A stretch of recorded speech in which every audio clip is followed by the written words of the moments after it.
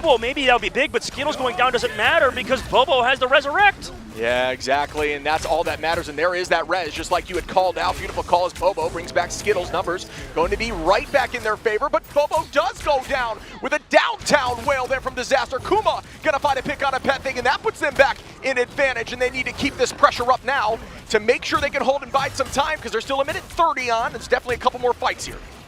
Yeah, honestly, this like triple composition. Oh, Kovac also uses ult, but they have Portal. I mean, if they could touch through the Portal and Mercury goes down too, though, yeah, I mean, it's probably not going to be good here for Iconics as they eventually give up that point. Maybe in the third point it get better shit, but it's tough because these flank angles are so hard to take. We even saw Kovac do one, but guess what? He found Bobo, who has the passive to come back in the fight.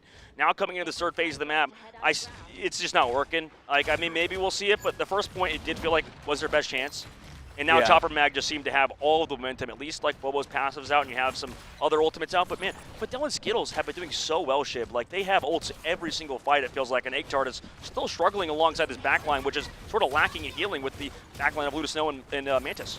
I couldn't agree more. And again, just following up on Skittles, one of the only, if actually the only strategist controller player here right now who's done a great job. He's actually an alt tracker for the team, and that is an unfortunate position to be in. You cannot overextend into a group like that, or you will pay the price as the walls are being constructed, and you just can't burst through at the moment. The team wasn't even close to there. That is a tough look for Kuma. Yeah, Kopac's gotta hit the Kovacs after that one, man. Brutal. Chopper Mag, though, pushing it forward. 2 minutes left to go. They just keep pressing onto them. This Groot has been doing so good. And you see people even prioritize the Groot in ban phases yesterday. Right now, Pethig just dominating on the Bucky, too, with the rest of his squad. Yeah, I mean, just a force of doom here. Bucky incredibly strong in the current meta. I do think definitely a bannable target, especially if you're trying to run something like that Venom or anything a little more aggressive. Up goes that Meteor End from Kuma. Will this one land? Looking towards the backline, goes up and throws, and that is a good idea, but does not work. Out goes that boundary from Fidel, keeping the team healthy on point. Chopper Mag, as the copy comes out for Skittles, just prepping. You do have plenty of time, as you see right now, 9 seconds before you even need to commit that ult. And now the ult goes out, resetting the timer once more. Duep gonna find a pick there. Chopper Mag up a number as Kuma goes down. Kovac, Cammy, Disaster, Eggtart's dance floor is gone. Goodbye to Eggtart now. The momentum heavily in the favor of Chopper Mag as they are owning it. And Starry Bobo trying to clean up on this push, and the timer is ticking down, but it does not matter because they push it all the way.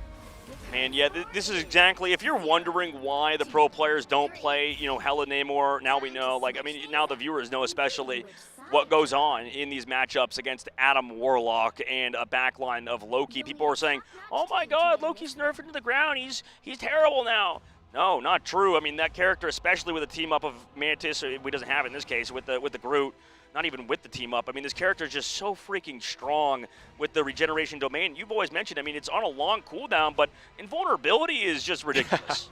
Yeah, it's a fight changer. It cancels out ultimates again. They got 2 of those too. Oh, sorry, Ship, to cut you off. No, you're right. It's a good call. I mean, and also if you see Bobo here on Warlock, those are 2 massive cooldowns. Yep. Yeah, and those things, both of which are cooldowns from just standard abilities that can cancel ultimates. And saying that out loud, it may not make sense as you're climbing ladder, but at the top level of play, being able to cancel out an ultimate with an ability is a massive trade. This is why I love you, Shib. That was the exact point I was going to bring up too, like with Adam Warlock. Symbiotic. Symbiotic, man. On Symbiotic Surface, we are Bobo. I've taken too many mannerisms for you too. Like in my normal life, I'll just like be walking around and be like, "Hey guys, how's it going?" Or like I'll just like copy your voice, you know. Anyways, a little insight that you didn't even care about. Sorry, chat. Chopper Mag right now, you know, they are just doing everything good. Like you said, the Adam Warlock. They have Loki with 2 powerful cooldowns, and then Invisible Woman is like the powerhouse engine of the strategist class right now.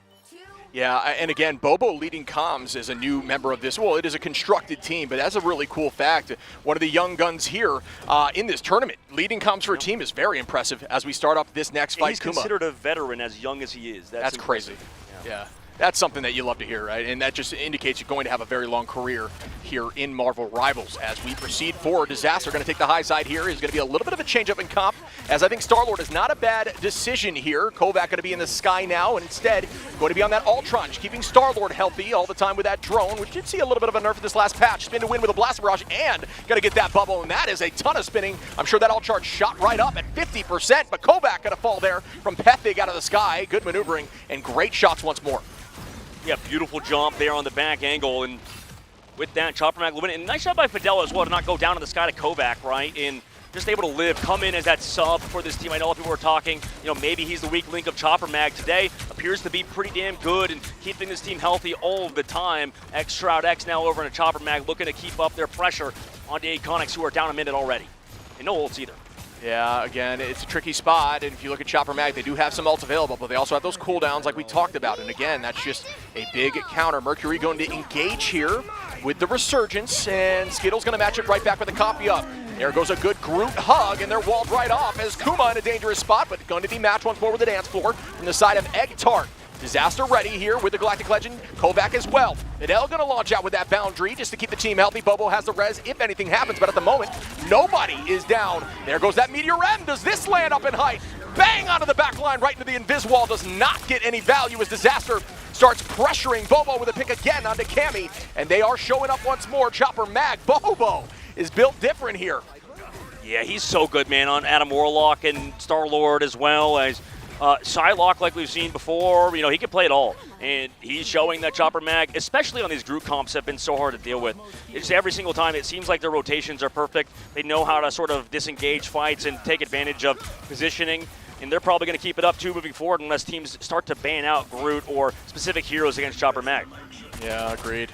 Yeah, they're looking so good. Again, they do have that answer to virtually anything with Warlock with some good positioning. That's all that matters now for Bobo, is essentially playing a spot that you can be safe at, try to deal some damage, and be ready to self-res in a very safe location. You can bring the whole team back should anything go wrong. Kovac, and there it is. There he is. AFK Simulator playing Adam Warlock, by the way. It's like I played this game or something, huh? As we see right there exactly what we're discussing, and the Loki Crystal's out as well. Out goes that Rage of Ultron out of Skittles, who's taking a ton of damage, and does fall with a nice shot there from Kovac. Kuma gonna find Pethic, but what do you know? Everybody right back in the fight as we see Kovac try to make a play.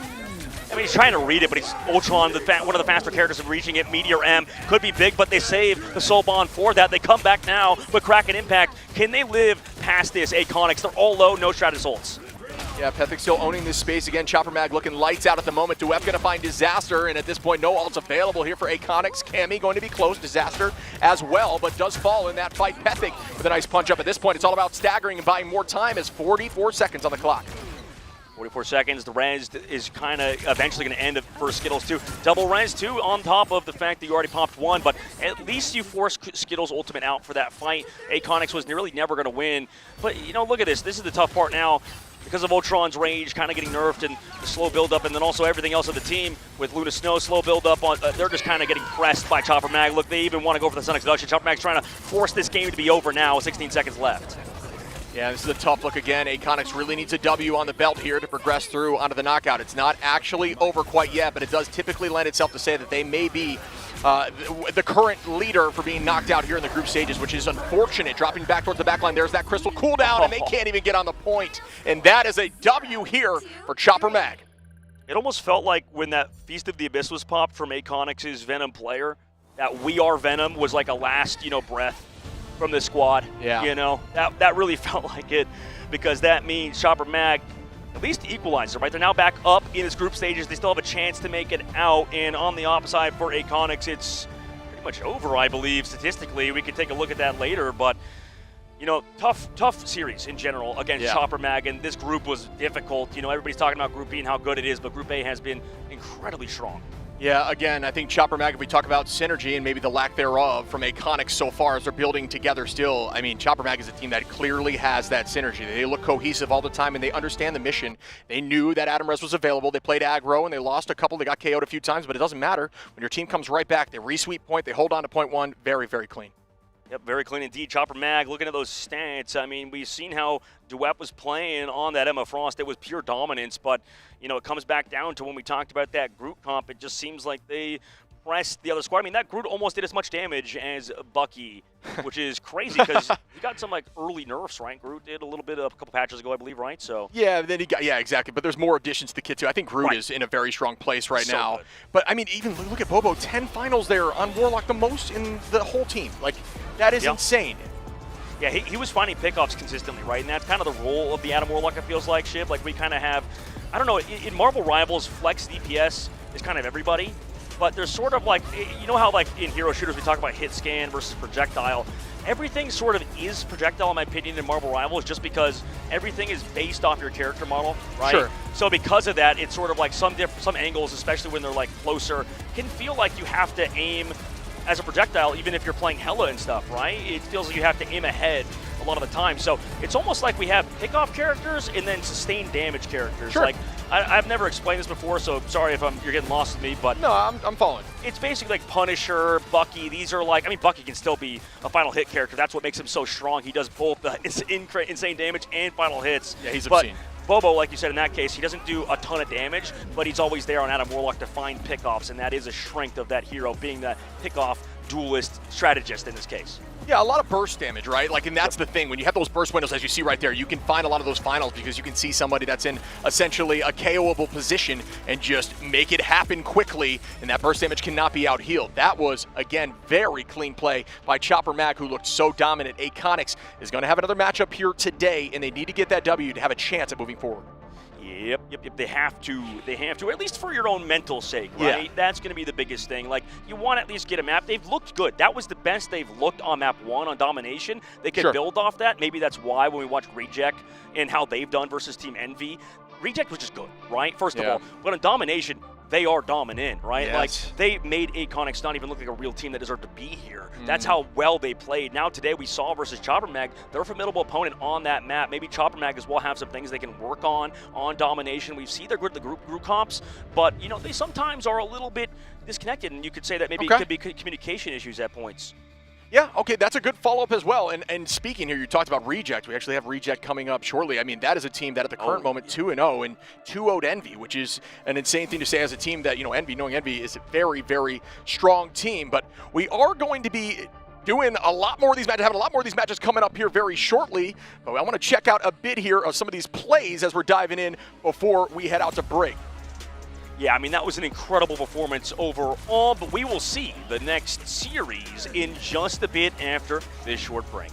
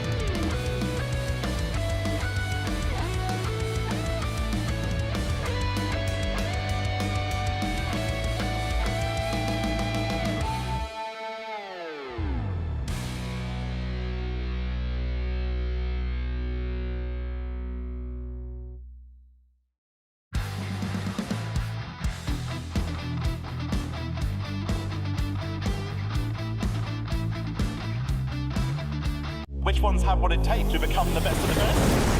The fight is going to happen right here, right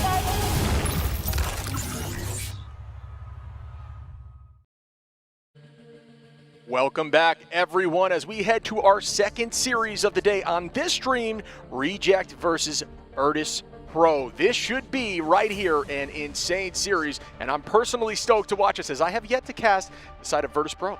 Yeah, VP's a good team, man. I mean, they were up there with one of the teams that everybody expects to win the entire tournament, to take home $320,000 of the 1 mil.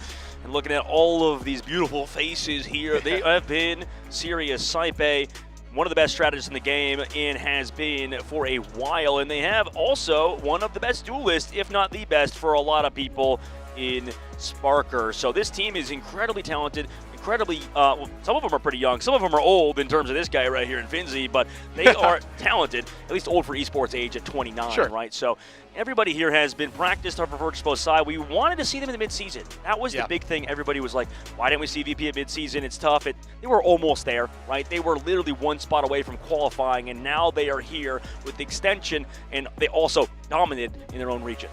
Yeah, and again, another very strong team in the side of Reject. This team is 2-0 right now, and at the current state, according to the stats team, 90% chance to push forward to the knockout stage. That is insane, and that is what you're looking for as you have these early games. You just want to perform, you want to go 2-0, and then you can just kind of play more confidently and not stress as much, as you will guarantee your spot over there. So again, 90%. This team right here has looked lights out. They are very confident, and they're running that Bucky, looking really strong with Gargoyle. They have Piggy, Finale. Finale's been playing a lot of Adam, even though he's a very strong duelist. So happy to see that. Looking strong in the back line. Dobie, you've got Izayaki and Marvel. Again, this front line looks good too. The entirety of the team is looking confident and strong. They head towards Celestial Husk map 1. Heading to Celestial Husk, it's going to be exciting to see these two teams clash, because this should be, well, a very deciding match for like what we can see as viewers, right? Envy got 2-0'd by Reject, which is crazy. I think for us that we watch so much Envy, we assumed, okay, at the qualifiers, sure, maybe they're not the best at the current moment, right? They're losing to 100 Thieves. It's been a tough situation, I think, for them throughout that sort of grind. So we're wondering, okay, maybe they can figure it out towards grand finals, considering they look so good at midseason, right? Sure. For the North American teams, they were the best at midseason. Now, right, FlyQuest has sort of taken that crown. Maybe Dark Zero are also kind of better than we thought, too. So Reject being 2-0, Korea might be back. Marvel Rivals could be dominated by them if Reject made a statement win over VP today. Yeah, one of the things we've been seeing with these top teams is they are so consistently dominant until they have a loss, and then it seems like they just go on a loss streak. I'm not sure. We talk about momentum in game, but it seems like that's the case throughout these tournaments as well, and that's just a testament to how close the competition is. Again, Reject maybe a sleeper team as this tournament started, but now looking insane. Again, who knows what's going to happen over these next couple matches? I think this one right here is a testament to see how strong they truly are, because Virtus Pro is a very good team. And that's the thing. That's what is crazy. We don't. Who knows what the future has for us, right? In store. Sure. For anybody in life, but especially for these pro players, you don't know how the match is going to go. A big sort of talking point has been match day nerves. FlyQuest, right? We know how good they are in practice. Sure. Can they show up on match day? A lot of people would say no. In the past, they're doing pretty good so far, but can they keep it up? Right? It's everything you do in the lead up. Right? It's the preparation you do. This is something that we've talked about in. With many of the pro players and stuff. Like I had a chance to talk to Melio with Na'Vi on the outside. He was talking about how he does so much outside of the scenes, throwing into the draft. We'll see how VP's practice and prepared, but I know Melio and them were grinding 12 hours a day. We know VP is one of the best teams, if not the best team in this region, so they are also putting in the work, banning out Mantis first for both sides. Reject and VP copying each other in that regard. Yeah, it's Mantis or Jeff. It seems to be the case right now. Even, a little bit of Venom in terms of just quantity of bans, very common as well. We did see Mantis skate through a little bit yesterday, not as much so far. You see on the top, Sparker is showing the Moon Knight, and I'll say yesterday, the first one to get a 6-piece, a full team wipe there, I believe on the Psylocke, or Bucky, if I remember correctly. Either way. It was gross. It was disgusting. Either way, it was just insane. Yeah, I mean, Sparker's that guy. It's fun to see, man. Like hexas are kind of rare, right? Even if actually we get more than that sometimes with the Bucky. Remember, you had to cast that on a Krakoa, I think it was. Yeah, I'm thinking of it was Terra, wasn't it? Terra's reset. I ran out of breath. You jumped in. You ran out of breath. We both passed out. Woke up. Still was happening. You know what I mean? That's the kind of situation we were seeing with that again. How many times do you hear again? Casting Marvel Rivals is a marathon, but thank God it isn't marathon, right? So VP on their side, they protect that Jeff.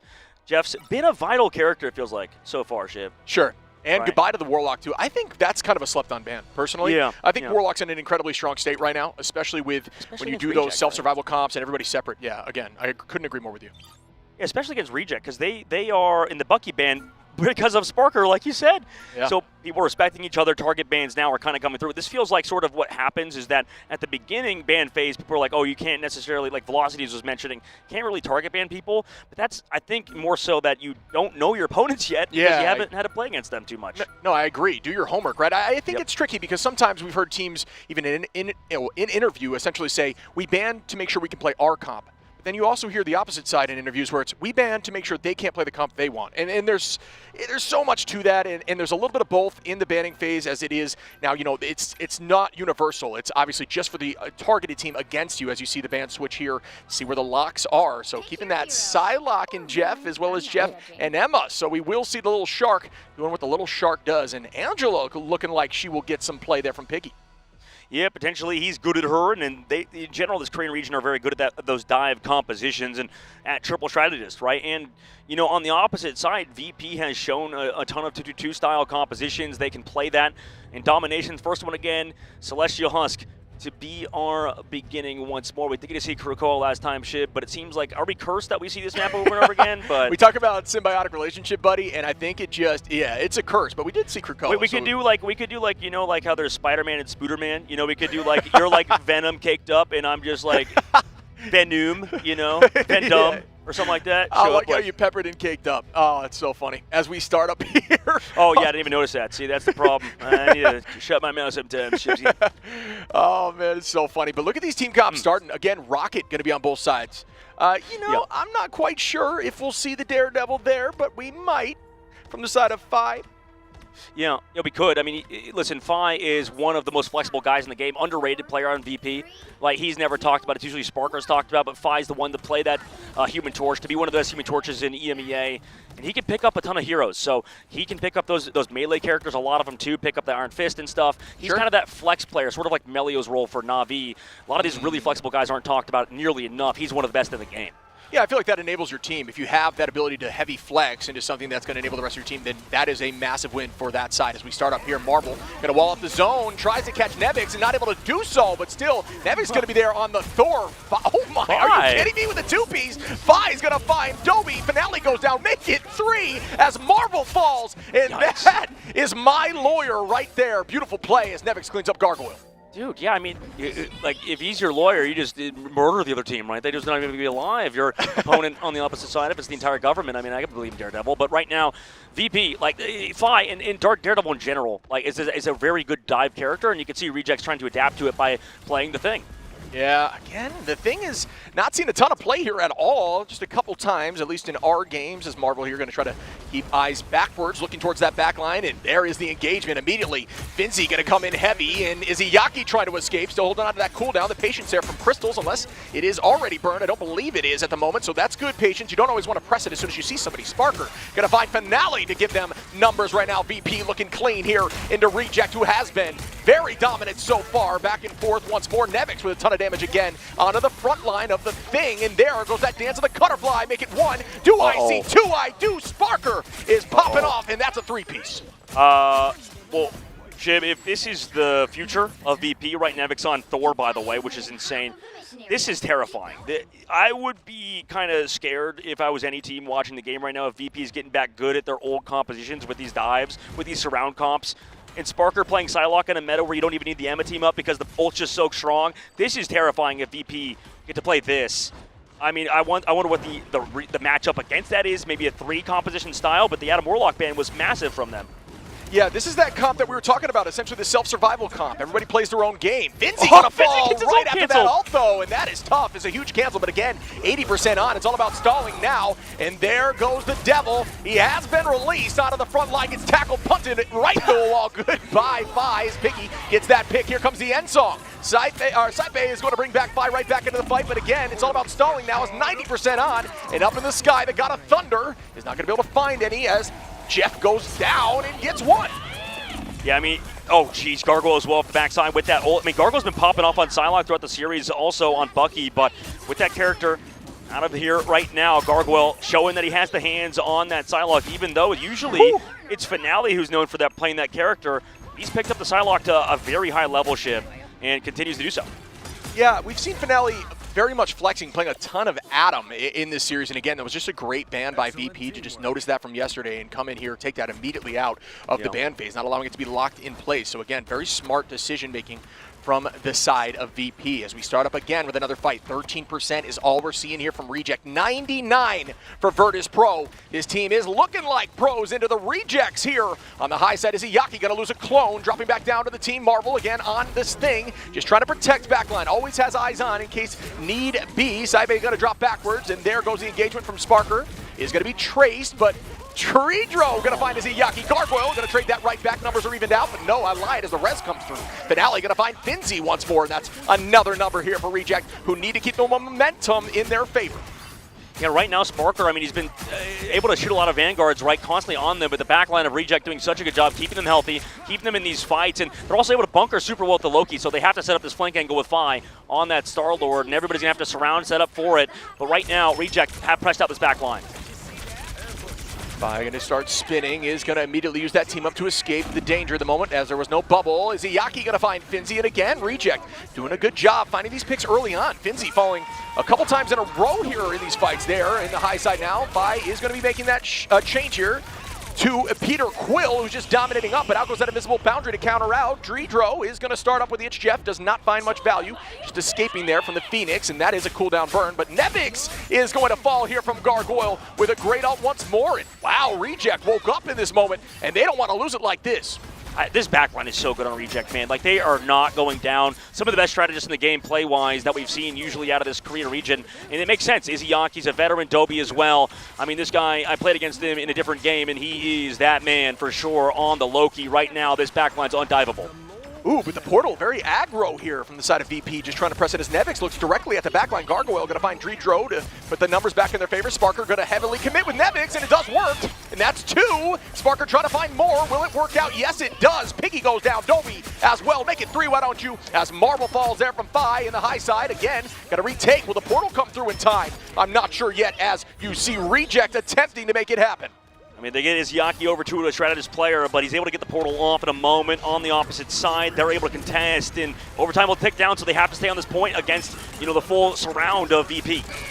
Yeah, and there's dancing now as Cap is going to start out with a freedom charge that keeps the team aggro, and there goes the Sonic Seduction, but Nevix just blocking it, as much as possible. Blocked by James here on the front line. Piggy going to be ready here in a moment with the tackle, trying to look towards Strange's Wade, and you see Marble looking towards the back line, just trying to stay up and protected. Did not see the clobbering time find much value. Cannot leave point now, or it is over as VP has it down to a sliver. Piggy falls there as Nevix gets a pick, and again, up a number once more. Also available heavily here for Virtus Pro at this point, seeming like they want to hold it for the next match. If available, looks like no. Galactic Legend's going to be matched right back by the dance floor from Finale. Everybody trading everything. Down goes Jeff. Will Jeff find value onto the back line? Biding time, waiting for the perfect moment. Taking some height here, and gets a huge eat! Are you kidding me? Onto Izayaki, potentially right off map. This could be insane. What a play. Izayaki didn't have the jump, but it wasn't enough to get off map. Gargoyle finds a 2-piece now. Sparker, but they do not touch. Wow. What an eat by Dreedro. Good try on the opposite side by Gargoyle. Massive work from our observing team to see that raid coming in. Going for that Agamotto gets it canceled, Chip, and, with that ult, they lost, right? So, great work from BP. Huge job by Dreedro, and the Jeff already seeing an impact here, map number 1. Yeah, I mean, that was an awesome eat. Probably the best Jeff eat in terms of cancellation we've seen yet of the tournament, taking that height in that moment exactly while falling. That was kind of cool. I don't think we've seen that yet. So, again, a very strong play. Nobody coming out on top in terms of ult advantage at this moment. Again, a heater of a match on map 1 as we head into map 2. Yeah, it was tough. There was a lot of things to work on there, right? Mm-hmm. Like, it feels like the Vanguard play, Nevix has been great, but also on Doctor Strange, I mean, it was hard for him to hit these high Agamottos, right? He went in aggressively with one, didn't connect. On the backside, gets eaten by Jeff. Could you say it's his fault, or is that more just like good timing by the other side? Reject strategist doing a good job of living. Yeah, I think that was just Jeff with a really strong play in that moment. I believe that was the case, just because it's very difficult to take height and pick off a Strange mid-ult in on height like that. It's just insane timing. Honestly, maybe a little bit of luck involved, because Jeff obviously went under with the Itch Jeff far earlier than that play was coming through, but that, again, is one of those things that you can't really predict, and you more so kind of just got to do in the moment, as we see there starting off. Well, and we see that Sparker has been kind of doing so well in this matchup. Only 1 death, by the way, 1 KO on him from that stat screen earlier. Wow, that was a disgusting utilization of the team up there. Gargoyle and Sparker in the 1v1. Why don't you make it 2? That is clean. There's no amount of numbers here that can stop the spark from igniting, and that was a clean play there again by Sparker, who is looking disgusting. Nevix got to find Piggy now right onto the cap, who's dropping backwards quickly. Yeah, I mean, Sparker's been popping off, and you can see exactly why now. Throughout the history of Marvel Rivals Esports, known as the best, Psylocke in the game, and for very good reason. When we get to see this guy in person at LAN for the first time on LAN ping, he leveled up. It seems like it's nice to see him finally here on the big stage. Ultimate's available now for Reject. They can go in with a see you later. Maybe going in for some flanks. Set up Piggy as well, who's on Angela. Again, this is a huge confidence play here for VP. I think taking this win here on Reject is no joke of a feat at the moment because they're looking so good. Gargoyle trying to take this off angle, is going to drop back on the fight, does escape barely at 125 after that team up. Does bring back the portal. We're seeing a lot of value from this side here of Fi, and actually as we look over Finale doing the same thing, both of which portaling everywhere. Nevix very low, is going to fall there as Gargoyle is going to get that pick and clean up. Finale on the high side angle again, 45% here for VP, and they do have a fair amount of ultimates. Reject going to commit as Dobie goes under with the itch. Jeff, does that land? As it's looking now towards the back line, is Dridro is doing the same thing. Does this one work out, taking the height? I'm not sure. Ooh, still going to find one. That is a huge play. Yeah, massive play done by him. Gargoyle, yeah, he's been good with these ults, right? That's even though you could say Sparker's been doing better. Oh my God, they get back onto the map too. Yeah, I mean, that's one of those targets that is very difficult to commit on, especially when you have permaflight, or not permaflight, but you do have flight and a flight gauge. If you can't commit off map with enough time, it is not worth it. And a good idea there, but again, paid for as Reject takes the point.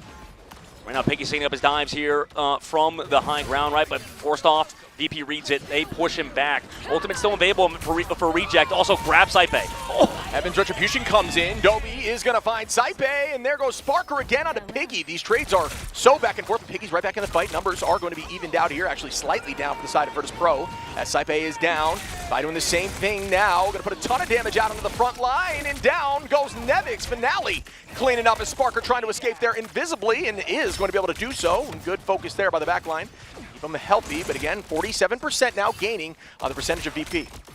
Yeah, this is a close matchup right now. Reject, with that point advantage, do have some sustain as long as they get Marvel's ultimate off in time, but it will be against a ton of damage on the opposite side. Pretty much even in terms of that regard. It's going to be a matter of which Jeff can get a better ult, which Psylocke will build up ult, and then get a good one too. And here comes the engagement here by Marvel. Sparker is doing what Sparker does, trying to track there onto the side of Finale, who does escape.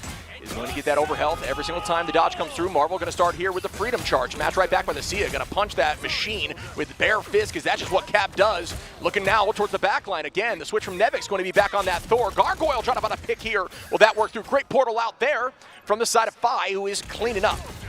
Yeah, I mean, it's rare that we've seen the Thor, but right now, Nevix able to find one with Finale at the very least. Saipe still going down is huge. Also gets pulled in, but he pulls back in Angela. Here's that Psylocke ult, though.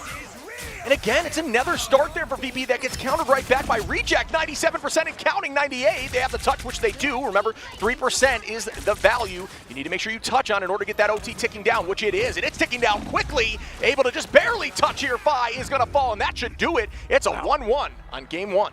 1-1, game one. Reject's looking damn good. VP, map number one, able to close out. It was narrow, right? If they got eaten by, or if they got that out of Agamotto, things should have been different. But the Jeff eat, like you said, big hero play out of them. Now Reject looks a little bit more refined, and especially against VP, who are trying to figure something out with the Thor, trying to change some things around. I mean, Thor has the stun now in the ult, right? So that can enable the character a little bit more. But right now, Reject, I mean, their pace of play with this full dive composition of Angela and Captain America, and their strategist able to play, you know, sneaky, run away at all times. It seems like everybody in Reject's lineup, if you look at their hero pool, can't ever get KO'd. Yeah, when Thor uses that bubble, it does enable a ground, and one of the things that maybe you don't know as you're climbing ladders, you can actually cancel out things like Galactic Legend from Star-Lord if you have the wherewithal to understand when that's about to happen, and some of the best Thors are able to do that, and I'll tell you what, Nevix is in that conversation for one of the best Thors. Playing Thor at this level, especially into things when you have, you know, Angela on the field just to bully around, although Thor can do a good job of knocking into Angela and putting you both on the ground. I think there's a lot of movement here and a lot of damage on their side, even with that rocket in Psylocke. So great play there. VP got to show up in this moment to take it. Reject looking clean. Alt advantage going to be up here for VP. And that brother versus sister matchup, it seems to be Piggy taking advantage of it. In the backside, already on to that Rocket Raccoon. Everybody coming over to assist that rotate for Saipe.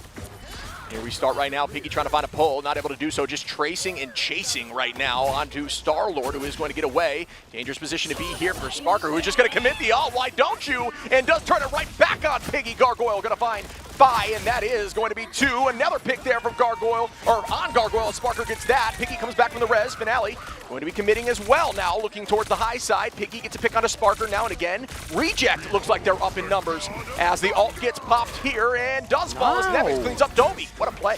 Yeah, what a play. Read that Jeff ult coming through. Everybody peels. You do have Heaven's Retribution on the backside. Try to cap that point off of it. I mean, maybe you still can, but you have to do a Fi in the sky. I mean, this is such a trade fest. Marvel going to find Dridro too. Fi is going to find Piggy. It's just such a back and forth situation. Nobody has the point yet. Out goes the Freedom Charge. Buy more time, and there we go as Reject now is going to own and start the ticker in their favor. Gargoyle holding the height, and Dobie is going to find Fi. Yeah, right now the pressure from Reject and their dives is just insurmountable for VP. That's why they're on the Thor. They're trying to peel for their backline for Saipe. You can see he was running around the map well, constantly rotating. They swap Fi over to Daredevil now, though, on the backside. Maybe they're going to get stronger dives, at least lacking this full dive composition that Reject are running, because Reject strategies have been so much safer than VP's. Yeah, absolutely. We'll start up again. Saipe is going to have ult available. That's Sia. You see here, Fi is ready now. Back on the Lawyer, who is going to deal a ton of damage. Very steamrolly once the train starts here.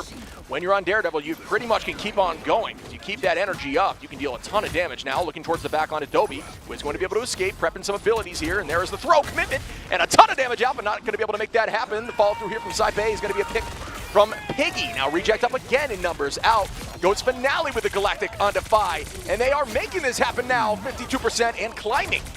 Yeah, things keep going up this way. I mean, this has been brutal. They try to commit ults on the backside. Sparker and Dridro got an eat, but it does get picky, does get Izayaki. How many more can they find? They're diving Finale, but Reject still have point control, and they've been prioritizing it so well. Yeah, at this point, you're going to see Finzi just try to retake, but it's not going to matter as Gargoyle is going to ult up. The dance of the butterfly going to find Finzi. The Cutterfly is unstoppable there. As biding more time, does have the escape, but still 73% is what they were looking for in this first fight here. Still owning as Nevix now gets a pick and changes up, goes right over to the sister, and there goes the big opportunity from It's Jeff. And it does find one here, potentially off map here from Dobie, as there could be a chain back play, but it might have been two. No, it does land. Well played on the chain back. Beautiful there from Fi, who's right back on top of Jeff. Yeah, that was a smart play by him. They're trying to sustain. And Reject, like you said, they've been prioritizing this point just constantly here. You force Nevix onto this Angela. Let's see what he can do with it. Yeah, again, that's a tough. You can't really throw a Daredevil upwards. It has to be directly down, and you got to hope that that chain is landing too low. But either way, he can still wall climb. So very difficult to get off map there. Fi is owning the space now, but 99% here for Reject, like you'd mentioned, is a crazy percentage as we see just pummeling the front line there of Finale. Fi is trying Marvel. Finzi gonna find the first pick on Izayaki, and that should put VP up a number. Again, no ult available besides Sparker, who does have that dance available. Fi onto Finale now, 2 numbers up, and 1% and counting, finally getting that point. Yeah, it's a big win. Also, Nevix, like you mentioned, going over to the Angela is definitely the smart play. The Thor intended to peel, I would assume, and also for just high damage, just wasn't enough. Committing too much on to Dobie has not been worth it. They need to assist this dive a little bit more, go for this full surround on a domination map where Reject is now up to 99%. If they win one fight, it's over. Yeah, and here goes the final battles. A lot of commitment here. Sparker going to start up Saipe as well, but does go down. Finale going to be taking out Saipe. And you see Sparker now on a Gargoyle. Another trade saying, I am actually Psylocke, and trying to win that one as Piggy now heading right towards the back line and applying a ton of damage onto Jeff, who's just trying to get away and skewering the fish. Ooh. But no, as Fi gets a 2-piece now. The Lawyer is popping off Sparker on a Piggy, and that goes to show you Daredevil can absolutely be played at this level of play. Yeah, I mean, he can be so scary, especially if you know what you're doing. One of the harder characters in the game. It's taking even pros a long time to learn him. So VP taking advantage of how good Fi is at that hero, and they have so many ults to work with too, Shib. It's going to be on Gargoyle mainly here, I think, in this upcoming fight. You do have to deal with that Jeff, but maybe you can get at least a Vanguard here on VP's side. Oh, Fi's going Matt already. Murdoch down right after that conversation. But hey, right back, why don't you, with that BRB from Saipe. Again, they are going to start off with some commitment here. Fi, and there goes the Galactic Legend right back. Dridro goes under, and that doesn't look like it's going to do too much here as everybody's just trying to escape here from the Galactic Legend. Battling on point. Out goes the Freedom Charge. A lot of commitment here with not a lot of picks. Is Izayaki going to find the first pick there on a Dridro? And that is going to buy them a number up for the moment. Again, VP just trying to hold on. Gargoyle on the point. Fi going to take out Finale, make it 2 on a Marvel. The Reds comes back there onto Finale, so still holding the point. Oh my goodness, this is such a trade. And again, now they're at 90%. These teams do not want to lose this domination. You can feel it already just on the energy of this match. Everybody playing lights out, and they do not want to get picked. Angela like runs into the point to touch. Overtime takes down Gargoyle down. They do get to see you later. Also ultimate advantage for Reject. Yeah, the C is out. This could be huge for the side of Reject. They need to play off it. Sparker doing a ton of damage to it, but it's still on. You've got to make sure you clean that up. He couldn't just due to the positioning. Still making that presence known as Finale goes down. Fi going to clean that up. Marvel going to retake here with the Freedom Charge. Now goes the reverse Sia from Saipei, who's biding them time on point. The It's Jeff could be huge here, and it is going to fall there as Dredro cleans up Dobie. And oh my goodness, Sparker now on a piggy. Everybody's going down and pressing the Q button. Who will end it? Will this go to VP on a reject? Vi finds another on Izayaki, and they traded in that moment. Are you kidding me? Sparker on a Gargoyle, Nevix on the Marvel, and this could be it here for VP to close out. Beautiful play, and they do it. Wow, what a reverse sweep on that map, Shib. They win map number 1, but that third round was definitely dicey. Switching to Angela, switching to all the heroes that they picked, enabled them. VP win map number 1 in what looks to be an incredibly good series between two top teams of this group. Yeah, I mean, both teams look great. Getting to 90 roughly every single map goes to show you it's anyone's game. We talk about how domination is very, quote-unquote wishy-washy. It kind of depends on specific plays in the moment and making sure you do not overcommit ults, and even one overcommitted ult could be enough for you to lose, and both teams left it all on the line there on that final map. Yeah, I think Fi's going to get a lot more love, man. Like, he has... It feels like internationally not been talked about nearly enough, and you can see exactly on Daredevil practice the best we've seen, I think, so far. I mean, obviously it's a little bit more of his POV. We'll have to see as the tournament also continues because it's so early on. But yeah, I mean, that duelist line is beautiful. Sparker and Fi, they've talked about one of the best DPS duelist duos in the game. Look to keep that reign up as they, 22 and 16 final hits is impressive stats-wise. Yeah, again, I mean, that rocket damage boost in the right hands, just depending on your hero, is very valuable. And you see 16, 22, 32K damage there for the side of Sparker. Again, we talk about some of the strongest duelists in the game. One of those, if not up there in the conversation for the top 2 duelists, maybe even the best duelist in the game, looking obscenely disgusting in every map he gets out there on. Yeah, you got to be confident about Sparker winning that matchup against Gargoyle, and you got to be confident in general and Psylocke in that matchup. That's why they're totally fine letting it go through as long as the other team does. And it does seem like, you don't even need the Emma Frost stuff anymore. That's why when she's removed, or rather when she's not even played, you can still find value out of her just because of that ultimate and how strong it is now. That's why Gargoyle as well, seemingly, I mean, not that he got diffed, but he kind of did get diffed. Honestly, 17, he was down 7,000 damage, but about the same in terms of final hits. He was 19, Sparker was 22. I mean, that's not too far off. Huge heat by Dredro. Also incredible play by him throughout the series. VP's Stratus line were like struggling to stay alive, and it wasn't even their fault, man. It just constantly surrounded by Angela, the pressure made by them, and that's why that switch up towards the end over to Angela instead of Thor or even Emma Frost was the play for sure. Angela, Star-Lord, Cap, and Psylocke onto a backline. That's nightmare fuel if you're playing strategist, despite who you're playing back there. Again, we talk about these compositions that is being run by both sides. This animal backline, right, where you're essentially just trying to stay up for as long as possible. When there's that much pressure on you, it is incredibly difficult. Both sides struggling to hold on, and it was all about those duelists and vanguards making big plays.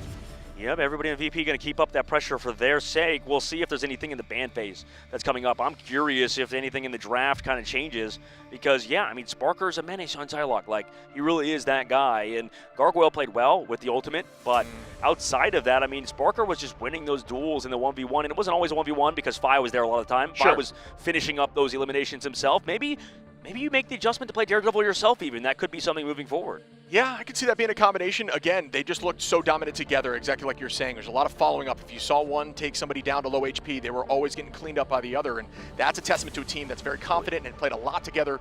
And, it's just essentially like that. We talk that internal monologue that you have, or not monologue, dialogue essentially with whoever's next to you, right? For sure. Yeah, 100%. It's important to talk to each other, and that's what they were doing. They were constantly figuring something out, like you mentioned. Like, you could see their decision-making process. You could see their dialogue, like, right in front of our very eyes. Map 1, they play, like, what was it, the Emma Frost first, or they try to play something else. They go to the Thing, they try to counter the dive. They go to the Thor to try to counter the dive. They basically threw everything, right? Like, they tried every hero in the book, and then they settled on, okay, we just can't counter the dive. We're just going to have to go to Angela. Yeah, again, very threatening team comps. I like the ban out on the side of VP getting rid of the Warlock. I think that helped because Reject has really found success with that with Finale playing Warlock. So I think that kind of threw them for a loop. They've clearly been using that virtually in every match that I was able to see. It's been an idea of a ban throughout in the past, but he's been finding a ton of success. I think we're seeing a lot of Star-Lord.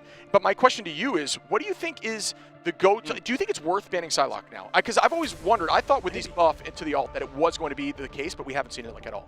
It could be. It could be. I think that I don't know, yeah, because you have to ban out the Adam Warlock. I think we've decided, and then maybe the Ultron because of the nerfs not as important, especially with the Torch nerfs too, and all of those things kind of result in You know, maybe. Like, it's actually viable. The Bucky's been super good. Yeah. It depends, right? Because that's who you swap to if Salak's banned either way. You know what I mean? 100%. Because, man, you do not want to play Salak as new Bucky. Like, yeah. That is brutal. Like, new Bucky is probably the best duelist in the game, you know, up there with Phoenix. But even Phoenix is not touched as much anymore, right? Because of her changes to the reload into those kits that changed in the recent patch. So, yeah Bucky's kind of taken over. Yeah, I'm curious now if the answer to these self-survival comps is now trying to get rid of a strategist akin to Jeff or maybe even Rocket, which I know sounds crazy, but that's clearly been the staple of how these comps work as we head into the next ban. Double Emma off the rip here on Midtown. Yeah, it's very map dependent for a lot of these players and teams. It feels like, Chib, like I like the target banning, honestly, as a overall strategy, but that requires you to have a great understanding of your opponent, right? To really know what their weaknesses are, which a lot of these teams are still trying to figure each other out. Maybe they will by the playoff stage, right? Maybe that's what these group stages are about, trying to figure out what the other team's good at and what they're not good at, because every team does have their weaknesses, right? We talked to Velocity, and, you know, he was kind of right where it's like these teams are so flexible and stuff, they can't really do, like, you can't actually do anything crazy ban-wise in terms of target banning, but I kind of disagree because, like, generally in this game, it's just a matter of your opponent has a weakness. They can't practice everything, right? There's only so much time in a day, even though they're probably grinding, like, nonstop. You can find the comp they're less practiced on. Yeah, again, I think these teams, especially from what I'm seeing overseas, these teams really like those comps where everyone's playing their own game, and I think you do have to dismantle that by forcing the backline to play less survivable. You need, you know, I mean, granted, now we're getting into Midtown, so that's where that triple comes into play. So it's like, oh man, now we got to ban that out, so we have to enable that again. It is so difficult. The banning phase is so crazy, which I think adds to the complexity of the game. It adds to the skill ceiling, which I personally love. And again, there's no shot we see those two picks on the bottom, but yeah, this ban phase is looking pretty tailored towards that triple. Yep, VP doing an overall ban phase, which I think is okay. I mean, we'll see. Like, it depends on if they figured out what Reject are good at, right? Actually, what Reject can adapt to, that's going to be important for them. Reject going for the more map-specific bans because they're trying to get rid of the good heroes in that. I like that. Yeah. Triple comp? Yeah.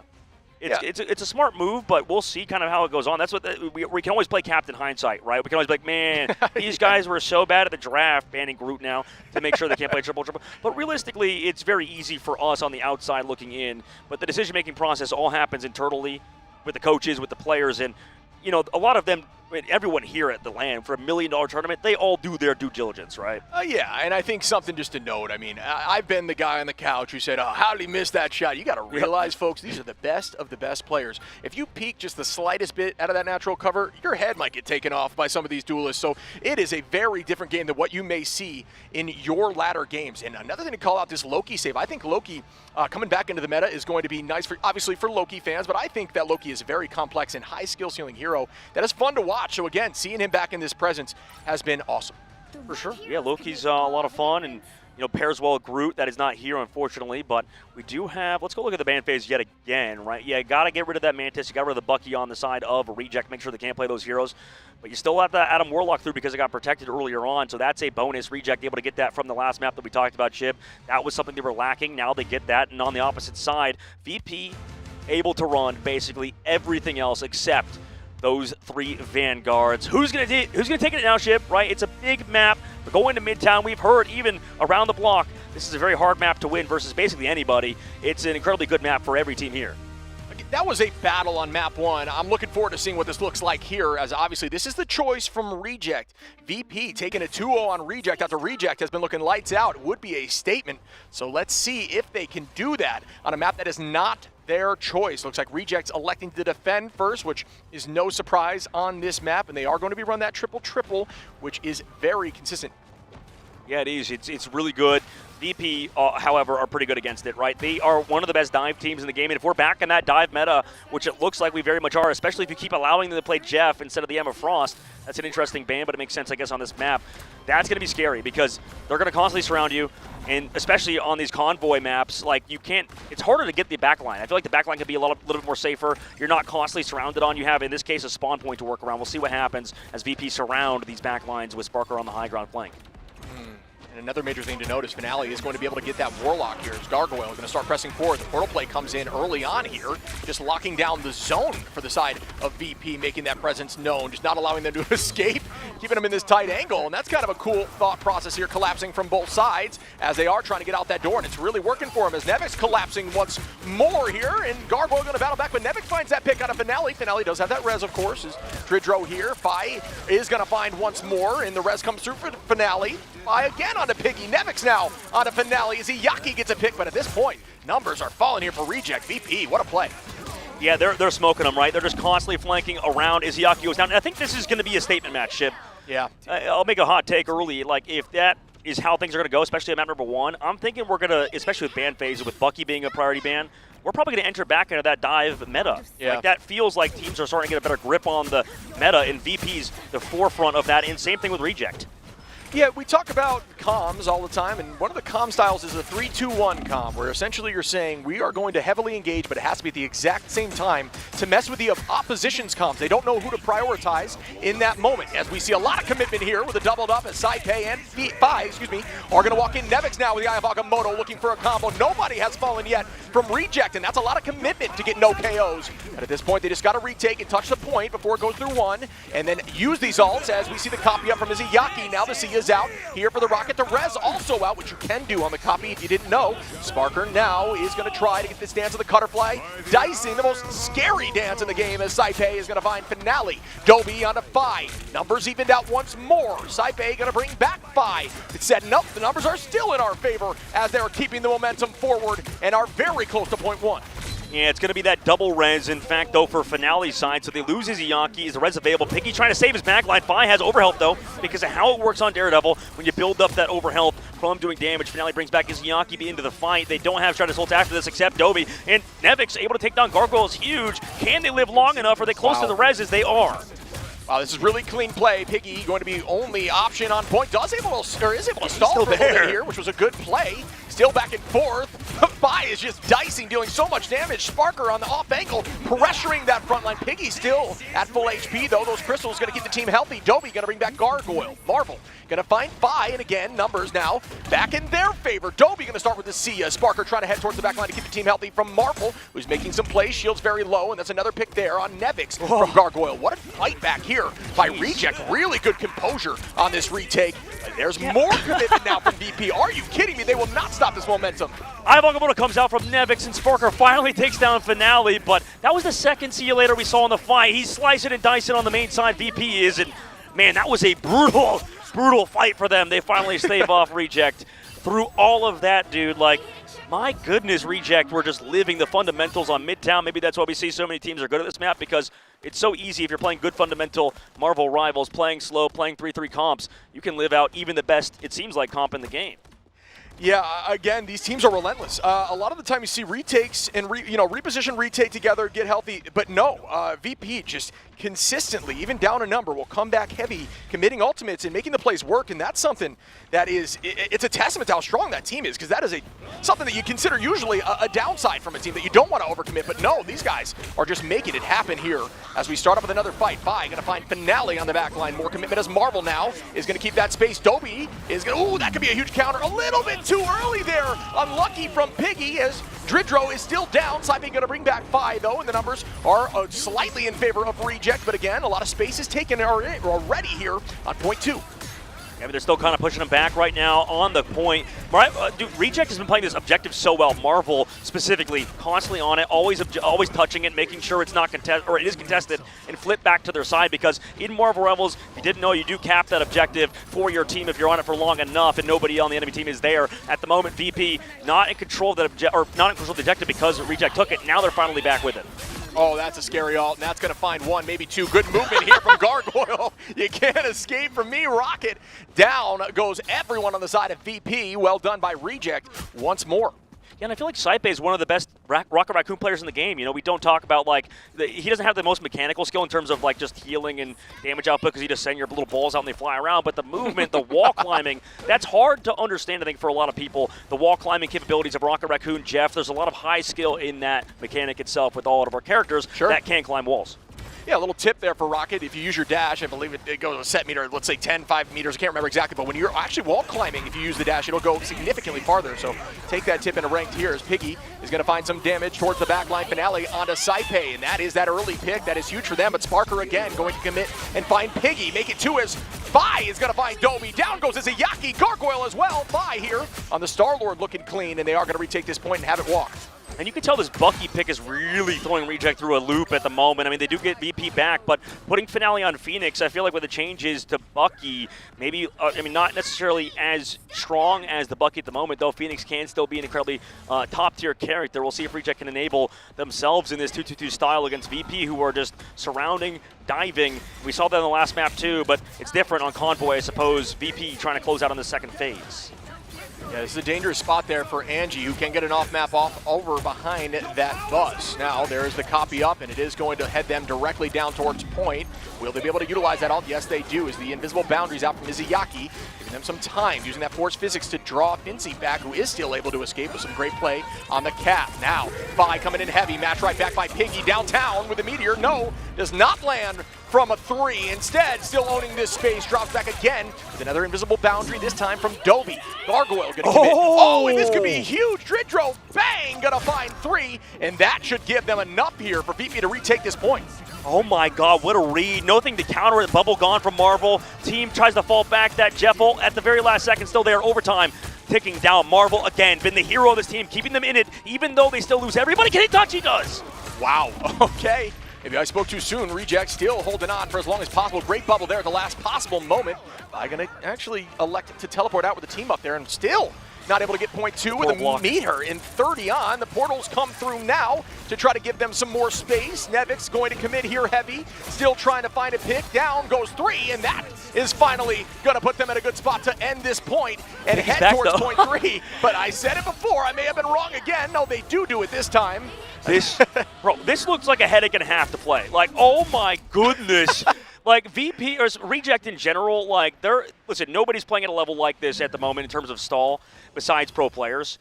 Because, like, that stall looks like I just want to uninstall, right? Like, that was insane from them. The uninstall stall, of course. The uninstall stall, that's what it does to VP's brain, because they've done a good job at closing it out. Their target focus is perfect, but Reject, they just keep touching that objective. They keep living through with these Shredder's ults. They keep living with Marvel's ult. It's just clean out of them. Yeah. Again, I mean, these trades have been nutty. It's really seemingly going any direction. Nevix, though, going to start off with the Heavens Retribution and is able to find a pick there. Sparker going to find Dobie as well, and numbers just going down here for Reject, who are going to have to fully reset once more. Finale holding on there to the Endsong Inferno. Gargoyle's got the dance ready. Finzi has an answer, though, and Fi ready in the sky with the Legend. I mean, let's see if they can close out, because it's been a hard-fought map for VP. 30 seconds left to go, Ship. Last fight territory. Fi already pops his Guardians, his Galactic Legend in the sky. Yeah, and there is going to be match right back with the Endsong Inferno. Biding time, just waiting until that Legend slows up. Bang, coming down heavy now toward the back line. Does land, good damage out. Marvel going to find Finzi, and that puts Reject back in even numbers as Nevix takes out Gargoyle. Sparker now onto Marvel, though. These ults have been wild as Sparker gets another Dridro, excuse me. Going to find Izayaki, and here comes another Itch Jeff. This time, will it find value? It does, and that is another frontline pick here, and you don't need to commit too much, just spit downwards, and that's going to end at 3 points. Man, what a hard-fought battle by VP. They get it done. Wow. Perfect from them. I mean, this is tough because Reject are playing it pretty much perfect, right? Yeah. Towards the end, just like play objective, right? I mean, that's the thing a lot of people don't understand in the game, and I know that you talked to a lot of playership on your stream about how people learning the game for the first time kind of struggle to grasp, like, objective play, right? Like, what is the biggest point for a lot of these players that they can learn from this pro match? Like, what would you tell somebody? Like, you can't just tell somebody to be Marvel, right? Obviously, this guy is yeah. Like, no, but that's a good call out. Yeah, I agree with you. I think in the end of the day, you could win as many team fights as possible, and you have the best stats you've ever seen, but it doesn't matter if that cart's not moving. So all you need to do on defense, if your team falls down, is try to fall and get KO'd on point. Ensure that thing hasn't moved at all. Your entirety of your team, if you are down numbers, make sure you're fighting on top of that point. It's all about coming back together and ensuring you have as many fights as possible. Instead of just staggering slowly off point, allowing it to push the entire time, you get on top of it, you fall slowly and steadily, you come back in a new fight, and at that point, it's barely moved. It's been, you know, a couple meters more, and you're ready for 2-3 fights on a single point. You're looking for 3 every time. I love it. I love it. It's great descriptions, and I think, honestly, Shib, a lot of people can learn from watching this game, and throughout this week as we are in the group stages, playoffs coming soon, and that is going to be the pinnacle this weekend, starting Friday, right? So, but in the group stages, we're still here, still stuff to learn, like you said, and on the defense, VP running that triple composition that every defense seems to run now. We will begin once more. That exactly like you said, triple composition up here for VP. This one is going to include the Thing, Finzi on that cap, and Vi is going to be on Strange. And outside of that, you can see Jeff's being seen in every single game right now, electing to get rid of Mantis instead, not enable those one-shot compositions, and instead just allow the Shark to eat everybody up. Finzi going to head towards the back line to protect a little bit from some of this dive, and is going to chase well. Gargoyle is going to escape with a nice bubble there. Perfect timing. Izayaki in a dangerous spot. That, ooh, a little bit of damage to break that invis was kind of perfect timing. Still not going to be able to or need to commit. Piggy looking for Sparker, who will fall. Yep, down goes Sparker. There was some commitment. Didn't even need to use that dark magic, and that's another pick, but this time on the side of Nevix on a finale. Yeah, I mean, Nevix doing a good job, but they're still down the res beacon, right? Sparker going down is huge. Now you come in as well with another ult from the Psylocke, matched by Invisible Boundary by Saipe. Yeah, really good timing there. That was very quick reaction as Psylocke couldn't even get a single swing off right there. Well played again by Saipe, who is going to find a pick there on Marvel now. And haymakers for days here for the Thing, who has been seeing a little bit more play in this series than we've seen in the tournament. Nevix, though, got to find Gargoyle. And the Thing is, as it's collaborating time, but I don't even need to use this Q. Yeah, this is a scary map to bring VP to, man, because VP is one of the best teams on Midtown in general. Like, this map as well, it's super easy to get first held on. VP are the kings of that. And now that they've capped up the map, things are looking scary for Reject, even though they have ults here. They're popping up with Invisible Boundary first from Izayaki. A little bit of offensive play here now, side of Nobi, who's trying to look towards the back line, and out goes the clobbering time. Can they follow up and make a play out of that? And Sung Inferno launched as well. That one does not find too much value. Fi is going to start with the Eye of Agamotto. There's no cleanup just yet. Gargoyle going to find Saipe. Nevix now on a finale. So the trades are even, but one of which is going to be a duelist. The other is the strat line of Saipe and VP. Gargoyle's going to separate there, not get eaten if available. Yes, still holding on and looking now towards the Jeff, or excuse me, Rocket. And now, again, when you're looking at Psylocke, you can walk me through this. A lot of the time you farm that damage, right? And then you press the Q. Yeah, pretty much. I mean, yeah, he's farming off the Vanguards, then looking for these strategists in the back line. We'll see what happens in this fight, as you mentioned, with that ultimate. Nothing on VP's side. Can they outlive? Can they bring somebody back with his res beacon by Sparker? Going to take out Finale, who's now going to be playing that Moon Knight here on attack, which we have seen a lot, especially typically with damage boost, which is not going to be the case right now. Well, right now, Finzi's been testing this entire series throughout, right? As we watch his POV, we can elaborate on this. You can see Finzi at first was sort of playing it slow, like he would dive, he would see Izayaki, but he would fall back because he was like testing to see if they were using the backline as a bait. Now that Finzi knows they're just going full into VP's backline, Finzi's so free now to dive their backline. They're strategists for free, get them every fight now unless something changes for Reject. Heavy commitment. I love it. That's a great call out. A lot of the time you just got to see, hey, will they use this cooldown if I don't commit too much, right? Like, can I get him to use crystals? Can I get him to use this dash or ultimate if I do not commit? And if you test it and you see the answer, you are set. And there's going to be the change up. There's a lot of shifting here. Well, and he's doing that because of now. Look, Reject's comp is completely different. He has to change his entire playstyle even though he's the same character. No, that's a great call out. And it worked perfectly. That timing was insane. It's like you're nasty at this game or something, buddy. Again, you know, a top 500 player yourself as we start up here, which he is, folks.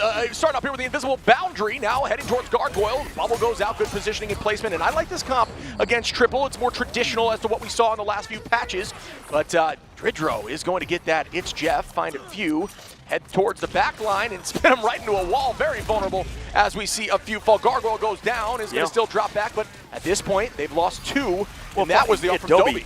Yeah, exactly. He brought him to the spawn. Yeah. New change from that, and well, it's been in the game for a bit now. Finale takes down Fi, overtime, about a tick now.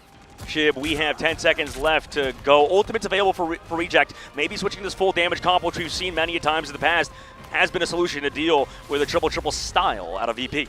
Yeah, at least so far it's worked out right. And again, when you are using that final judgment there from Punisher, you cannot get Eye of Agamotto. It's essentially a CC immunity, and you can do a ton of damage, but we'll be able to get it off. There goes that Eye from 5, and Sparker going to find Finale before you can even press Q. Actually did press Q. 2 for 1. Izayaki now with the Invisible Boundary. Piggy with the Eye. Can they follow up and find one here and push this forward? Or will VP end this right now? Sparker goes out here with the Sia. Everybody committing heavy. Overtime ticking down. Out goes the Hurricane, the Omega Hurricane from from Gargoyle is not going to be able to get too much value. Everybody running away. Oh my goodness, Fi now going to find Dobie, and there's the pick on a Dridro, but Izzyaki goes down from Fidzy. Finale on a V or Fi, and oh my goodness, it's over. VP takes it home 2-0.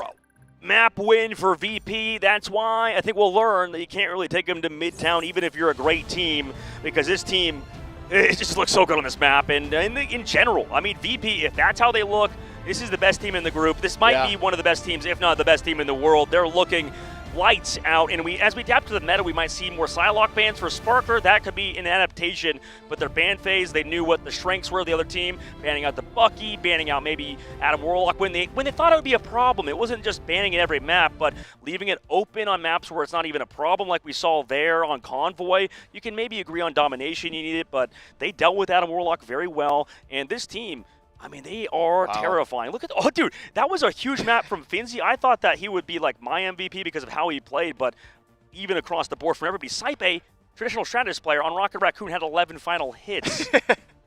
No, yeah, it's smart. You see Nevix. Yeah, no, you're good. Sparker there, but not Nevix even with 19 right on the thing. Yeah. And again, some of that is going to come from the attack, but getting that much value with it. And we saw a lot of finals there and just aggressive play out of the backline. This whole team, like you're saying, is on top of each other in terms of finals, on damage. They are just so cohesive. Here's some big plays here from Sparker, and I mean, that Quadra ends up being is so wild. Gargoyle trying to match it right back there on Nevix. And we saw some Thor play here, which we don't typically see in the Americas region. And I was going to say, like, maybe on the, oh, by the way, yeah, you're going to watch that again. Third time's the charm for Dridro, and at least third time we get to watch him play. Yeah, I mean, like, this team, like, maybe you could assume, like, their peel comps, their, like, anti-dive isn't that good, I suppose.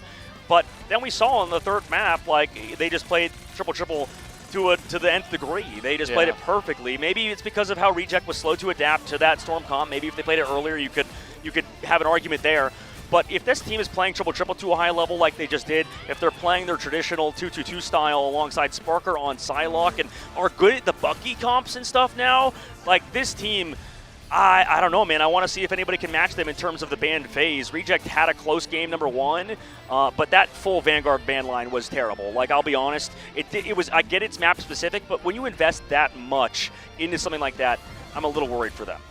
Yeah, I'd have to agree. We talk all the time about teams having specific metas that they excel in, right? But again, if you are a team that can adapt and make your own meta with different compositions, which is, I think, VP does a great job. Teams look at them and use their comps to try to make their team better. And I think that is a testament to a team that is able to understand and adapt. And that's what you're looking for in Marvel Rivals with these constant patches, which I personally love. Yeah, the constant patches also, like, it just feels like the teams are, like, when the meta's figured out, that's kind of like time for everything to shake up, right? Because it does feel like ban phases, you could just ban out the meta characters, and then it's almost like when we're in a full meta like we were in the stage, like we were a month in, they just figured out the patch at the very end. But even then, with a full month of preparation time for these pro players, that's when those, like, sort of metas upon metas start stacking, and then you start going into like, you know, previous patches and stuff. So it's like a constant building block of Jenga, and eventually that tower collapses. And that's what we saw there with the change right into that triple-triple. In the last meta, when they're going to that triple, you'd run that Punisher, you'd run that Storm, and they decided that they had to go back there, right? So it's just crazy, man. Really well played across the board, but Reject not able to get through there. No, we'll have to see them moving forward. We'll have to see how teams progress in this tournament ship, because at the current moment, this VP team looks unbeatable, and we'll see them later on too, because group stage is undefeated for VP. It's definitely a sight that I think a lot of the European fans were expecting, and internationally, we are well aware now at this point of how good Virtus Pro really is. Yeah, there's going to be consistently everyone backing their specific teams, right? You want to see your teams excel, and these teams are duking it out on the world stage. That's where it matters. That's where all these, you know, arguments are settled. And yeah, I mean, it's just been a battle out here again. Virtus Pro, so aggro. So aggro indeed, and aggressive we will be in the schedule later on. We'll be back after this short break.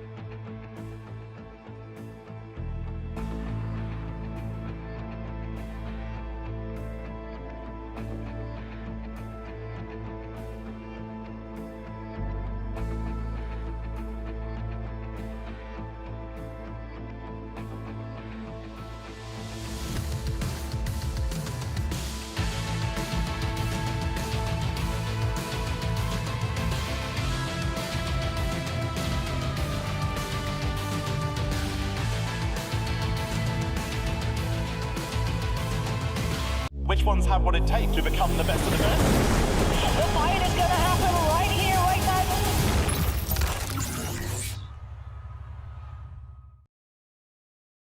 我们是我们是 Iconics， 我们的亚特兰大。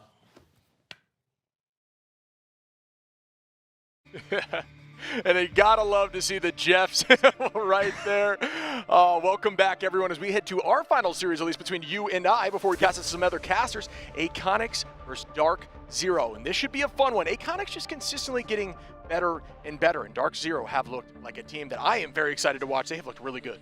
Yep, Dark Zero, we see in a lot of the videos with them, you know, they're looking to close the lights out on this team of Iconics, right? Iconics as a squad, like you mentioned, have been trying to figure things out as it goes on. It's been difficult that one of the teams from China in the second seed spot, OUG, the other team obviously in the other group, is talented. These guys can definitely bring it to the highest level, but it just hasn't really worked out. It's because, I mean, this group is a lot stronger than we thought overall, right? I mean, Reject, they were so good. Tough first game to have. And ever since then, they've looked better and they're improving with a good game versus Chopper Mag. But regardless, they still need to get on the board, right? That's the most important thing. You have to pop off on heroes like the Psylocke we saw with Sparker do. Disaster has been that guy to pop off on that character throughout.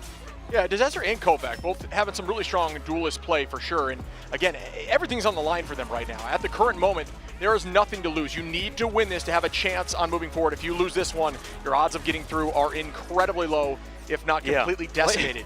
And I wonder, sorry, Shiv, I wonder if there's any like history as well with the guys of Iconics and then also Bobo, right? When we just saw in the last series of Chopper Mag too. I mean, he was a former second seed Chinese player himself. So it feels kind of bad to take down your countrymen in that regard. But regardless, you know, Iconics trying to get back on the board, and they definitely have a good shot with people like you said with Kovac and with Disaster.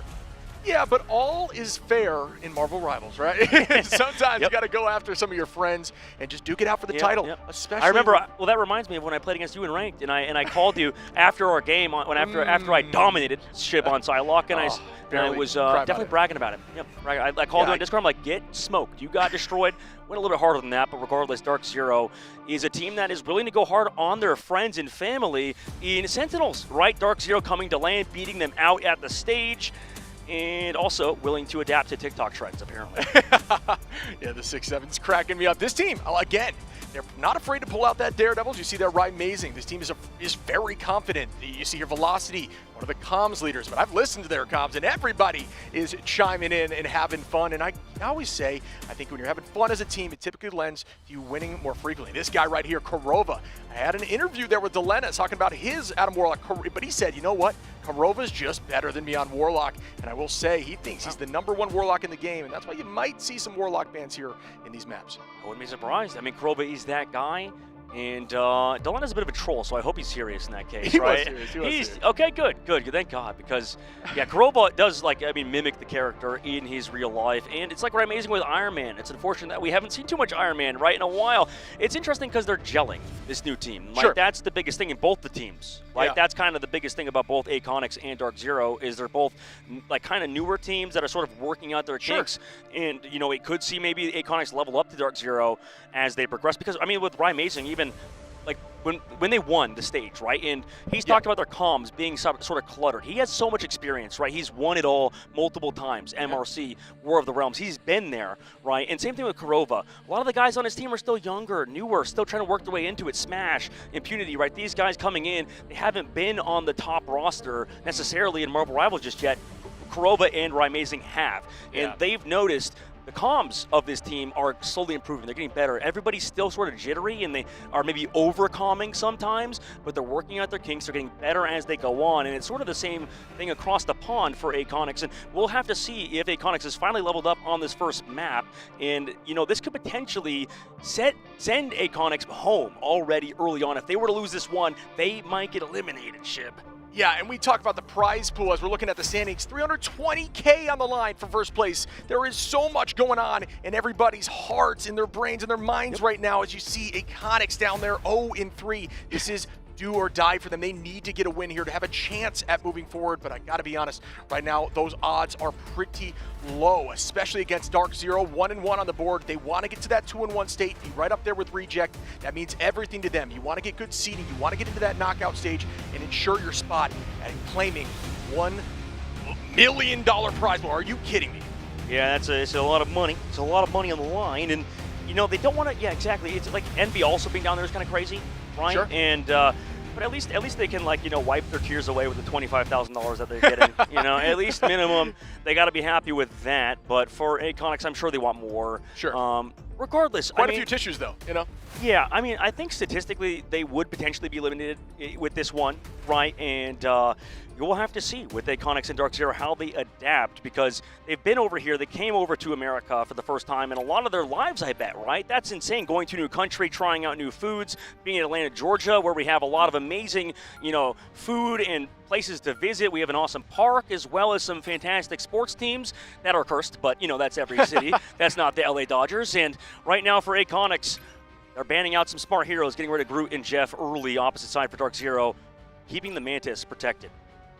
Yeah, again, I think that they can run that Mantis. We haven't been able to see a lot of it from the side of Velocity, who is definitely, known for playing a very strong Mantis as well. And a little shout out there, Smash on controller as a duelist for those at home who maybe play on the sticks. Just a standard controller with claw. That is a cool and crazy fact that I honestly would have never thought possible at this level of play, but these guys are just built different. Goodbye to Hela and the Loki ban. Again, Loki coming in and play here in the bans and protects, and I love to see it.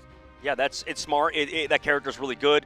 You already know Velocities loves it. Everybody's loving it in general with the group being banned. They also get rid of the Loki, so maybe just not going into that matchup. But that's the interesting part, is that team up, they're all just strong heroes by themselves, right, Shib? And, the Mantis, the Loki, and the Groot. Opposite side for Dark Zero, they're focusing on Acronix's Hela player, right? The Hela Namor sort of duo. She's also the anchor of that team up, so prioritizing that hero because that's all they've shown so far. Sure. So it makes sense that that's what you want to ban.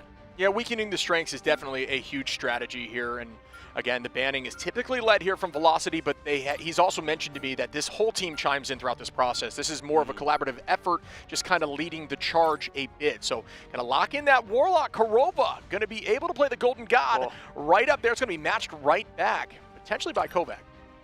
You think because it's Halloween weekend, we get to see Korova like painted in gold coming through, like those statues in downtown New York and stuff? Yeah. We're gonna see him in that full cosplay. That'd be funny. Yeah, we'll just make it a reality now. By everybody, you heard it here first. No. Oh gosh, okay. Well, no, just kidding. Big investment. Nettie, send out your best cosplay, people. Let's see it. Let's see it. No, it's gonna be interesting to see that matchup between him, Kovac, and Korova. Exact same letters, count-wise, because that's the in-depth analysis we do here for a team that is 0-3. It's the best we could do, honestly, Shib, to prop them up. And Kovac can potentially reach that level of Korova. But can they take down the Golden God, as you said, Shib? Yeah, we've seen some crazy plays across the board here for Dark Zero. This team has looked very, very good. They took out Chopper Mag earlier, and that was, again, a fun one to watch. Potentially the closest match we've seen so far, going all the way to Game 3, and still, even in domination, going 99% on both sides. So teams are very strong, but Dark Zero has looked refreshed. They've looked reborn. Reborn, I like that. With Adam Warlock, a little res right there. But either way, this team is cohesive. And I'll tell you what, Aconics on their side, they're a team that's gotten better every time we've watched them. I truly believe that. I think if they had more time, they'd be far better contenders. It's just the unlucky situation that they are in where not everyone can make it, so they are, losing 2 players and their coach. Yeah. That sort of has impacted a ton of teams here, but regardless, we will see the best team at the end of the day, right? And hopefully in the future, when we see more amazing Marvel Rivals events, and as we progress through this group stage, we will see the top dogs duke it out this Friday. Coming up, man. Starting out, we see Dark Zero playing that Venom dive composition. We get to see Impunity try to practice that hero a bit more. Kami gets ran over. Right, amazing. No stranger to Mantis as well. Is going to be running that Mantis. Goodbye to Kami there, and that's a nice start to the pick. Down goes Egg as Korova finds one. Make it 2, why don't you? As Disaster falls as well. Impunity going to take and own that space. Get punted into the wall is Right Amazing. Smash going to find Kuma and make sure that wasn't too much value. And there's that Adam Warlock battle as Korova finds another pick. Does a great job. When I had that conversation again with Elena, mentioned that animation cancel that a lot of teams struggle with. Doing it successfully, he does very, very well. So teams will like to try not to do it, but you'll see him doing it very, very frequently. And I believe Krov actually offers coaching on his very own Twitch channel for people that come in. He's even seen I've seen him recruiting Baser, a top tier Marvel Rivals player who competes at the highest level in a lot of teams. But now Dark Zero going for those dives and setting up incredibly well in this backline, gets countered. Wow. That was just some really good coordination there as Cammy's going to clean up Impunity, who just gets deleted in a moment, not even able to use any cooldowns. Velocity holding on to that invisible boundary again. The point has been held by DZ this entire time. Already at 44 and counting. Out goes, I thought I heard the strangling, but I guess not yet, as it's 83%. Alt advantage going to be on the side of DZ, who do have Kurova, Rising, and Velocity. A lot of strategists available to counter up, and that is what they're going to do as Kovac finds the first pick on a Rising. Yeah, huge first pick, doing what he has to do. Kurova brings them back, though, in the high ground. They'll be back in the fight to touch that objective. At that point, I mean, it's not been contested too much. Grudelt on the high ground goes... actually, where did that go? Did it go anywhere? I'm not sure where that landed, honestly. I didn't get to see it as Matera is going to find Cammy, and Kovac going to bring that res right back, so the team is still battling. Out we go with the Galactic Legend now. Eyes will be upwards. Is Smash going to find one on a Mercury? Do I see more with the follow-up here with the Psionic Seduction? A lot of damage out, but not going to find any value in terms of picks. Kovac going to bring that another res back here as the numbers are roughly even on this next fight. But again, nobody has ult. It is going to be a neutral battle. I mean, they've controlled the point. This is what we talked about in the last series. Dark Zero have been doing it better and better throughout, just never giving up the point. 95%, they come back with the res, didn't flip it. Iconics on their side, you know, they look like they can't prioritize the objective with their composition. It's been tough. Egg is in a dangerous spot again, 99% already. This team is just so consistently strong. Rising breaks free from the sleeve, looks directly back at Kurova. Both teams and backline are going to be healthy. OT slowly ticking down, one on point still. Got to have that prio in a moment. There's that pick, and that's OT's done. That's a W here on map 1 for Dark Zero. And W0 today, Dark Zero seemed to just, it's not even a fair matchup between Kovac and Kurova. Like, that's a, you know, the Luna Snow, genuinely, Egg Tart has looked terrible. Like, it's not even like the sugarcoat. It's just unfortunate because I think the hero, it's because of the hero, right? Because he's playing Luna Snow against full dive, and his team, they're not playing Invisible, and they can't play these heroes that should be able to live. That's why we see people play Rocket Raccoon and stuff. I mean, it's just like they're playing front-to-back style with the Groot and the Emma. But we've seen, at least so far in the tournament, like, if you're against the aggressive style of a lot of dive comps, your backline just can't live, even if you see how much they have to invest to just get rid of Impunity once. Yeah, no, you're right. I do agree. It's very tricky. You know, because you see the strengths of Luna as a whole with that hit scan ability and some very strong cooldowns, but a lot of that goes out the window when somebody's directly on top of your face, and Impunity is going to keep that pressure on 24/7 while Smash is just dancing above, using that Blaster Barrage to get ult, and once ult is available, you're forcing out everything those strategists have to maintain position on point. It's just a very consistent and strong composition here for Dark Zero, very much in their comfort picks. You know, it goes back to that banning situation, but again, Dark Zero has a huge pool. They do, yes. They're incredibly flexible for sure. This is their chance, though, Iconics. They do have that Luna Snow, Fate of the Worlds. Maybe they could prove a point with this ult maybe coming up if they don't get picked early. And we'll start right now, and down goes the Feast. Damage is out, but that bond was massive as nobody takes any damage there. Does get applied and does give some over health, to Impunity, who is already at 11%. But everybody on Dark Zero has ult available, and they're ready to launch as Iconics are just holding on to 2, almost 3 here. Kuma, who should be shortly behind. Out goes another Galactic Legend from Smash that finds Kovac instantly, even forcing out ults after the fact. Oh my goodness, a 2-piece there with Matera cleaning up Kuma. Cammy gonna find Velocity though. The rest comes through from Kovac and Disaster, but then Kurova brings everyone back. Everybody is coming back into the fight. It's like nothing happened, but the ticker is going up here for Dark Zero once more. Yeah, but they don't have ult after. I mean, they're just getting walked on at the moment. Unless they were to find a crazy pick over this Soul Bond, they're all gone. It's all over, right? And this is the problem. They're not running Venom. They're running Groot alongside this Emma Frost. We just saw in the last series, you can only really afford to run one sort of peel tank. They're running basically 2 with this front-to-back style, and they're not even doing that well with it. They're just getting ran over, and you could blame the comp. Sometimes I talked to Melio about this behind the scenes. So you have to decide as a team, was it a skill issue or was it a comp issue? And that's the hardest point. That's the hardest thing to decide as a team, and that's what requires some really large brains in terms of, like, for example, Melio on Citadel. They really think about those things to an incredibly high level. Yeah, and I mean, that's another downside of not having your coach, right? So that's just another point against them, unfortunately. But yeah, Dark Zero looking very, very consistent here, 65% and climbing. You will see the Galactic Legend and the Psionic Seduction available here for Iconics, and they need to find value with that. It is their only chance at bouncing back at the moment, as it's already in single fight territory on the retake here for Dark Zero. And there is Bond is pulled out. Disaster now going to launch out with ult, going to immediately use that Galactic Legend. Ton of damage on the front line of Matera, who is still holding on tight. Great rotation there from the backline and patience, knowing when the time was necessary. Even through that, all goodbye, Kuma, as Matara cleans up one.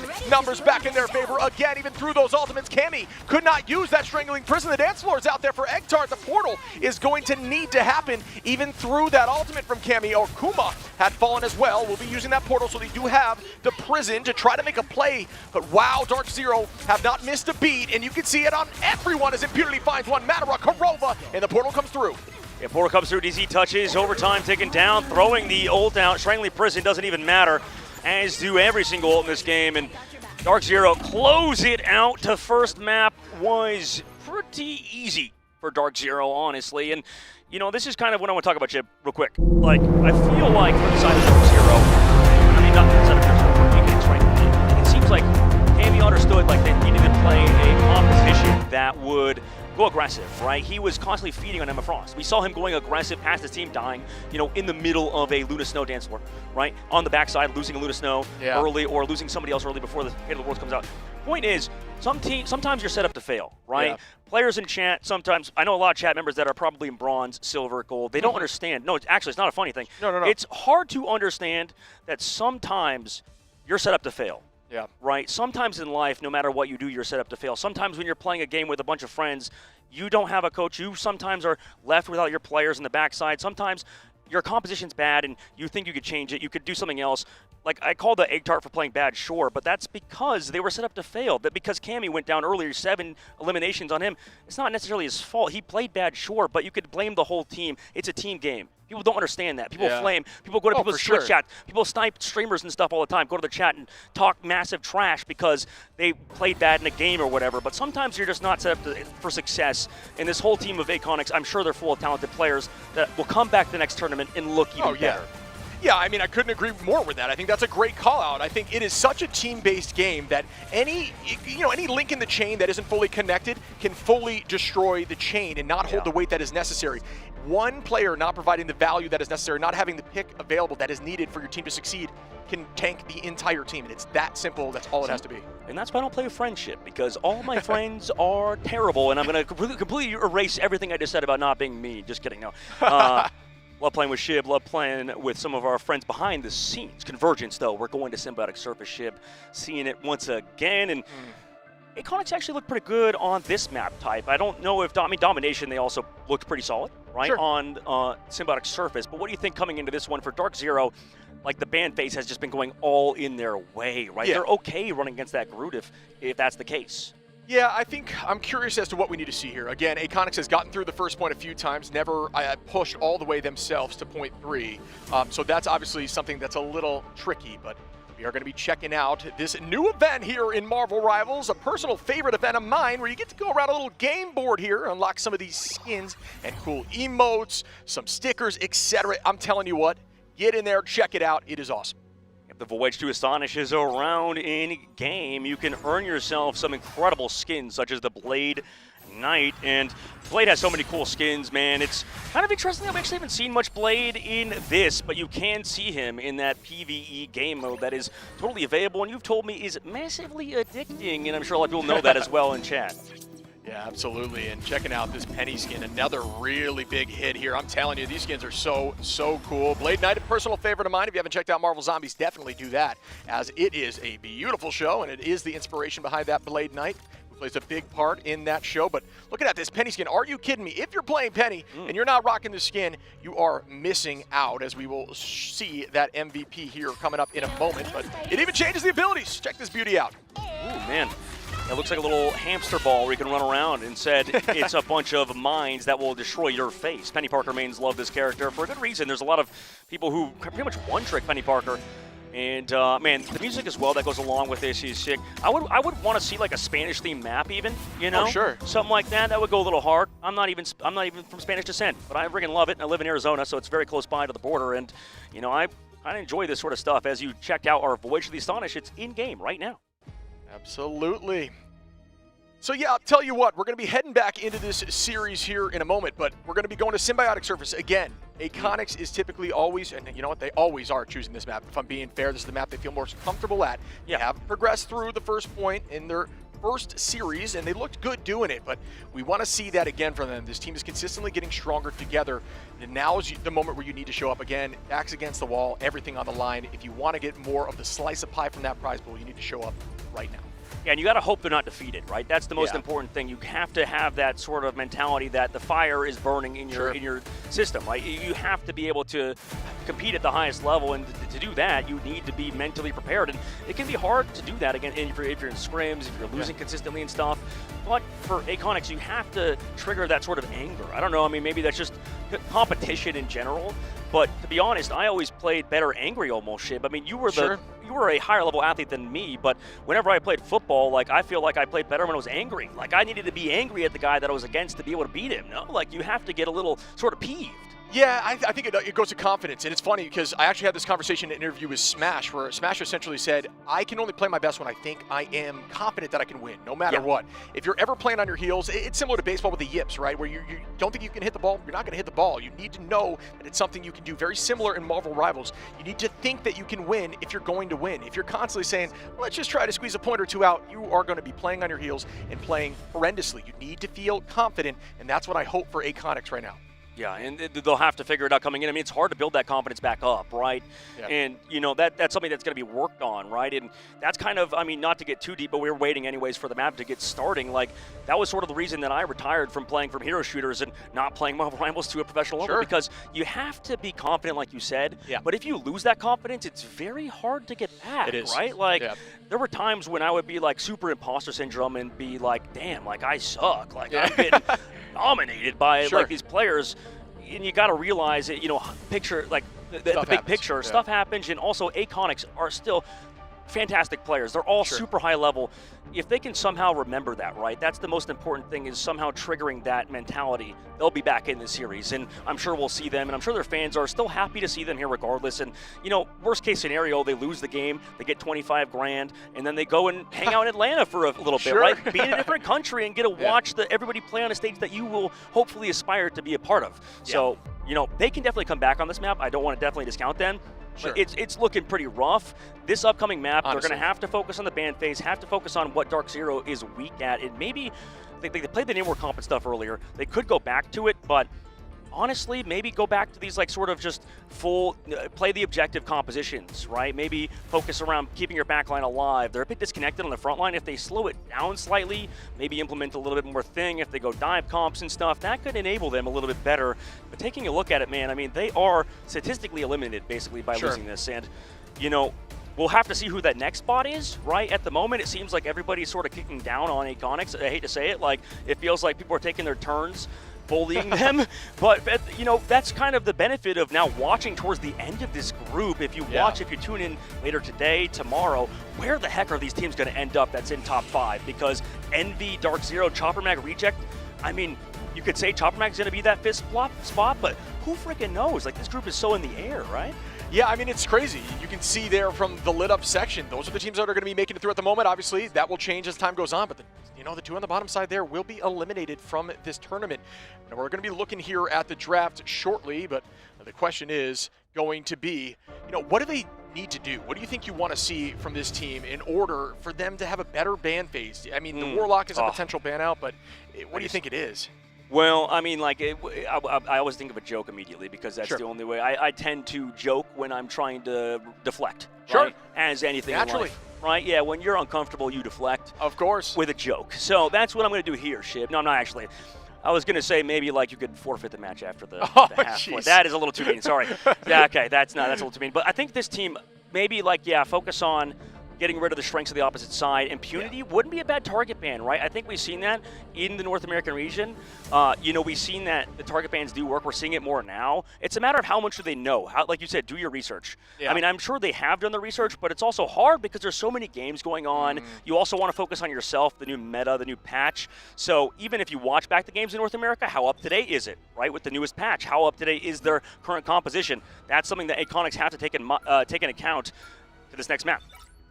Yeah, and we will be seeing the band phase start up here now, folks. Thanks for bearing with us as we see Dark Zero up 1-0 against Aconix, a team that unfortunately at the moment is 0-3 on the board here in our group stages. Again, folks, for those who don't know the group stages, it's going to be a round robin. Everybody will be playing everyone. It's all about who has the best record to push forward, and each group, top teams will progress, and the two on the bottom side of both groups will be eliminated before the knockout. You see here, Manta is going to be locked in once more here from both sides, and you know, it's looking a little samey at the moment, which I don't think is the answer here if you want to take a W. Yeah, I mean, it's looking samey. Maybe because we're moving over to Convoy and Convergence, they're looking like maybe they could play that slower style. Now that we go to Symbiotic Surface, that's, I guess, maybe they just assume on Domination it's going to be brutal. But yeah, I mean, they're going to have to figure something important out, which is, I don't know. I mean, they kind of want to play with their comfort picks are. I imagine maybe Egg-Tark feels comfortable playing the Luna Snow, for example, but the Bucky band's fine. I like that out of them, getting rid of that on Dark Zero's side. The Loki band, too, makes sense because of what Dark Zero like to run. So you can see they have sort of like an idea of a plan here. Yeah, and again, it's funny. You kind of mentioned the Luna right now being very vulnerable at this level of play when you don't have the right picks to protect the rounder. But it's funny because in the last, if you think about Season 4 even, throughout Stage 2, Luna Stone was a big ban target. You know, Yeah.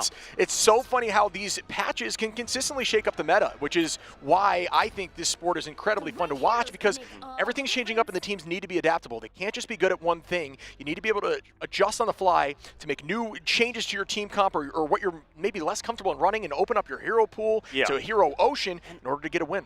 And something changes when we get to land, by the way, Shib. Like, something completely changes as there's an incredible amount of stuff happening. It looks like on the other stream right now. A lot of noises behind us.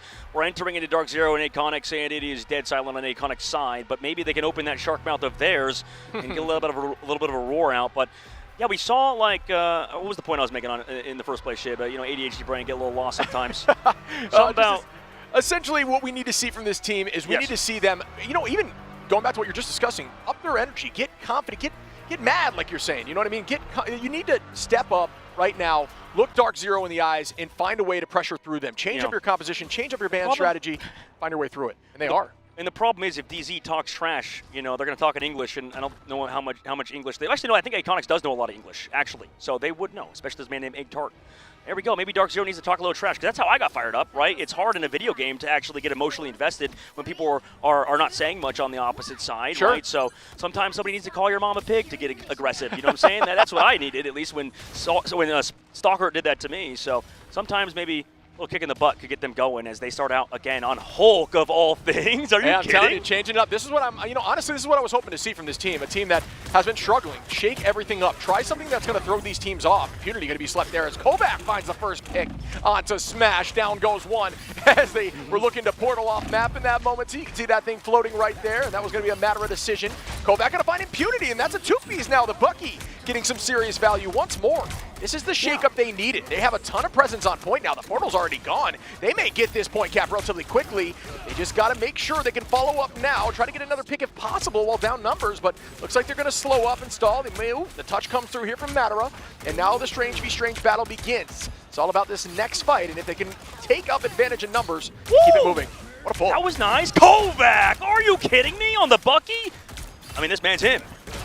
This is what we needed to see, and that was clean, like you're saying, as out goes that Sia. That damage boost will be deleted instantly. Tough positioning there from Velocity, but still able to find one pick. Ayavagamoto is huge. Can they follow up as Matera is just trying to hold on to cancel out the Lunaso dance where you can actually use Strange shield there to stop the heals. For those who maybe didn't know, you can actually do the same thing with Emma's shield too, if placed correctly. So big brain play there to try to get a pick, but team did not follow through. But after I say that, 3 picks come through from Korova. Amazing Smash now gonna find Kovac, and they do retake after the heavy momentum shift there from Aconix.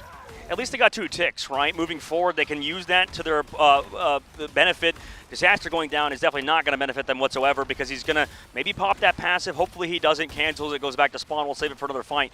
But getting that Bucky advantage was big for them in the draft phase at the very least, right? You could see how much he's doing to counter the dives of Impunity. Impunity's playstyle, though, he's been doing pretty good, too. Just making sure he can live from that Bucky on his side. We'll see what happens upcoming, though. 2 minutes left on the clock, 82% of the board. Aconix have a real shot here. Yeah, you can see just like the cockroach that is Venom on the high side, just always ready to dive onto the backline as Disaster goes down quickly there. With ultimate available, does have the self-res, so still going to keep numbers even. Smash on the off angle, great utilization there of the dash. Smash, it is essentially an I-frame, an invulnerability frame, so dodges the Hokey on the exile there, and here comes the ultimate committing heavy with Galactic Legend out of the backline. Is going to force out an ult as Mercury answers that right back. Egg Tart going to be there shortly. Cammy going to ult up right now, and Hulk is angry. Kuma holding on in Disaster as well. Qs are available, and now it's all about can they get value with them, as nothing is happening quite yet, but space is being taken, and that is something important at the moment. Great decision there. Really well played. Kraken impact to follow up on that from Cammy. Nothing to follow into it except dialogue from Dara, and that peels off enough for velocities. Disaster forced to use the res. Kurova still has his available too, and it's going to be used in this upcoming fight as AC trying to get some point aggression. They need to pop off of Bucky now. There's not much on DZ's side besides that res, but they lose Disaster, and he has no res. And Kurova's ready with res as well. I really can't believe they didn't win that fight. That looked like it was very much in their favor, and they were running it pretty clean, but turned right back around at him now. Impunity walking down the back line is going to be looking at Bucky now right on to the Mantis. Mercury has to run. Matera is going to find Kovac, and that is the pick there on the Mercury. 35 seconds and counting down. Yeah, right now Iconics have been kind of been ran on by Dark Zero. I mean, the whole team, Kurova's finding his pickoffs on Disaster, absolutely doing amazing. You talked about how good he is at Adam Warlock. Delena's mentioned, you said that he is the best Adam Warlock in the game, better than him at the very least in his opinion. Smash in the sky now, Galactic Legend tries to open it up as well, force out some Stratus ults out of AC. Yeah, Smash is going to use that to force out ultimates, and that dance floor is launched, and Mercury ulting as well, and that was the ult they chose, excuse me, on the Mantis with the Soul Resurgence. Kovac dropping back, does have ult available with the Kraken impact.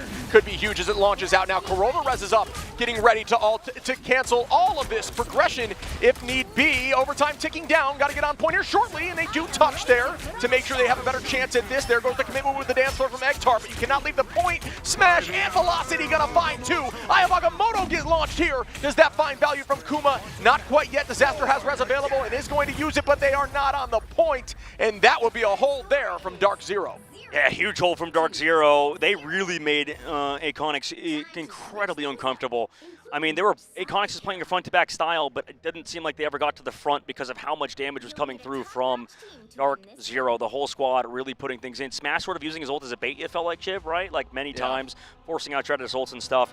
And for Dark Zero's squad, I mean, this is a statement win, first of all, because of how well I think Iconics played versus Chopper Mag, how well Dark Zero also played versus Chopper Mag. So, I mean, Dark Zero want to make statement wins right now and really prove that they can qualify, because Envy, they can take advantage of them losing to Reject, maybe with some good games against Reject later on, as we'll get to see DZ versus Reject. That's going to be an incredible matchup too. Yeah, that'll be a fun one to watch, as we see a compositional change here, at least so far in the spawn door for DZ, and this is coming from a place of confidence, I believe, as we are going to see Rye over there on that Daredevil, pulling out Matt Murdoch, and we've seen success with it from Rye Mazing before, who looked insane on that hero. Actually, potentially in the conversation for the first win here in the grand finals, but it was happening at the exact same time as another match that had Daredevil, so who knows where that ended, but that could be there. Well, I think I could be mistaken, but Daredevil's undefeated, right? So, yeah, because, I mean, the overall map, at least 5-1 earlier when we saw it won the specific maps that it was played in, it might be undefeated so far, and it would make sense. The win rates is, if we look back at stats, I looked at rank stats the other day, I think Daredevil's like, what, number 2 in terms of win percentage in the overall game right now? Yeah, but I think, I mean, he's really strong. Very snowball-y too in ladder, but Dark Zero is running it at the same time as Chopper, which they also tried to pull it out for a little bit, so I don't know how we count that, but either way, it still was a win for Daredevil ultimately, but now they're moving forward again, and that is an insane lockdown there as Impunity is going to find Cammy, and this is a very aggro push. Oh my goodness, this could spell disaster here for Iconics, who needed this win to be progressing forward. At the moment, they are being held off, the points ticking down. They're not even touching. They got to get there now, and they can't even do it. Wow, what a decisive win by Dark Zero. Yep, incredible game from Dark Zero. They finish up on the day with a 2-0 win. That was very clean. They didn't really have any mistakes. Honestly, maybe at the beginning you could say they looked a little bit slow to kind of adapt, and you know, they were taking advantage of it, points, right, getting picked off sometimes when they probably shouldn't, and that's their biggest problem, honestly, that they need to patch out, and they did on that map, right? When we've seen Dark Zero in the past, at least versus Chopper Mag, like DZ would just sometimes randomly get picked in the middle of Stratus Ultimates or when they probably shouldn't, right? And that's the thing that they need to work on. Then they look improved at it, and we'll see if they can continue to improve at it moving forward in the group stages, because they will need to if they want to take down top dogs like Envy and Reject. But yes, with that, unfortunately, that means Iconics is eliminated, Shib. Sending them home. Well, staying them here, I mean, that's a big weight off your shoulders at the very least. Like, stats-wise, we don't even have to freaking look at this. Like, they got dominated, guys. Like, we know, but Iconics at least gets to check out Atlanta. They get to walk around. You know, you don't have to worry about the competition anymore. You can more have fun, like treat it like a vacation now that you're here on somebody else's dime. That's what I would do, at least.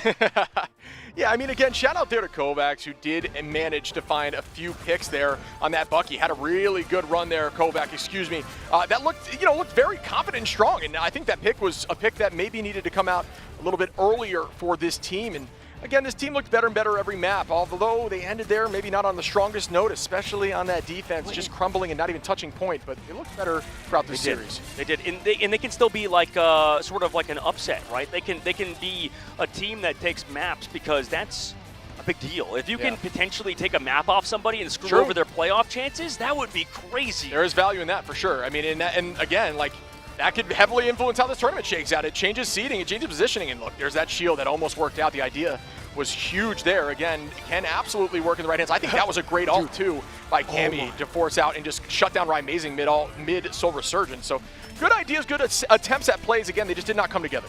And Chip, I didn't even think about this. They also, Iconics, we saw them switch to Hulk, like you said.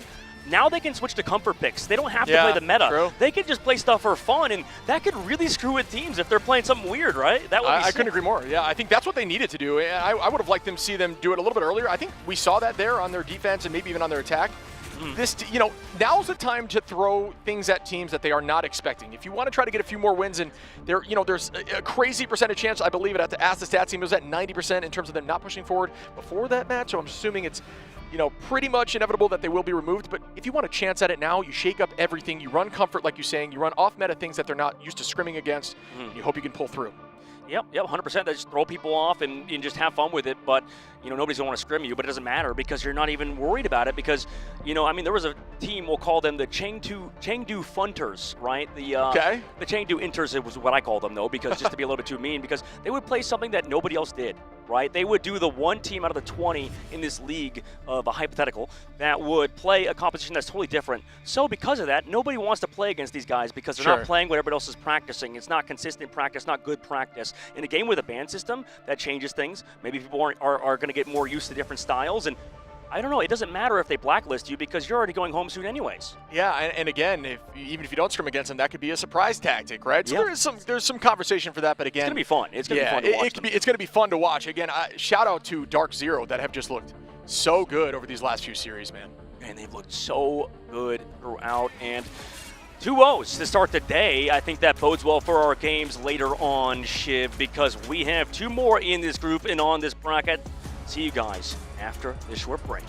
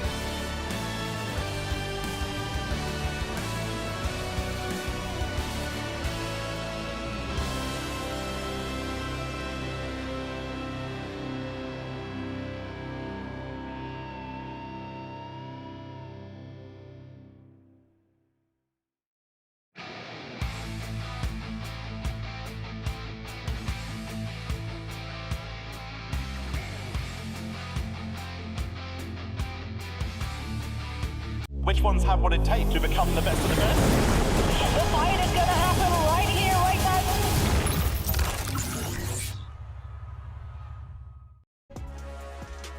now. Hey, we're VP. Watch us here in Atlanta. If you want to watch winners.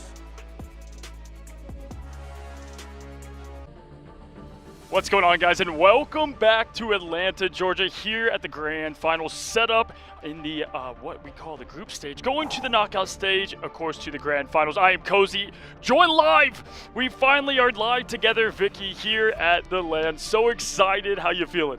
I'm without words, honestly. I'm here in person, guys, with Cozy, my duo here from Americas. It's gonna be fantastic to cast the next two series with you, my friend, and we got a lot in store for us, right? If already with the way that we saw Dogman and Chib take it away within our first three series, I'm excited to see how these next two go. Oh, absolutely, and we have a stacked couple of matches for y'all going with Chopper Mag versus VP, going to be incredible. But first, I want to go and take a look at the standings right now, Vicky, because it's been close in this group, closer than you think. But right now, we have VP at the top. They're looking like the most dominant group here, not only this group, but also what we've seen consistent-wise in the tournament so far. And honestly, I'm not too surprised for that. Looking at the way that they performed within Stage 2 in EMEA's, I mean, this is what we were expecting, right? You know what we weren't expecting, though, Cozy? Oh, yeah. Right Look there at the where, bottom. Yeah. Look at Envy right now. Because at the end of the day, right, in these group stages, we will be saying goodbye to two teams in the bottom of Group A and two teams in the bottom of Group B. But we still got more games to play.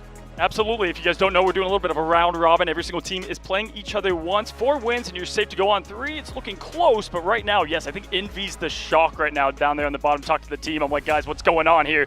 Let's get it going. And, you know, these teams are going to lock back in. Maybe a little bit of those pre-nervous LAN nerves that you happen to get, but the energy right here, the players are feeling confident, good, and ready to go. But, Vicky, I'm just pumped. Not only do we get good games, get to do it together. We've been doing it 6 months now here, Cass, and some of the best rivals in America, but now we get all of the regions together. What has been the most shocking story for you so far, if you were to look at it? Honestly, looking at the way that Reject is played, right? Because, I mean, I was looking at the individual talent of that team. It's been incredible, but another team specifically that a lot of other teams were talking to me about that you had to look out for is Chopper. And I think that this team is going to be a really good team to look at, considering that not only is this the next series that we have on our hands, even with Sal unable to attend due to visa issues, we see a familiar face, you and I, Cozy, Fidel, coming in from former Shroud X, now currently Intergalactic, will be subbing in for this team, a great strategist, and looking at the way that they've been very competitive within their own respective games. No, for sure. I mean, this is a team that's made out of like 3 different regions. I mean, you have Fidel from Shroud X, and then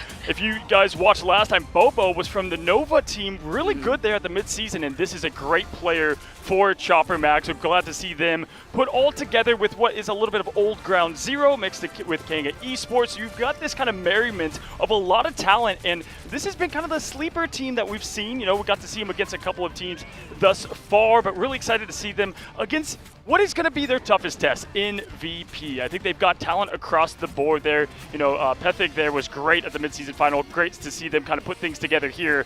Vicky, I think this team has what it takes, though, to create an upset today. I definitely agree, and Pethig, too, on the Bucky has had a great performance. They'll be starting things off on Celestial Husk, and if there's one thing that both these teams have in common, but with different outcomes, it's VP who had beat Dark Zero 2-1, and then Chopper who had lost to Dark Zero 2-1, but it was still the Game 3 scenario between both of these teams, showcasing the type of talent that we have within this Group A, but also what it means when you play in a best-of-3 format. Yeah, absolutely. I always say best of 5 is my personal favorite. You have time to adjust, and domination could go either way. We've actually seen even some of these 2-0 matches be right there in domination where anything can happen, especially here in Rivals. As the meta continues to figure itself out, we're seeing a lot of chaos out there. More Angela than maybe you would expect. We have a lot of Daredevil showcasing, especially with VP as well. You know, with Daredevil, Matt Murdock, I think these teams are kind of figuring it out as it goes just now with the Axis. But again, map 1 here, location is going to be Celestial Husk, even though we're live here in Atlanta. Domination, and we start with what we would expect. A little bit of a Mantis and Jeff ban. Mantis going first there, down at the bottom, which usually happens with that save to follow if Jeff is banned first there, Vic. I gotta ask you, Cozy, how is it that every single time you and I are on the mic together, Celestial Husk just sticks with us every single time? Everywhere we go, man. It's like Symbiotic Surface is always just trailing right behind us. But not only do we see the Mantis protect, you could also only imagine with the changes that 4.5 bring, Venom, Mantis look pretty strong together as they go in for the protect on the Emma Frost. Still a very strong Vanguard that we've seen consistently. Yeah, absolutely. I would expect Chopper Mag to ban the Loki. We've been seeing that more and more. If the Mantis is going to be protected, at least get rid of that damage boost. Can't have both of it here. But the next ban going on for them is the Jeff. They're going to match the Shark versus the Shark. Vicky, we're not going to get any John Williams music today, at least here in the Domination. But next ban up, this is where I do expect most likely the Loki. Potentially, they could save that for the last ban if you are Chopper Mag. I also like the fact that it's the Bucky and the Loki, like you were talking about. You already talk about it. But we're also seeing way more protects recently on the Buckies, as well as the bans on the Buckies. And I mean, if anything showcased why that is, just look at day number 1 and the amount of resets that we had. A crazy Hexa, by the way, on the screen. And I believe it was actually at the hands of VP. Yes, Sparker specifically. No surprise there, considering what a talented player he is. But they do protect the Adam Warlock on the side of Chopper. So you already know what they want to run out with here. Yeah, and Pethic does play a lot of Winter Soldier. Funny enough, locking it right there, so that's a good way just to slow down that momentum. Hero. Is this a bait? Because if they protect the Adam Warlock, you're thinking you want to ban the Loki. You don't want the double res. Yep. Okay. So I do like the double Loki ban. It's not going to get any trickery here at Celestial Husk as we have the next save, last save going on for VP. And looking at the options they can roll with here, I mean, honestly, this team is so flexible across the board, no matter what they want to play. So we'll see what Nivix and co want to go with. The Venom save, do like that, you know, either that or Cap is what we've been seeing a lot here. But on Celestial Husk especially, so much, it's the hometown advantage, home court advantage there for Venom. Eddie Brock able to go up on plenty of good high ground. Dive down below, Vic. Maybe even a seasonal advantage, too. You know what? We're a few days away from Halloween. You got to get into the spooky season, and nothing scares me more than a very good Venom diving my backline and trying to run away. That is damage boost, by the way, and it has anti-heals, by the way. You can tell I've been having a ball with in Season 4.5. But this was kind of what we're expecting, at least on the plus sign. Chopper had banned the Jeff because we've been seeing Dredro get away with the most insane Jeff eats on specifically a lot of these Doctor Strange shenanigans, but it also takes away the symbiotic shenanigans that would be coupled together with the Jeff and the Venom. Absolutely, a little bit of a tip of the cap there to Sparker. Used to be known as the best Psylocke in all of Rivals, and now this is definitely the old Psylocke patch as well. So we're seeing tons of that. You know, when we look at the duelist position, you've got the Winter Soldier, you got the Psylocke, and then you can kind of flex in the Daredevil if you so choose with it. But for me, it's just so great, Vicky, to see VP here at the LAN. You know, this is one of those teams. It's funny, we're seeing Crazy Raccoon, VP, now FlyQuest, kind of all the top teams in the region, the favorites at the midseason that didn't make it to LAN, now coming here, showing what they have to prove. And, you know, you got the nerves away already if you're VP. You got yourself a couple of wins. You're feeling confident now, and I got to talk to the team. They're definitely excited here as we find ourselves for a great one, folks. Buckle up. Here we go. It's Domination, Vicky, as we get things counting down. I'm excited, Cozy. Let's get this started. Day 2 already looking fantastic for our Group A. And you talk about the Daredevil, Mr. Lawyer himself coming out to play with Nivix, having such a good performance on the Venom. No surprise there. And Sparker rolling out on that Star-Lord. Yeah, I love to see a little Lawyer action right here. I'm sure Charlie Cox is just beaming with excitement as we are going to be heading into the point. This is typically a long point to take, Vicky, as the team's clashing out early. A little bit of separation here at Finzi, trying to find a little bit of an off angle. These caps have just been brutal on the back lines of strategists now throwing in, jumping in, and trying to get this Emma out early. That could be a big play, but no, it's going to be Mother with the quick diamond kick into the pillar. Goodbye. Nice kick there from Duet. At least, though, they have the BRB from Saipe, who is on that rocket, so it brings Finzi right back around. It looks like a Zen's. Another great Venom, too, that we've been able to see on full display. I really like to be able to see him and the Groot, too, but trying to showcase that flexibility. While Bobo, another highlight for us. We saw him originally on the Adam Warlock. We don't see that out in play here, but it's them now being able to now rotate over to the other side. Focused on him by a great freeze and follow-up from Pethic. Yeah, getting close to that assassin waltz, the dance of the butterflies, 85%, and climbing. Bobo is such a great player from Nova, was a superstar there in China as we see the Galactic Legend from the Legend himself and Sparker getting one. Finzi with the 1-2 behind, and right now it's looking like VP's point to claim first. You know, they often kind of start a little slow. Nice little stall here, though, from the Venom, keeping things a little spicy. Point not capped yet, and what an early portal coming in from Chopper Mag. An amazing communication from VP because Sparker and Finzi did all of that while Dredro had gone down without being able to utilize the Mantis ultimate while Bobo now comes in with the Dance of the Butterfly. Fidel had already used up the Fate of both worlds. You see Drijo now come right back around with that Mantis ult to keep everybody back into place. But Fi is going to be able to also use that Daredevil ultimate, by the way, let the devil out, as Finzi also has a survivability, and with Peptic kind of left alone over onto the other side of the console of Celestial Husk, you still find your pick, but you lost out on your controller strategist. Skittles making Fidel to add on to that whole demise, and now currently VP have the number advantage. And by the way, the point has yet to flip once. The Vicky and Cozy Classic. The screen is melting already. We're like on our second run through some of these ults. Absolute chaos here. We find ourselves in Atlanta, Georgia. Cap is finally going to happen, going to VP, but nice effort there from Chopper Mag, trying to delay things a little, looking at ult economy here, Vic. You know, you do have Skittles getting close to the damage amplifier and getting what they need to have rolling for the team. Outside of that, though, it's going to be a bit of the neutral fight, the old-fashioned hero way, as we're 15% and climbing for VP. And to work hard for that one, though, here, as we take a look at what Chopper's going to be able to roll out with, and it's really Skittles and that Sia, while Finzi continues to be a menace and splitting a lot of that attention up, because this is also wasting time away from Bobo, who wants to also harass the backline themselves. Pethic at least gets a follow-up and is able to find Sparker, but they have the BRB. Saipe, such a good strategist, constantly allowing these pieces to still be available in the fight, as Bobo takes out Drijo, though, and with no BRB, they won't have that Mantis ultimate. So Drijo keeps going down at around like 96%. Absolutely. Finzi with a great peel there, keeping Saipe alive. And when you look at what they're trying to roll with Sparker, they're getting rid of that team captain first. A lot of times opening up a lot of plays for them. Fidel here, the sub for the team, coming in and proving that he has what it takes to sub right into now this 3-region team of Chopper Mag. Now we do have Under People coming up, and with that going to be the pressure from atop. Great response to the legendary Bobo with a quick slash and dash, and down goes the rocket into hello. Wow. The anti-heal out the middle of the Soul Resurgence just shuts down what they wanted to go for. Now VP, well, together with the fact that they don't have the numbers on the board, and then you have the Galactic Legend from Pethic, it's just clean up on aisle 3 for the rest of Chopper, and they finally are able to flip the point with only 74% of extra credit for VP. All vibes and violence today. It's crazy how fast this point goes up, Vic. 74%. It felt like a quick flip of the point, but no, they're already up there and climbing. And for the setup of what they want to do to try to hold on, try to make this thing more competitive, you look at what they do have available, and again, not a lot of options here, so they're going to have to see if they can maybe get an early pick. Bobo's going to be on extra duty, but finding himself low, already eliminated. Goodbye, Assassin. Bobo's going to be visiting the quick respawn room as the Devil's let out. Okay, Fi's looking for something to roll. As we know, this hero can snowball into absolute oblivion and quite literally let hell out, but it's a quick choke. But good escape here from V. Gonna look for more and does find the 1-2.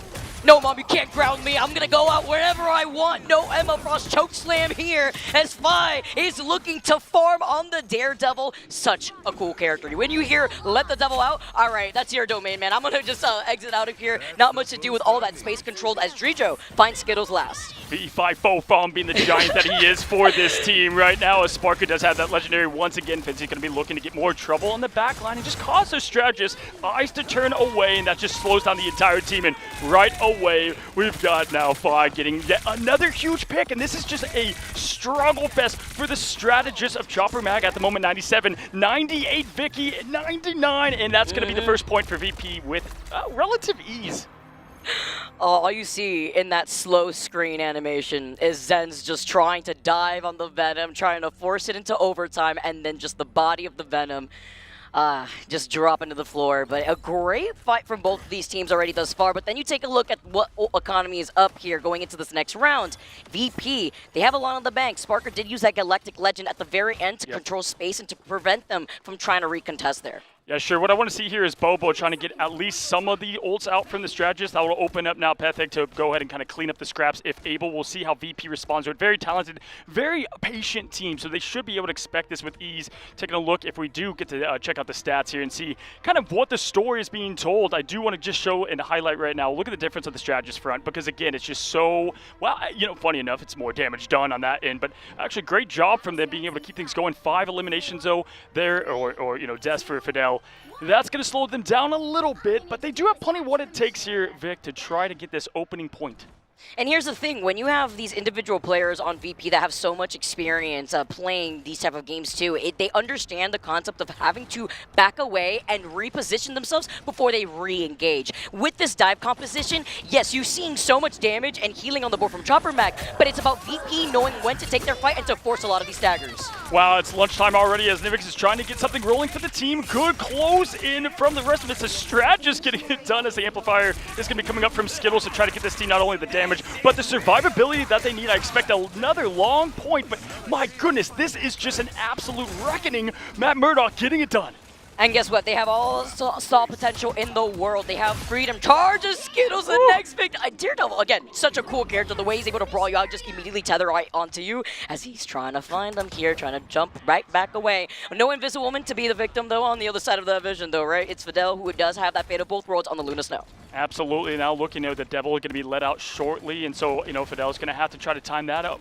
But what I'm worried about is they come back around to the Legendary 4 Sparker here. But yeah, Bobo's going to have a big assignment for him now, but Nevix is going to make sure he gets the first lap. Bobo though with the 1-2. The Dance execution going to quickly get rid of the two big threats on the team, and no Devil being let out right now. Go to hell in the spawn room is going to be Matt Murdock for a quick second. What cleanup job, and Bobo, this is a lot of the really responsibility is going to be on him if they want this win.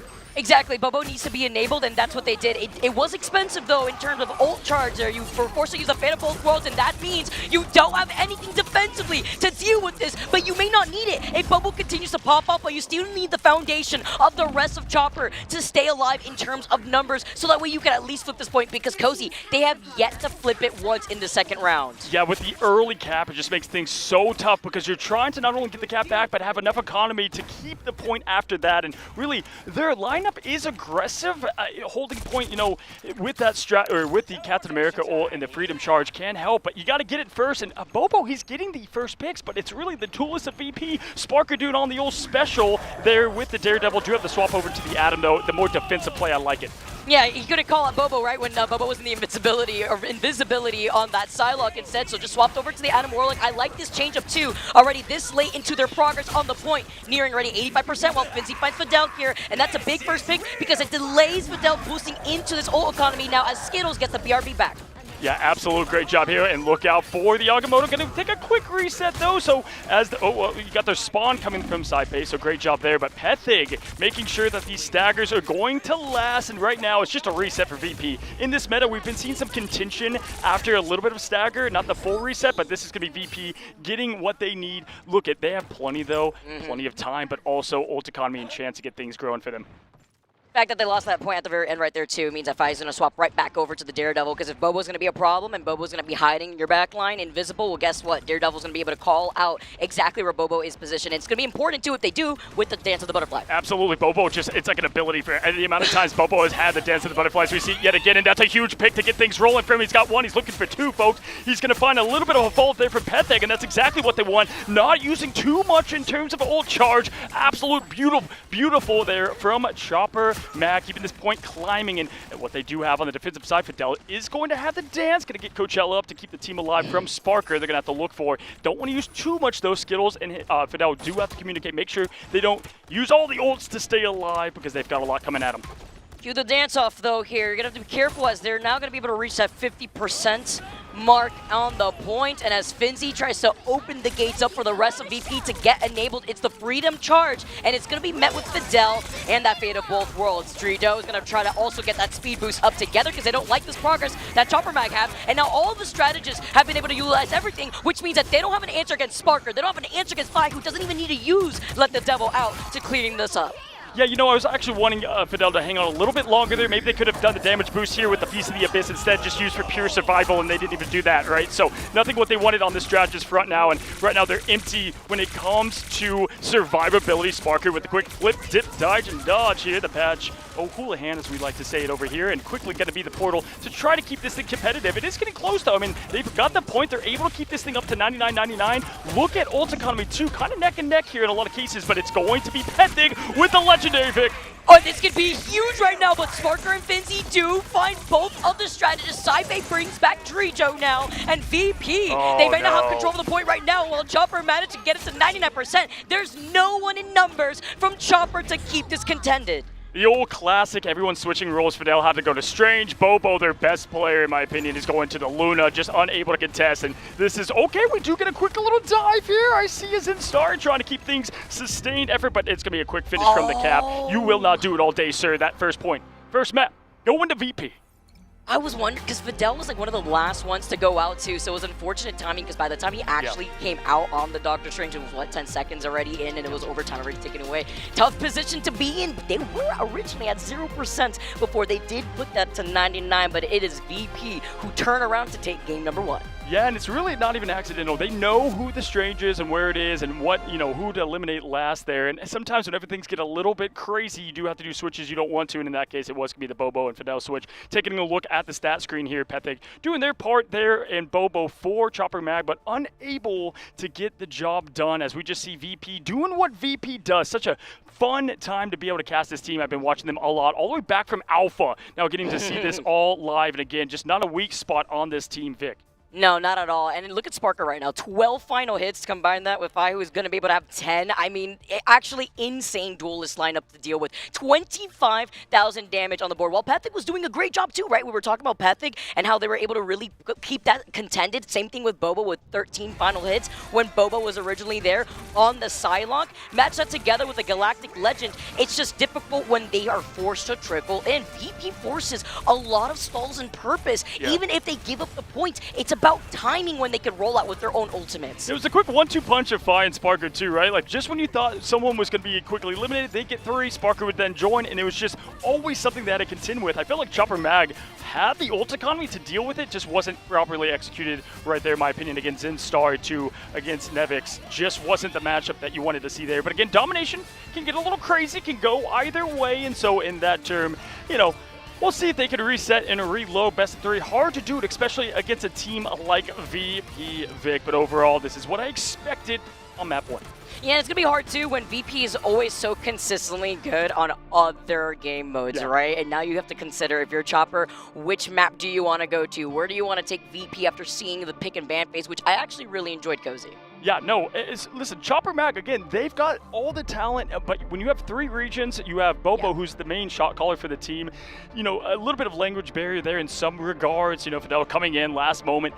They're kind of, and we've seen this with a couple teams here, they're trying to just put some things together here to make the difference happen, but listen, they get to pick the map now, reset, reload. Central Park is going to be the destination. Yeah, you can see it actually right there already going to Convergence. I'm interested to see how that's going to work out because Central Park, I believe, is where we actually did get to see that Hexa from Sparker. So, okay, you take that away from what you watched from day number 1.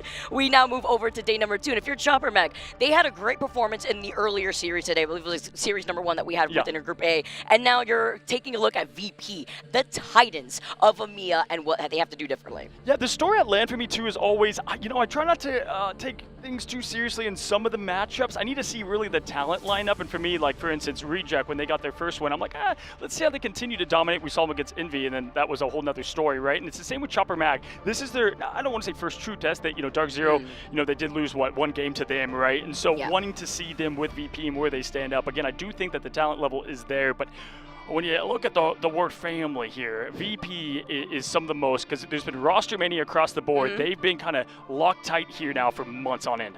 I'm so glad you bring that up because I mentioned it a little bit. I touched upon it yesterday, but through the highs and the lows, this team, they were, I'm going to say it, snuffed out essentially of being able to go to the mid-season playoffs there. They were unable to perform, and so they did not qualify, right? Instead of having to rework this roster, they stuck together because they know how strong they are, and they've been able to get way more flexible, learning what they needed to change up as we get into the draft for game number 2. Absolutely, and when you lose like that going to midseason, I mean, it can sometimes shake the entire team, or you can use it as fuel to the fire, and trust me, there's plenty of fuel going in here as they did come in with that first number 1 seed. Going to the draft, though, once again, we do get a little bit of the Mantis into the Jeff, Venom to follow, with the saves both going to Emma, so yes, we will get some eyes on the thighs here, as Shib likes to say. Emma going to be on both sides of things, and that's going to obviously help out against the relentless dive that I expect to see plenty of. Man, I love Dogman's impression of Shib, by the way. It was so accurate. Those guys had me cracking up. And it is the ban on the Jeff.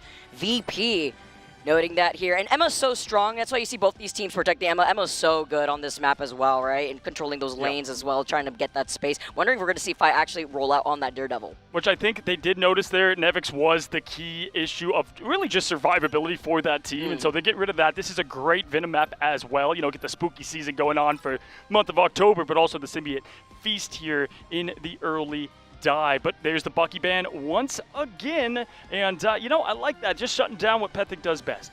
I do think it's interesting that Chopper Mag wanted to take them here too, because Chopper Mag, I don't believe, have even played on Central Park throughout their course of their Stage 2 experience. Meanwhile, VP did play earlier in Stage 2, and they've gone 2-1 here. So, you know, taking the best opportunity, considering their other records, Hall of Jalia and Symbiotic Surface. For Symbiotic, it's 1-0, and for Hall of Jalia, it's 4-1. But you can see the Adam Warlock Protect coming out next from Chopper.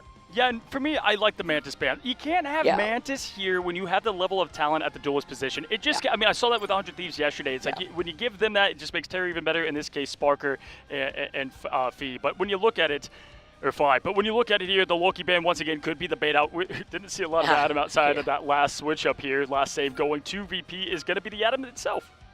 And then they could just force out the Loki ban on the other side, and now you're burning a ban from both teams.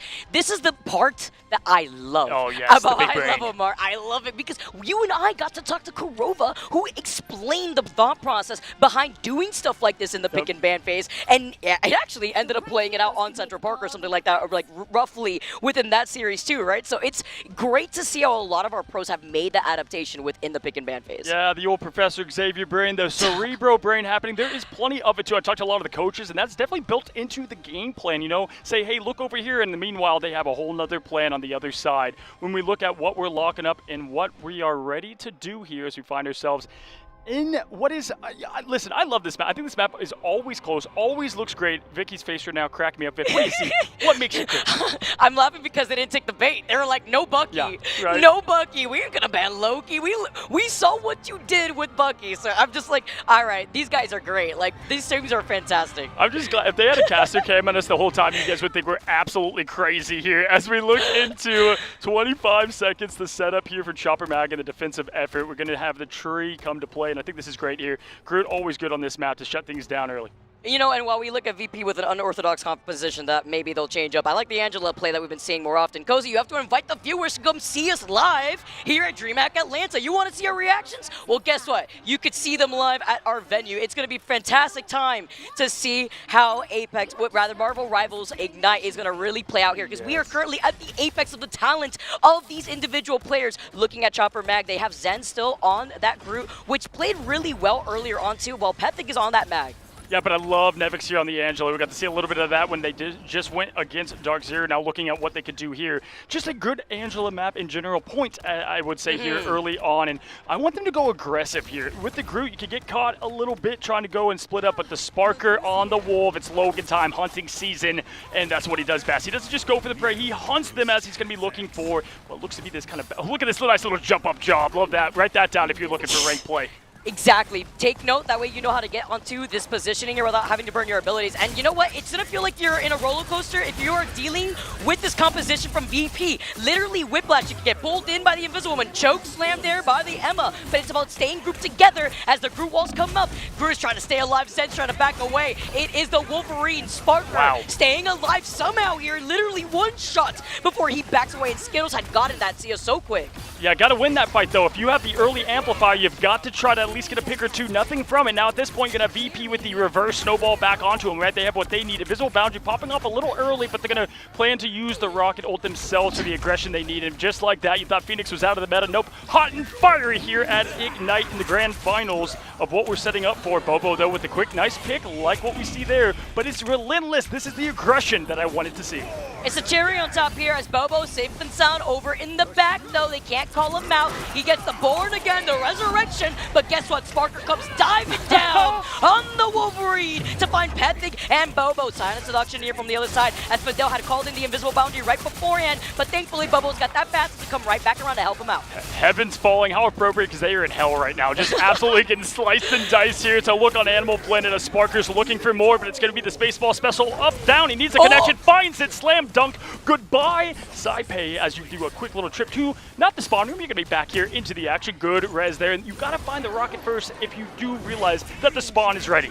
Honestly, Pethig would have gotten me there. He gave me whiplash. Look at it, really solid. Oh, with Gets the throw off. environmental, the shish kebab, as you know There it it here, is. Cozy, off the environmental KO. Yeah, not a lot of resin from that. You're going to be right there to the bottom of hell. But now looking for what they can do. Look at this aggression. This is why I love Angela on this part of the map as Phoenix rains down with the in-song. Nothing connected there, but Sparker going to find the best of Groot. And not only that, the Groot ult came out, found no effect. Will say Chopper Mag doing an okay job here on the defensive front. Sometimes it could get out of hand. Not too bad, but still a minute left on the clock and rolling.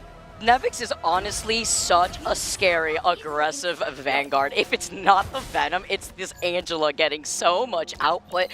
I have to say that's another one of my biggest highlights going into day 2 here for group stages, because something that we've noted from yesterday and even going into today, the Angela play, it does highlight that those survivability buffs from 4.5 have really helped her out, and also the specific map choice you need for her. Yeah, get swinging on those axes, and Star's going to try to match the one-wing Angel, get a little fight in the skies, if you will. I'd love to see it. And wow, they're going right for it here. But yeah, Nevix, I mean, I've been watching him for a very long time. Was a demon on the Hulk and just evolved to such a flexible player. Bobo is going to be the target. He does not want this assassin in there. Finds it quickly. Bobo couldn't even touch the ground, Vicky. He was like, help me, please, ayúdame. He can't even get away. He can't even dash. He can't even dash. I mean, imagine having to be on the receiving end of Nevix, Look at this who aggression. doesn't stop. He literally has not stopped. Heaven's retribution. Oh my, and then he gets the no, but he can't get a chance.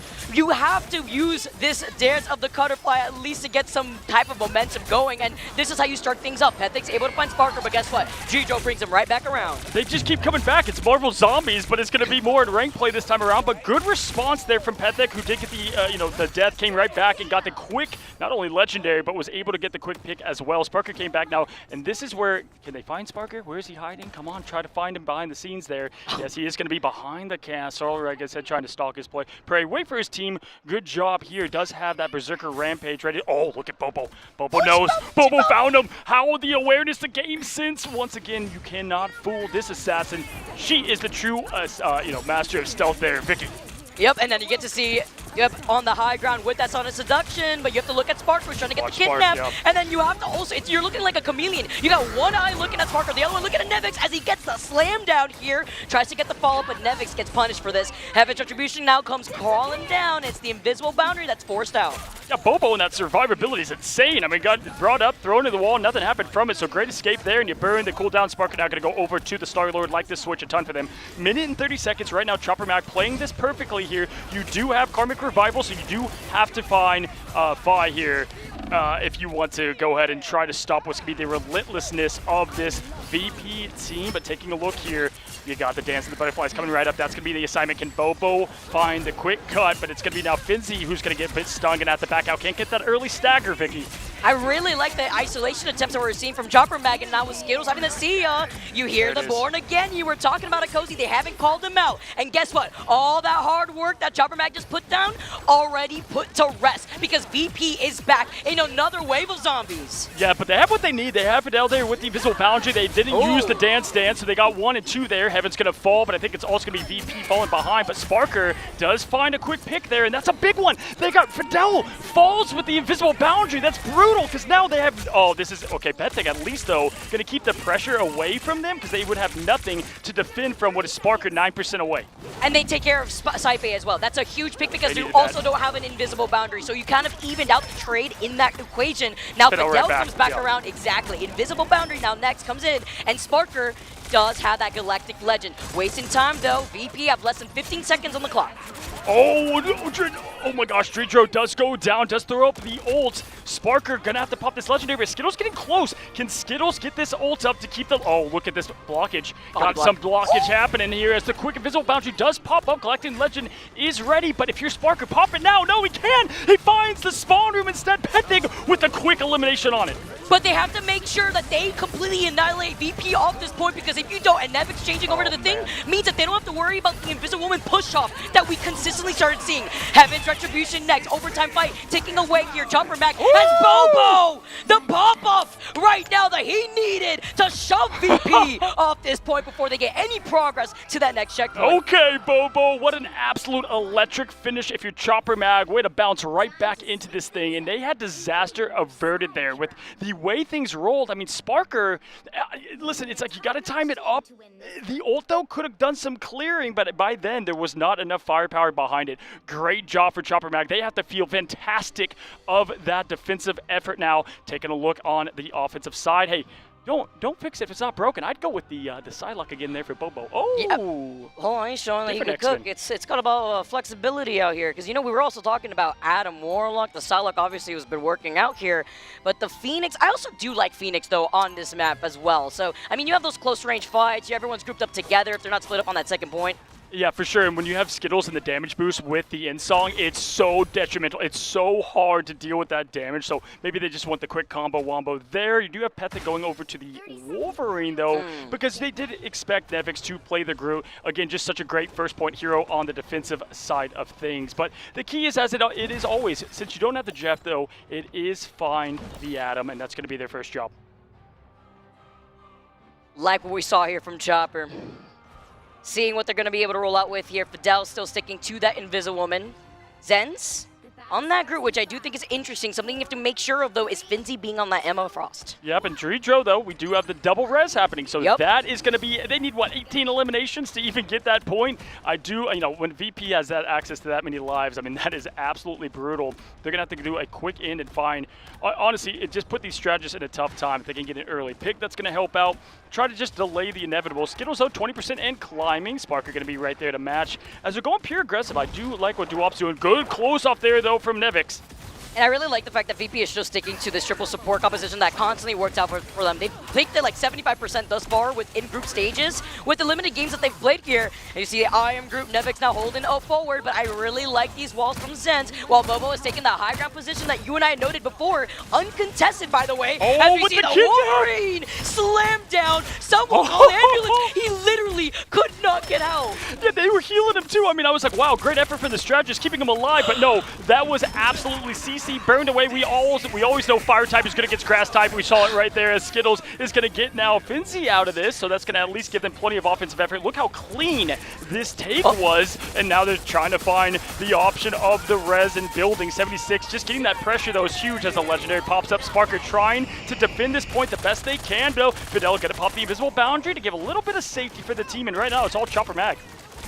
Finding Fizzy here is huge, and with fight going down, by the way, without that Karmic Revival, it's really up to Saipa to keep the contention going on, because look at all this time that Chopper Mag have if they manage to flip this, but then you turn things around after Sparker was able to get at least one pick, and then Zenz with a lovely Groot hug brings them all together to send them back to the spawn. The old Groot hug, the old Groot photo, as we said yesterday. Now, as we have this point of so much momentum, Vicky, I would say this is one of the maps I like the most, when what you've done on point 1 translates to point 2 so well. They did use a lot to kind of finish the exclamation point there, if you will, looking at what they do have. Pethics can find some early limbs if they want to with the quick Berserker Rage. Don't expect them to stay on Wool, but we'll go in and get maybe a quick, more aggressive ult. Bobo going to charge up, but you all know you can do that in milliseconds. What a match, folks. What we're watching right here, can Chopper Mag make this interesting as Skittles gets the first laugh? And you're wondering, you know, why would you protect Emma here in this equation? Well, guess what? Duop has gotten so much done out of getting that Carbon Crush, that choke slam here, the slam down, by the way. Pethic tries to get the follow. Sparker, though, has called out Bobo after we just saw that swap from the Phoenix over to the Psylocke instead.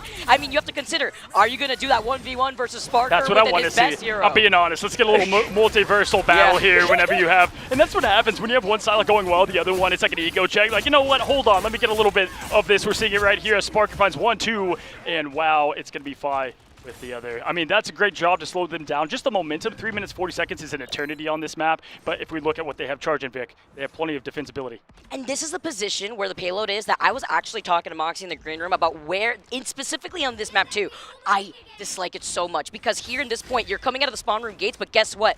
The team that is defending has so much open sight lines on where you're going to be exit out of. You only have so many space to move through, and it forces out so much. A nice invisible boundary, at least from Fidel, when they try to take a roundabout rotation, and they isolate isolated Nevix in the process. Yeah, I was going to say, first, great point, because some maps really favor defense. This one, not as much. They did get to force that out a little bit early from Fidel. I think they do like that. They have to capitalize on it, as Bobo is going to hunt for more here. Great job getting a quick slash, and that's going to force the other side of things. As Saipei now is going to get the invisible boundary up. They do have Dreetro as well, so they just have to play this patiently. Don't panic. Pethic, though, he's up and counting, though, and Heaven falling. Nevix, what a freeze! Oh, the freeze, but it's not going to be enough. There's too much damage output. Nevix says, all right, you can take your little 2-second break, but it's fine. We get an entire team wipe off the Heaven's Retribution, and now Nevix getting into aggressive position. They still have a good amount of time here, Cozy. 2 minutes, less than 40 seconds on the clock. 2 minutes, but honestly, I like what they have cooking over here for VP, right? Let's see how Sparker decides to use this. I can hear VP behind me, y'all. They're going absolutely wild when they win these team fights. I love it. That's the energy that I want right here on Marvel Rivals LAN, live in Atlanta, Georgia. We now have Zen Starry with the Freedom Charge. We'll see how they choose to use this, more for the save or the aggressive push. Chopper Mac, pretty aggressive team, so we might see it. Wow, this could be a huge pick early, but they get the, oh, that team up is so nasty. It's great, and it also forces them to reposition, though, so it could be beneficial here. If Fidel can stay alive, Skittles can't. The strategists are off the table because Sparker catches him in the back.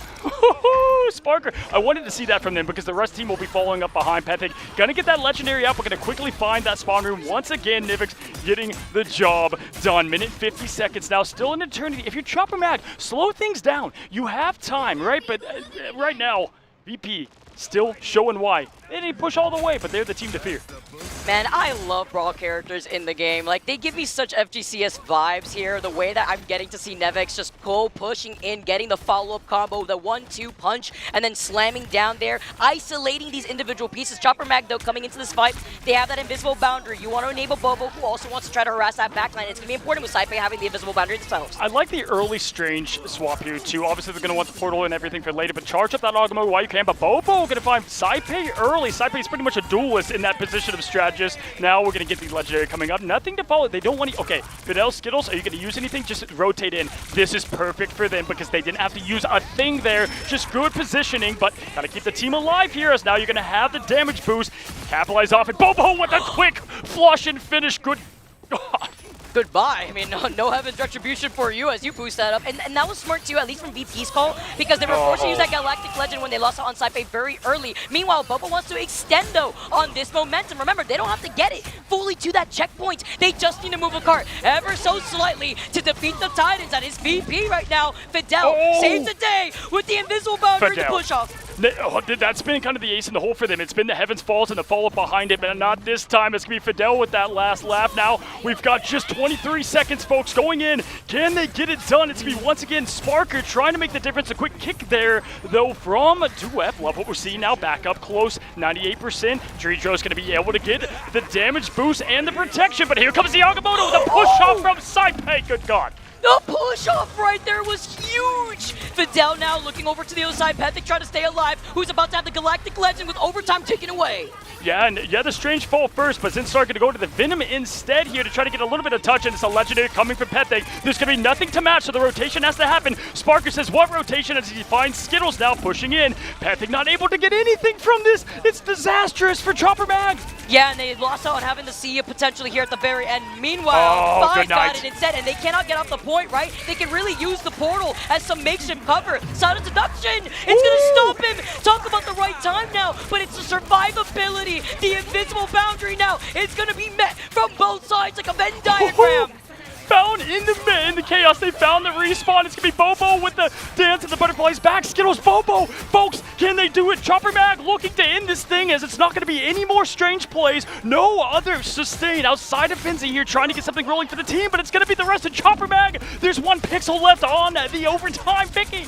Trickling in the 1 by 1 with a pixel left for overtime timer. Woo! They get some trades, but they manage to find him at the very end. And Chopper Mag, they take it. They take game number 2, taking us all the way home to game number 3. That's what we wanted to see, folks. I am telling you, this is what we're seeing here at Atlanta. Pretty much every single team has a fighting shot in this thing. And Chopper Mag, that was your we can do it moment, right? You're going against what is the biggest threat right now in this group, and just like that, get it done. We have a 1-1 Vicky. What a game! Remember what we highlighted, by the way. This is a team that didn't play on this map in Stage 2. VP's record, by the way, was like 2-1, so they wanted to take the best chances that they could. They've seen that they're mortal on this map. Well, guess what? Despite whatever performance they had, look at the scoreboard. Currently, Skittles popping off too, staying alive, 36,000 healing. But honestly, my MVP, Bobo, coming out with that solid Pethig too with the Galactic Legend. Yeah, I think Bobo and Sparker kind of match each other. For me, it was Fi and Pethig. I think Pethig just had a little bit of a difference maker outside of the final hits that you see there. Just the timing of when it happened, because Saipei is a demon. That absolutely crazy. But when you look at what this team was able to put together, I'm telling you, Bobo was a local celebrity in China. I mean, they loved him there on the crowd, and it's so cool to see it go to OCE. What are the odds? This is a region that, again, a lot of teams are saying do not sleep. I will have to also give a highlight and an MVP specifically for a really big portion of the end fight right there. When Sparker popped the Dance of the Butterflies in that side broken room with 3 members of Chopper Mech, Fidel, the stand-in for this team, had the Invisible Woman shield up, and guess what they were doing? Playing Ring Around the Rosie around the other side of the shield while they were also protected by the Emma Frost inner carbon form, trying to get the grab at the very last animation of that Dance of the Butterflies. Absolutely, and listen, VP, they're very aggressive. I love what Nivix was doing that entire map. That last Heaven Falls before the final battle, that was a big difference maker for me. Who can make the big difference there and get that final, kind of, what was their win condition, ace in the hole? Right here, we saw where it worked out just fine for them. Was expecting that again, but not this time around. I had to say great sustain effort from VP, though, to be able to at least keep that thing interesting towards the end, and obviously Saipei there with a crazy push-off. But that's what you want to see here at the top level of Marvel Rivals. Again, love the Strange early swap over 2 with the Venom. It was chaos out there. Yeah, and then having that shield there, you could use it as some makeshift cover, right? You see the Galactic Legend from afar, you're waiting for the Sign of Seduction to save you for the moments that you could waste away from that ultimate, and they're like, all right, you can't see me though, and then the Sign of Seduction came in to be the insurance policy that they needed to negate that ultimate. I felt like we went to point 4, it was point 2 both times. I mean, that was an absolute masterclass. And let's go ahead and talk about quickly too, Chopper Mag and their execution there on point 1. I mean, it was pretty flawless there because I love the double res. I mean, you see that available, you fear it. They didn't care. They were able to push in with ease there, Vicky. Y'all, that was an absolutely insane matchup. We have the, they're going to get relocked, reloaded. We can hear them in the background, y'all, as we're going to go ahead and take a quick little break. We'll be back in a moment. But go ahead. Actually, I just had to point out, by the way, can you see? Look at this aura. They mean business. They mean business, man. I mean, when you take a game number 2 like that and you're looking to take it the distance after these 2 last games alone, let's not forget game number 1 was even close, right? It was a 99 to 99 percentile situation when they were down without camping the point once. Everything is possible here, Cozy. We're going to have to see if they take it home at the very end for game number 3 on the other side of this break.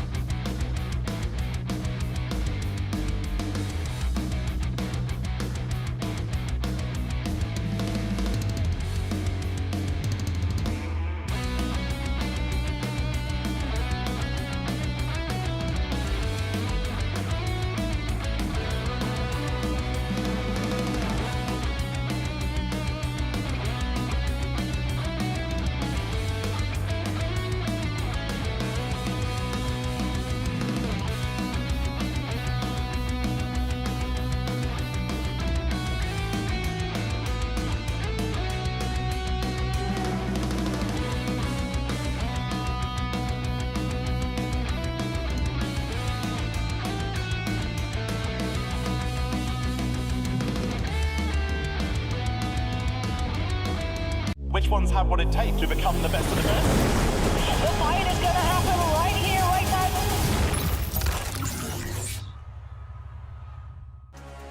now. We are at DreamHack Atlanta at the Marvel Rivals Global Finals. Look up a mag. 你最好别输。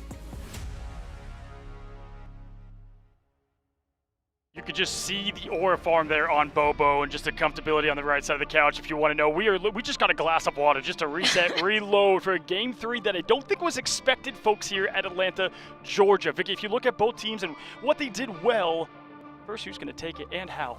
I feel like number one thing is the readaptation and making the swaps that they needed at the very end of a lot of those fights, right? Sure. And now, not only was the Psylocke actually, I mean, we're talking about the 1v1 between like Sparker and what we're seeing from the other side. Like, how are you going to try to diff that, right? And then you make these swaps that we had to see, the Galactic Legend getting progress, the Psionic Seduction. Then we saw Fidel coming through too, protecting the rest of the team, the Invisible Boundaries, cycling in and out. And that's together with Saipe being as insane of a strategist as Saipe is. Yeah, two different notes. First, don't think we're going to see Psylocke. Bobo, I Yeah. think Bobo Psylocke is now gone. Fidel, too, doing a great job subbing in. Yeah, shout out to you, buddy, as we find ourselves once again in New York, folks. We just went to Central Park. Now let's go ahead and take it down Main Street here and all the way to Avengers Tower, Stark Tower, as we get the pick and bans. And last time, we had two saved Emmas. This time, goodbye, Emma, for us. You will not be here. I'm not surprised. I'm not surprised because guess what? Yep. Imagine Emma Frost together with the group here, especially for the defense. We know that these are two teams that have no issue on having to flex into that 3-3 if they need to. And I'd also want to point out, by the way, Chopper thus far within Stage 2, they are 2-0 on this map. Ooh. And this is where VP take them. But then you look at VP's win rate. What are they, like 20-0 over here? right. Basically, if you want to add up the stats here from this Stage 2, but they're actually 6-1 within Stage 2 within EMEA. Well, guess what? We do have Satan's greatest soldier saved on both sides. The Jeff will be here, and this is an interesting Jeff map, right? A lot of the time, it's a good separation till point 3. Not a lot of areas to throw them off completely, but we are going to have the double Mantis ban, so this is the matchup I wanted to see. No Mantis, funny business with the damage boost up. Now, Venom being banned on both sides is what I expect. Try to shut down the symbiotic shenanigans. If you don't know, I think it's like a 65% win rate, the highest in Rivals amongst all of them in terms of team-ups, Vicky. Write that down right now. Write that I mean, down. you guys got to take some notes out here too if you want to climb through your own respective ladders. But you talk about respect, by the way.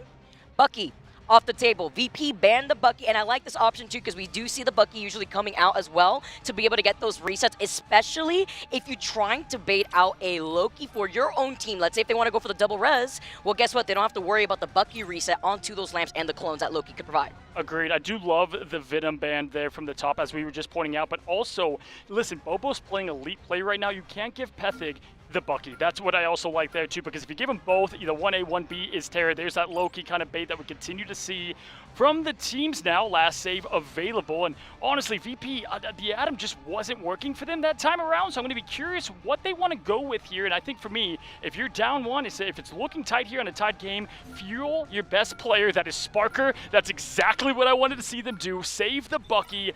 That is the winning strat. We see teams do that all the time. Like Envy, they try to help out Speedery if things are looking down. You're going to have another great duelist here in Sparker at play. Now taking a look at the last ban. What way do you want to go about it, Vic? They can go a couple roles here, and they go with the group, which I think is solid. I also just think it's so smart too, because when you ban out also the Loki ban, well, guess what? That means that they waste that ban and they can't ban out the Venom because they protected the Jeffs. So that means that they could still at least lean into that symbiotic shenanigans if they do want to roll out with that Venom and the Jeff.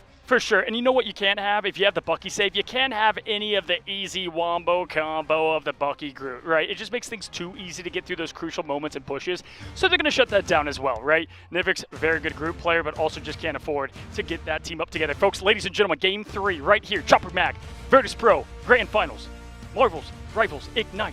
I'm Cozy, Vicky, here we go. Let's go. This is what the Grand Finals is all about here. We are in day 2 of group stages, and currently OCE have taken the Titans of the EMEA region to game number 3 in our best of 3. This is where it matters everything here, because it also highlights the talent that is Chopper Mag right now, even with those last-minute adjustments that they were forced to come out with. Yeah, very interesting here. I do like the offensive strategy that they've got rolling, kind of what they brought into the Dom there. You got Fi and Sparker on the Daredevil and the Psylocke. Bobo, yeah, listen, I like when we've got Bobo and Speedery up in the air as Ultron. I need to see them on the ground doing what they do best, the Duelist. This could spell trouble for Chopper Mag, but taking a look, here we go. They do have symbiotic shenanigans. They have plenty of sustain in this defensive build here. Sometimes we get strange bans, not this time around, as Nevik's going to be rocking the Sorcerer Supreme, pushing right through this first turnaround. Yeah, I'm always on the line when it comes to the Ultron too, because sometimes we're still seeing some teams really force out the Season 4.0 meta as Vinci's just trying to jump around. Portal? Yeah, I heard it behind him. But it's a swap over, so it was a portal, I think a shut off maybe, and then you have now Nevix going over to the Thor. They do like this as that aggression and peel that they can do. Interesting portal there though in the early play. I'll be honest, because sometimes I'll hear the portal randomly and then there's no Doctor Strange on the screen. I feel like I'm just hearing things at this point. But yeah, you heard it over to the other side right now. We're gonna get the Steve 1v1 for now. While Vinci's not able to let him get away now, as he's gonna be able to back away too, because you have to worry about also that Ultron up in the sky that Bobo's gonna be able to put in that pressure and find Skittles in the process. Yeah, I'll keep it PG here. America's butt, right, is what they like to say in the MCU, you know, but we look over at what is gonna be yet another Angela aggression. I do like what Zinstar's been doing for the team here, trying to find a bit of their prey. Good job stalling. Always love that. The rotate back just to keep the point afloat, right? Now we have Sparker looking against Bobo, and it's so much harder in the skies, but great healing from Jeff. So easy to heal up the Age of Ultron there in Bobo, and it's been the Age of Bobo thus far. Sparker though has the Dance of the Butterflies ready. First Jaws moment is gonna be from Skittles. Oh, he gets the He got him? Oh my gosh. gosh. Are you kidding me? He was trying to get away at the same time up in the middle of the air. Okay, that's time to take a trip somewhere else. Isolate you from the rest of your team. Big Itch Jeff, but it also isolates Skittles at the same time too. You can imagine, as Drijo now has the Itch Jeff. Can he turn this fight around with Saipe having Neves coming right back from the BRB after Fies let the devil out? Yeah, listen, it's been a while since I've done any biology class, but the old food chain, Shark and Raccoon, you know, haven't heard that one as much, but we do have Drijo trying to do the same themselves. Don't get a lot from it, it looks like here, as Fi just trying to get the Daredevil rolling. This has been the problem with the hero right now, though, at pro play. So easy not to get that guy to snowball what he does best, but he does find Zinstar. That's what you want. And from here, you can take it, though. Fidel going to get that res, but it is going to be VP able to get things rolling their direction. Look at it. It's Saipe looking to collect. Tom Nook would be so proud, the depth collector himself here, as Sparker is going to also have that Dance of the Butterflies here. Zens can't find their way outside the other side of the portal. The fact that he was able to block it the whole time and still put in pressure, by the way, on the Thor. Yeah, no magic here, okay? You got a god versus a magician. That one's going to be a one-sided battle, as point one going to go to VP, and this you get a little bit of a stall here. Duep just trying to put up a little bit of contention. This is going to be the slice, the dice, and cooking there for VP, as they do find themselves getting point one here momentarily. This is kind of just a dribble effect, trying to do what they can to sustain, take the time off the clock. Minute and 14 though, not bad, not bad. This is though where the magic happens. Point two, so tough on this map. Could have honestly forced out a stall right there, but you know, they don't want to risk wasting even more time, so they take care of the Luna at the very end before we see some swap-ups. Now coming out of Chopper after Pethic, I was sent down, they now make the swap over to the Adam Warlock. Zen's trying a little hint at a penny, but it was no penny. It was actually going to swap right over to the Venom, so that way you could have those symbiotic shenanigans once again too, and Duep looking like to stay on to that Doctor Strange. Yeah, we've seen teams try to do where it's tough to win the first fight, but you have a defensive comp or just the aggression comp. And Chopper Mag's just going to stick here with a little bit of a hybrid approach of both. Duep still on the Doctor Strange is going to be the call that I want to look for at this moment. Now it's going to be Fi just trying to stay alive, and a good job out at 74 health and falling. But it's going to be now Saipe who finds the best of it. VP cleaning up good, but there it is again. Fidel trying to give this team a chance, even with the reses. There is going to be the quick res there from Pethic now, 70% and climbing. That's what they have to look out for if you're Dredro. And then you see the It's Jeff, well, guess what? Trying to catch Finzi as he jumped on the other side of the wall. Oh. No Jaws for you. Sorry, take out the John Williams music here. No composure left to find out because Finzi is popping off. He gets the follow-up. He got the 3K before, and he's still harassing the backline. The exact job that's called for him right now, because what you can do is you see that 10% there. If they're able to get to that point 2, Pethic could keep this team up for ages, and you just have to go full aggression, kind of the opposite of what they did there on our previous map of Central Park there. But now we look at what we have. A duep on the Agamotto. Again, not crazy about it. This is, look, I love when you get the little Daredevil trying to see what's around and what's happening here for the team. Loading up the batons there as lethal as we know them. And Dreech ready here to continue to help out the team. The Agamotto is out though, Vicky. And just like that, it just, sometimes, listen, sometimes magic could just be too powerful, you know? You got to just tame it down. It stopped the whole thing. So powerful that we get affected by it here too. You know, the Eye of, maybe they didn't, but we get Eye of Agamotto in real time. Make sure you take care of the souls right behind us too, so that way we can start getting going again. But it's Finzi hugging the spawn room gates for me, by the way, creating so much of that space. For sure, VP playing the game that they want to at this moment. I think it was a great hold there early from Chopper Mag. But point 2, you got to quickly figure out those swaps and changes. They tried to do the Atom, but what happened? They didn't even have time to readjust. I mean, they just pushed in fully. Great awareness from VP there, knowing though, hey, don't give them any time to get that kind of defensive strong hold. We saw that with like maybe a Hella and a Namor. If they get the first win, strong defensive hold there. This time the Adam Warlock didn't go the way they wanted, Vic.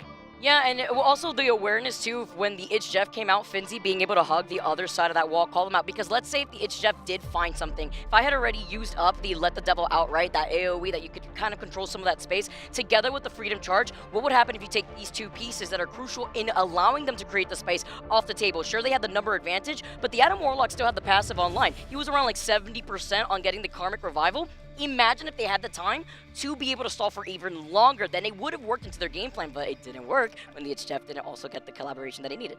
Yeah, absolutely. For me, what I want to see point 3 now is I would say, back against the walls a little bit. You obviously cannot give any extra time, right? I expect there to be some overtime. If it's a 3-3, that's fine. If one team gets 30 seconds, it's pretty much over. So tough to come back from that. Hey, give me Bopo on the side lock. Let's get back to that action, especially with all the corners and dodging and dipping that you can do on the Deadly Assassin. But Vic, right now, Chopper Mag, they found themselves here a couple times. They're putting up that fight, but it's how you finish. And VP, they've been on the opposite end. They've gotten close to falling, but then they always clean it up just like that. Do we think they'll do it again? Actually, okay, right now on the spot, who's going to be winning it?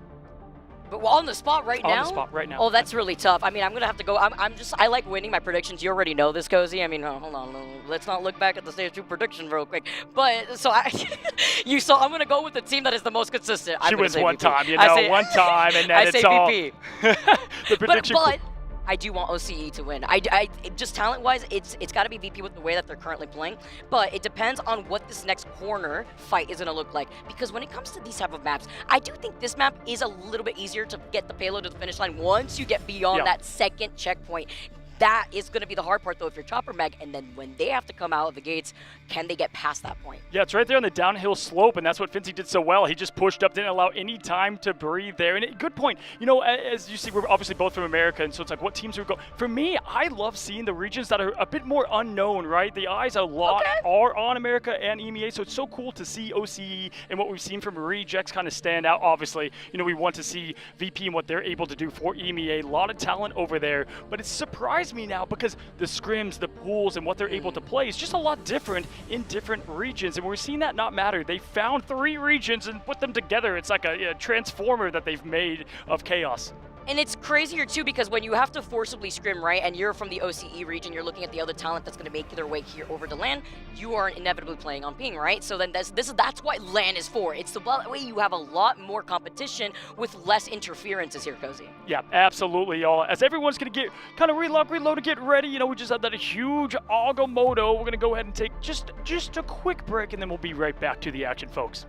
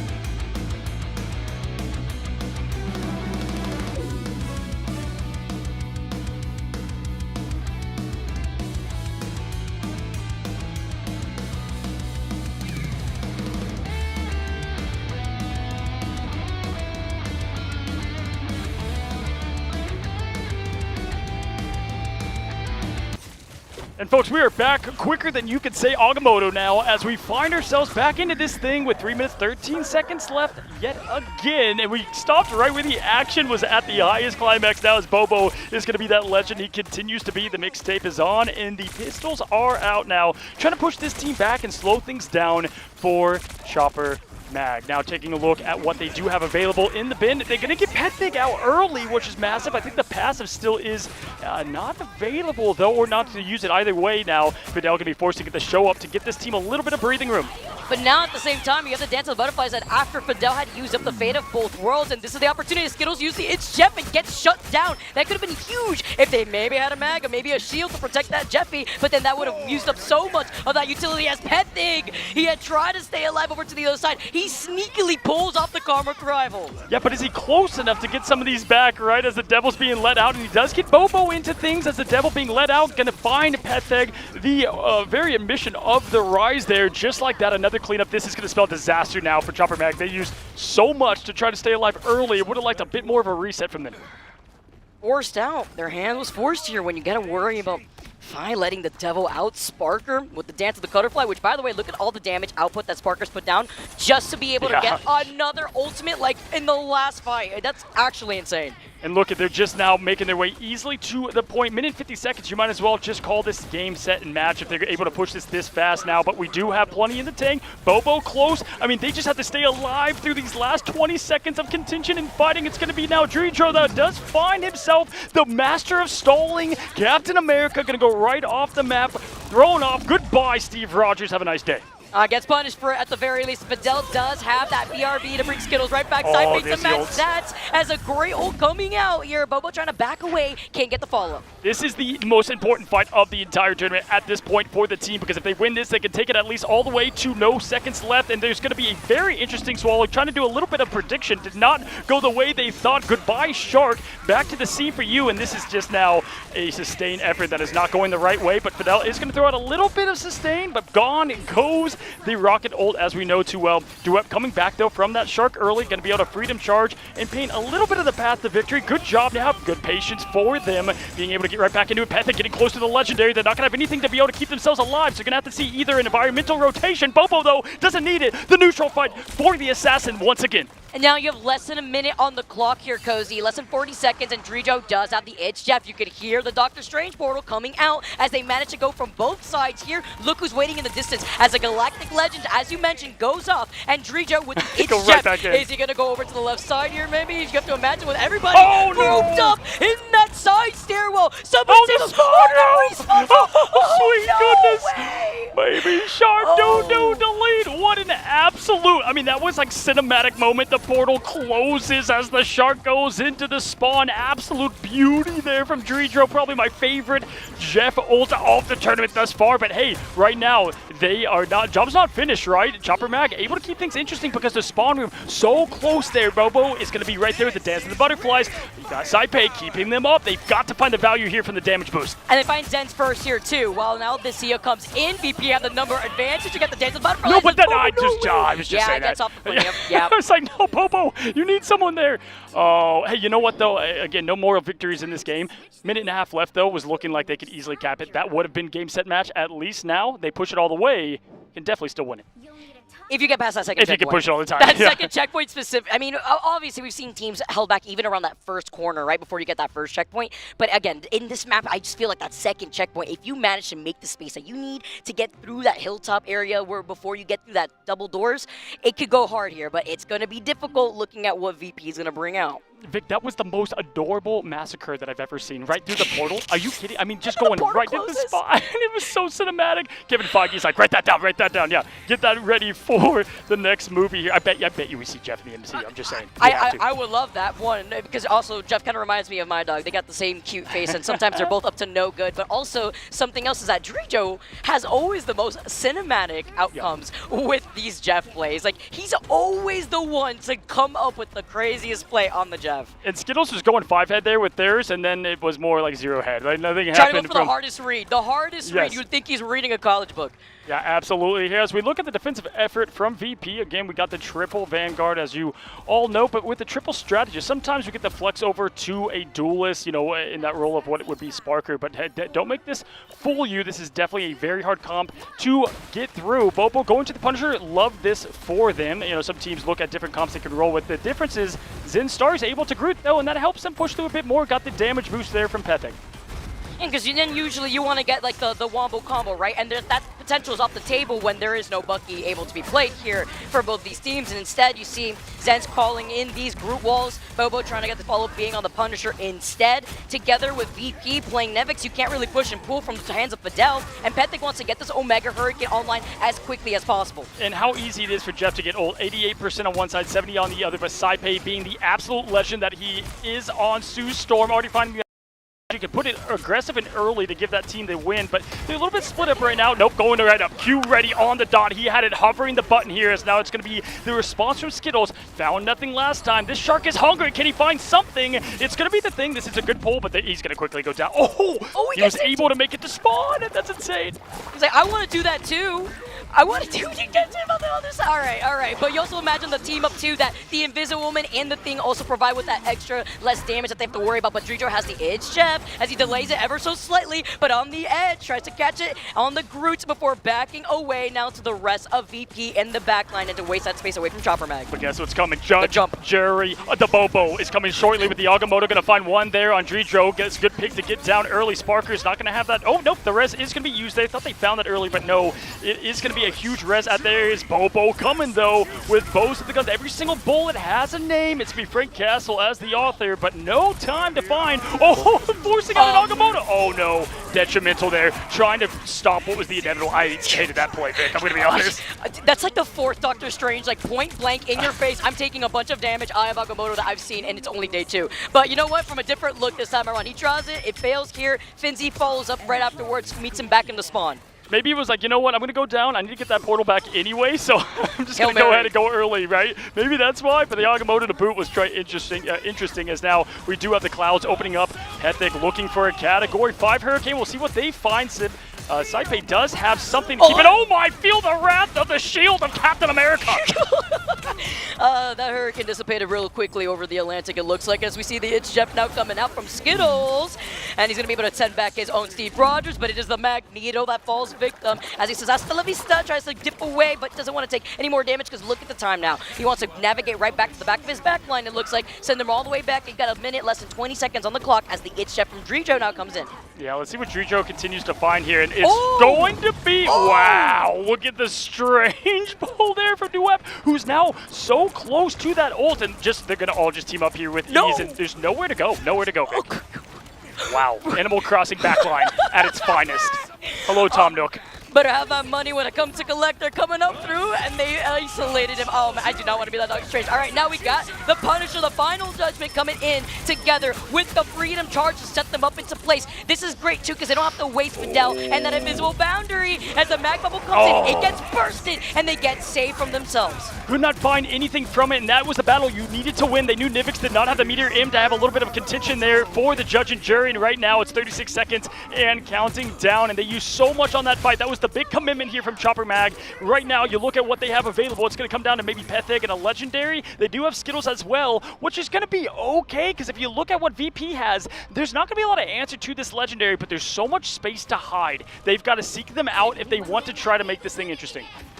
Time is of the essence, though, now, Cozy. Less than 15 seconds on the clock. And this It's Jeff, by the way, from Drijo, is going to benefit VP if they get them all off the point. The Galactic Legend gets that big pick that you were mentioning, but he got the BRB. He's going to be able to come right back around thanks to Sparker and the placement of that teleport, too. As now he's trying to look around, trying to harass that backline. No more Animal Crossing backline, as we've been noting. And VP down 2 members as Drijo goes for a play off of the It's Jeff. I love that Pythic just ignored the Magneto completely. He was like, okay, I'm going to go for the rocket here. That was the play to get us. Oh, they do get, look at that mag bubble. Absolute perfection there as they continue to tick it away. But Zenstari going to be able to help the team get the point. And even though VP put up an insane defensive effort, they used the 2 ults that mattered, and they got the pick with the Star-Lord. That's what I was looking for. No rotation happened there. And here we go. We got things, this is going to be good. 2 minutes left.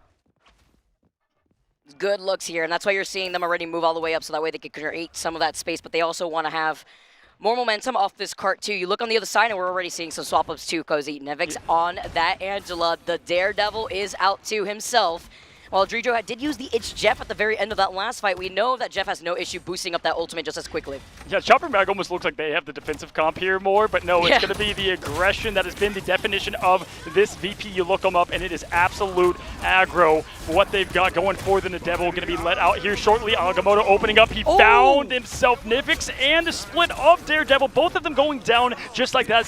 Saipei, though, going to bring back 5. Yeah, you only have one, right? You only have one respawn beacon, so you can only bring back one together. He lets the Devil out, and Sparker wants to deal more than enough damage with the invisible boundary. Talk about the timing that forces Sparker to back away. That was perfect, too, and Bobo able to rotate, not go down either. Minute and 20 seconds, though. I mean, this is going to go to overtime, right? There's going to be at least 2 more fights that they're going to have to go through here. So you can't use everything, and Bobo knows that, but Bobo getting pressure early. The Amplifier is going to be able to keep him up with ease. Skittles does rise his Magneto. Eric in the fight, but Bobo going down does obviously have the passive. This is where you got to use the Karmic Revival, and now it's kind of, this is going to be tough from here. It's the It's Jeff also coming out from Drijo, and it's once again finding Fidel. Born again, though, rings back around, and Bobo in the positioning brings back Skittles at the very least, but are the rest of the members even in the line of sight? Yeah, VP had the popcorn out as you see the board again. They're watching Bobo like, okay, finish, yep. Great, you're done, you're done. So we've got ourselves the last reset, the last fight, 38 seconds, and falling. Nivix going to have Heaven Falls, and if you look on the other side of things, not a lot. Legendary is all they needed last time, but they don't have the sustain effort. And if you look on this side of things, listen, this is going to be the neutral fight to win it. We'll see if Pythic can get things open up for the team. Look at the Daredevil hanging.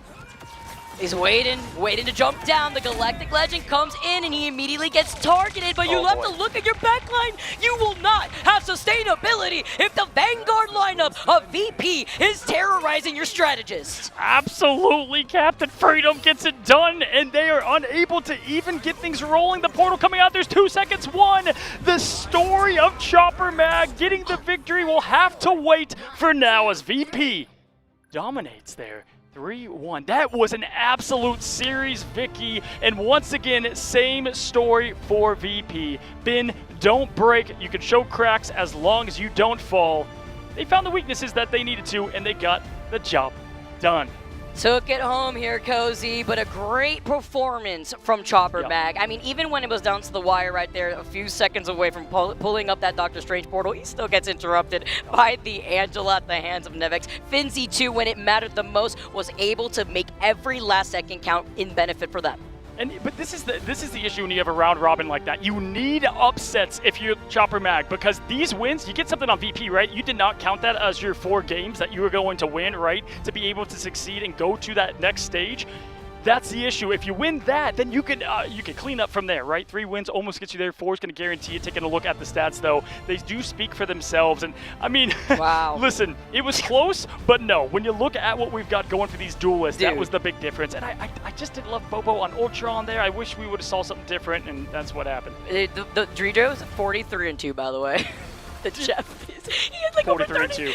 Dude, and then fight 2, that was actually insane performance. So we take a look at the highlights for our last match. And then you had Fight coming in with 41-5, making the adjustments he needed. 16 final hits on top of it all. And then, of course, that Finzi play. Yeah, I was about to say, the big difference for me on this matchup versus the one that lost was Finzi. I think Finzi was not as big of a deal in that last matchup. They were able to rotate and peel that much easier this time around. Finzi was constantly just causing chaos there for Chopper Mag, never able to upset. There is the play of what I've seen so far of the tournament. That or the portal that I saw in a Groot yesterday was kind of nasty, but that is definitely one that you want to have as they found the Strange up in the sky. I mean, Dredro, hello, welcome to the Jeff highlight reel of this tournament thus far. Just putting on a show.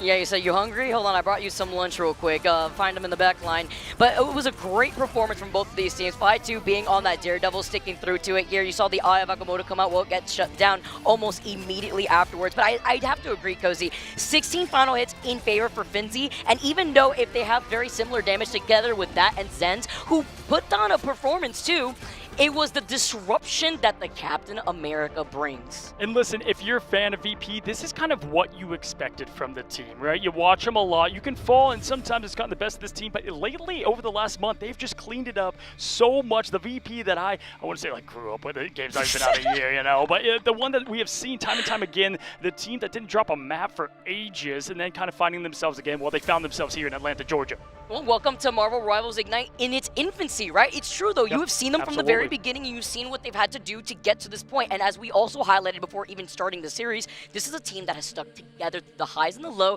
and they've made the adjustments that they've needed to stay on top. For me, they just don't have a weakness. We see this with other teams like FlyQuest. You look across the board, and it's like Saipei's pretty much a duelist in the strategist position. Finzi and what he was able to do aggressive-wise. And then, listen, Nevix is that anchor for that team as well. And Sparker is kind of who, you know, you kind of... Sparker's insane. Let's just get there right now. But for me, Fi really impressed me with that 1-2 punch combo they were able to offer. Yeah, good luck dealing with a duelist lineup like that, right? Like, if I was a strategist on the receiving end of that, and then you have to worry about Finzi too. Welcome to Dive, where it really benefits the different compositions that we've been currently seeing within the group stages. Absolutely. Also, that was VP. That was Chopper Mag. We have another amazing matchup coming your way shortly. Don't go anywhere. We're going to get ready. The players are locked in. We'll be back after this quick break.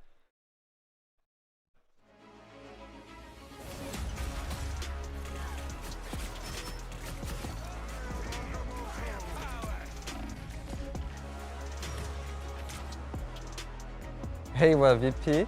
Watch us here in Atlanta. If you want to watch winners. I thought you said send it to Greg right there.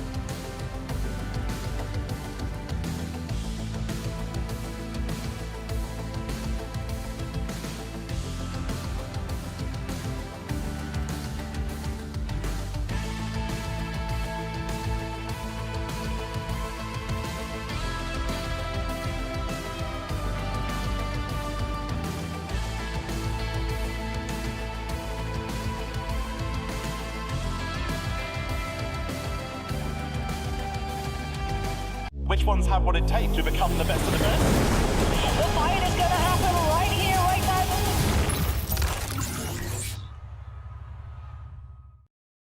now. Hey, we're Dark Zero and we're here to win it all. Yeah. Give indeed. Ladies and gentlemen, welcome back as Vicky and I have our second matchup of the day, and it's an American Classic. We've got Envy versus Dark Zero. Dark Zero, so close on all those games they've played, had come away with a couple wins there, and Envy, they look to kind of get back on track now. Yeah, it's a tale as old as time, right? And the last time we saw these two teams, Cozy, right? We look back at what the playoffs brought us in Stage 2 of Americas. Guess what? We're on a new patch. This is Dark Zero that's had a lot more time to become cohesive. This is both teams, both Envy and Dark Zero, having to make the adjustments for Season 4.5, and that means more experience and perhaps a different outcome to that best of 5 that we witnessed between them, which ended, by the way, in a 3-0 fashion in favor for Envy. Yeah, and absolutely, but Dark Zero, they've been the team, the more they play, the better they get. We take a look at the standings, though, for this group, and right now, 3 games won there for VP, and Dark Zero right behind 2-1. You got the 2-1 for Reject, so Envy again looks to settle the score. This is actually such an important matchup for Envy to be able to kind of keep this race tight, right? Chopper Mac can get right up there as well, but if VP is looking on, obviously, to get to that next stage, it's kind of that middle bunch, and that's exactly what we thought here with Group A, kind of who was going to progress and be that bottom 2, for this set.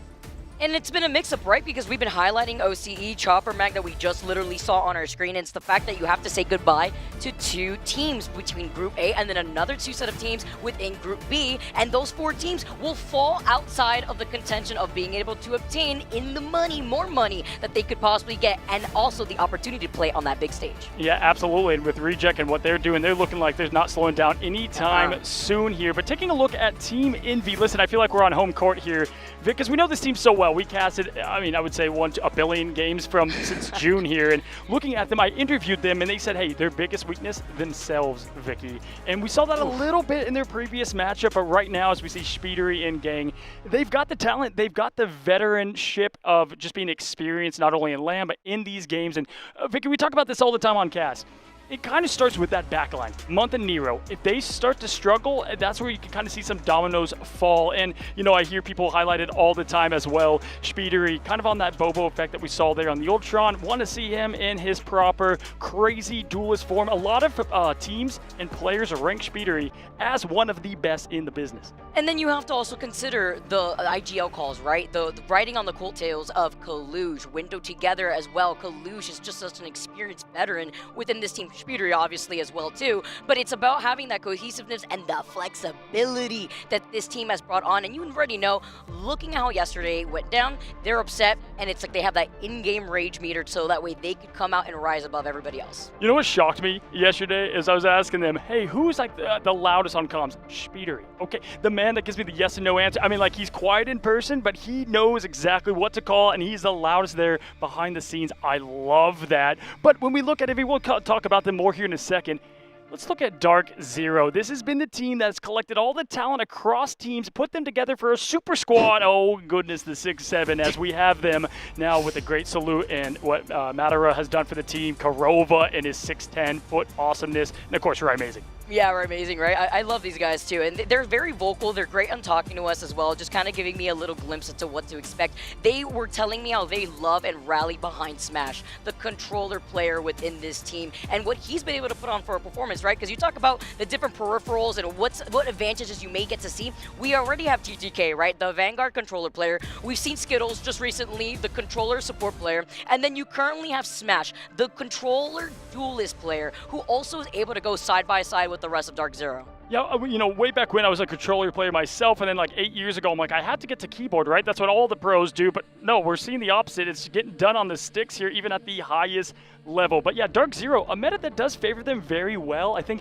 you can't find too many cracks on this team, but you can tell really early, both for Envy and Dark Zero, how they're going to play just by the first match. Like, this team is not, they both adjust fine, but that's really what you see when they line up. Yesterday I had the pleasure to meet Amazing's parents, and it was incredible, and that's what you love about LAN, right? Being able to meet, the people in charge of the great players that we're seeing. So proud of the son and what they've been able to do. Let's throw up some Dark Zero highlights and kind of just show what they've done, though, and continue to do as a team. And yes, it's a lot of the Korova show there on the Atom, but Impunity coming from Shroud X has been great in that Vanguard position for the team.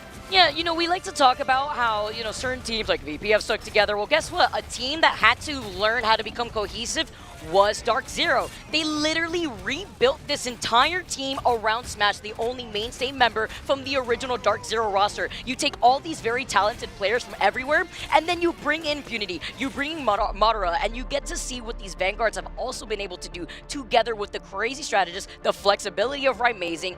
My only question though, Cozy, you're talking about what we could expect going into that first map. The other thing that you could kind of get a glimpse at is the pick and ban phase. Are more of these teams going to start target banning Korova all over again? Because we've been seeing that really forcing Korova onto the Invisible Man. Yeah, Rising plays such a great Mantis. I still expect the opening of the Mantis, but then it's like, okay, you know, Korova loves the Jeff as well. As we do look at the map that we'll be jumping into for the pick and ban, it is going to be, hey, Hell's Heaven. We got it. We always get the. How many Krakoa matches do we have between the two of us? Yeah, like one. And by the way, those are like two of my favorite maps, by the way. And you know what cracks me up is that when I was talking to Dark Zero yesterday, they were like, "Man," and I go, "Are you guys okay? You guys haven't even played yet. Like, what's up?" And then it was like two of the members that were like trying to rally around with the rest of the team, and they were telling me that they had drafted Hell 7 5 times. Oh my gosh, as we see. We see Nero going to be targeted there. The Jeff is going to be out of play. And like I said, you can't let Rising have the Mantis because they can flex to so many different roles from there. Velocity, by the way, this guy cracks me up. The confidence on this guy, absolutely so love good. it when we got to talk together in person. The Mantis save, though, is massive for Envy. Because what does that do? It opens up your best player in Speeder to continue to rain down the hell that he can do now. Looking at what we've got, the Imma save, you know, Madara there. It's between Madara. He said Madara. I'm going to go with that. But Imma, such a great play and what they can continue to do there. Adam going to be banned, so Korova not going to have access to the Golden God. That's an early Adam ban, but in Domination makes a lot of sense. All right, and with the Emma Frost save here too, I like this because obviously Madara is really good at making sure that there's a lot of space and pressure done. The ban on the Loki, though, to follow up. And not only did they have to look at the fact that they got the Adam Warlock banned against them, as we mentioned, the Korova focus too. Yep. You're imagining maybe if that last ban is going to actually end up being the Jeff, but seeing the Protect over to the Bucky, could this be another bait that we've seen DZ aim for again? Yeah, and listen, they got to use the Loki ban early to not have that team up, as you said, with the Mantis. And they're going for all of their best heroes for certain targeted players. So Impunity shutting down the Groot early there. The Adam save, I always love in Domination when one team bans it and saves it. It gives them so much room to work with here, and they're going to have just that as we finalize. And right now, who would you say kind of won that draft in your opinion? Looking at the way that, I honestly would say Envy in this case like here Envy's too. draft I here. really like Envy's. Yeah, because then at the same time, yes, you're allowing Dark Zero to still rock the Jeff if they want to lean into that with Korova, but you've banned out the Loki from Velocity. You were just highlighting Velocity getting started with this pick and ban phase. Velocity's a very interesting Loki because he's like one of the few Lokis at the level that we're currently seeing Marvel Rivals Ignite in. Have no issue, depending on the situation, to get the God of Mischief on even a duelist to change the tides of a fight. But that is so risky sometimes. 90% you want the strategist, right? But he knows the situation, and now he can't aim for it as we get started with map number 1 within our last series in Group A. Truly Marvel Rival Civil War here in the Americas, because we've got Envy versus Dark Zero. Now, Jeff can be played amongst plenty of the team. It's going to be Smash that will be helming the Creature of the Deep. And speaking of Ocean, Speeder on Namor here. Love the setup. With this lineup, though, Envy, if they can cap early, this is one of my favorite team comps to hold on to the point and make it a tough fight to win back. Window obviously going to be going over to Angel. Such a great hero on this map. Those environmental eliminations going to be huge for the team if they can get a, you know, kind of a cheap win for that one. But you look at what they have on the opposite side. They protected Bucky for a reason. Rising ready to be locked and loaded. I love how you said cheap, right? You know what? And nowadays, it's okay if you get the BOGO deal when you start off on the factory. We'll take any credit that you can when you're on the Angela and you have to deal with an Emma Frost on the other side looking to roundhouse kick you off the side of the map. Take a look, though, as I really like this rotation from both of these teams, taking the fight onto the high ground already with a beautiful freeze with Kaluj finding Impunity first. Impunity couldn't even move and wanted to go in aggressively, maybe get the shield up. Didn't even have a chance because of the massive freeze from Nero. Window. Great job living up to the assignment there as Window trying to pick something, as you would say, the shish kebab. Early mag shield to keep Window alive. Great job there from Kalush to keep that one-wing Angel in play. And right now it's going to be that fight for the point early when you're down a Venom. It can be tough here. Do have the Dirge coming there from Namor and Speeder up to the whale. Coming in a moment is Giganto, summoned from the sea. Amazing close behind. Velocity's got to get this early, though, to get at least a little bit of sustain for the team. Right now, both teams doing a good little back and forth. Keep the point theirs, but don't let the other team take it. It's great here too, because then you get to see the team up together with the Namor and the Hela. You got those pillars, and then you have the squids to follow up as Corova's the victim. But with the BRB, you bring him right back. Nice eternal bond to keep this fight going, with Speeder going down, as you said, the big pig. As he tries to get the reset, he gets it onto tap, and he's looking to do it again. He's going to use it. He's got the Kraken impact, forcing the show out. Is still a victory for them. Kalush going to be going down early. Points still not taken, folks, as we get the invisible boundary up. The Roman Coliseum out to fight within it, and all eyes on Mataro, who's got the seduction ready, and just like that, it's going to be Dark Zero looking to get this thing, but Speeder is going to keep this thing interesting, have the sustain ready. The portal is out. Hell is unleashed from tap, but quickly fallen as the purple ball goes up, lands down, no connection. Beautiful play. It gave a haircut, too, to the Emma Frost, who was looking up at the Kaluja. Pull back in, though, onto both of the Vanguards. Huge plays coming in from Korova to get the follow-up together with Madara to get Kaluja as well. It is a number advantage in favor for Dark Zero as they finally get this point flip. Little brother, no more. You give your little brother enough time to practice. Guess what? They're going to grow up and get big, too. We're seeing that from Dark Zero right here, right now. Amazing. All the way back up to 75%. I swear I just heard again just a moment ago, but no, we're back at it here. Looking at what Envy has to try to put up a fight against it, not a lot. So we're all eyes here on potentially Month to try to keep things interesting and alive. 21% in climbing. DZ could just kind of float this out. See Ryan Mason looking to get these resets after getting that big pick off the window. Trying to get the shutdown of the fly. No.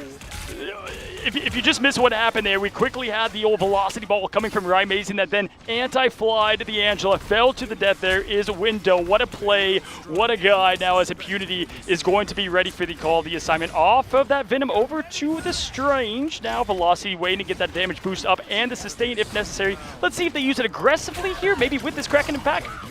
No, it's trying to gear up everybody together, and it's the Itch Jeff, the Will, just going over to the other side. He gets the spear, but it's the Doctor Strange that come rising up together. The Itch Jeff save, by the way. Talk about get down, Mr. President. The MVP in saving Impunity, bringing him back together with the rest of Dark Zero. That's all timing, by the way, and communication. As the more power up together with the Hela after the Hela, the Goddess of Death will be able to get a reset in this fight. And Envy used so much to try to get that win there. Like I said, this comp is much better after you already have the point, so a little bit of a struggle fest here we're seeing early from Envy. Got to shake the rust off early. Kalush now trying to get something rolling for the team, and Window and Tap are going to follow up with it. Great job not letting go of the gas in this meta again. Not as much as the reset. Just keep on that pressure now. Tap needs the hunt. This is your best sightline you're going to have on this part of the map. You know, hell, this is probably the biggest struggle they'll have in terms of Hell's Heaven.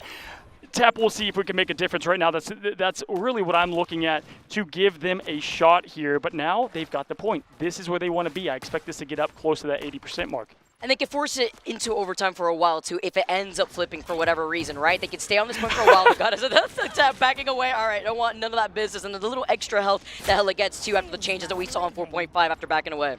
Yeah, that's it quick. Okay, we know we hear the footsteps, the heels, the high heels echoing throughout the chambers of Hell's Heaven now. As good sightlines here for the top ground. Love what they're trying to roll out here. They do have that Goddess of Death again if they have to have a quick get out or just try to put some aggression early and turn the eyeballs away from the point and on to Tap here. Looking to go again, get that off angle, but not finding any success from it at this moment. You look here, Ryan Mason ready for the Kraken impact. He got smashed as well. He's hungry. He's looking for the next lunch. We're moving on to dinner shortly, and on the other side, Envy not close to much.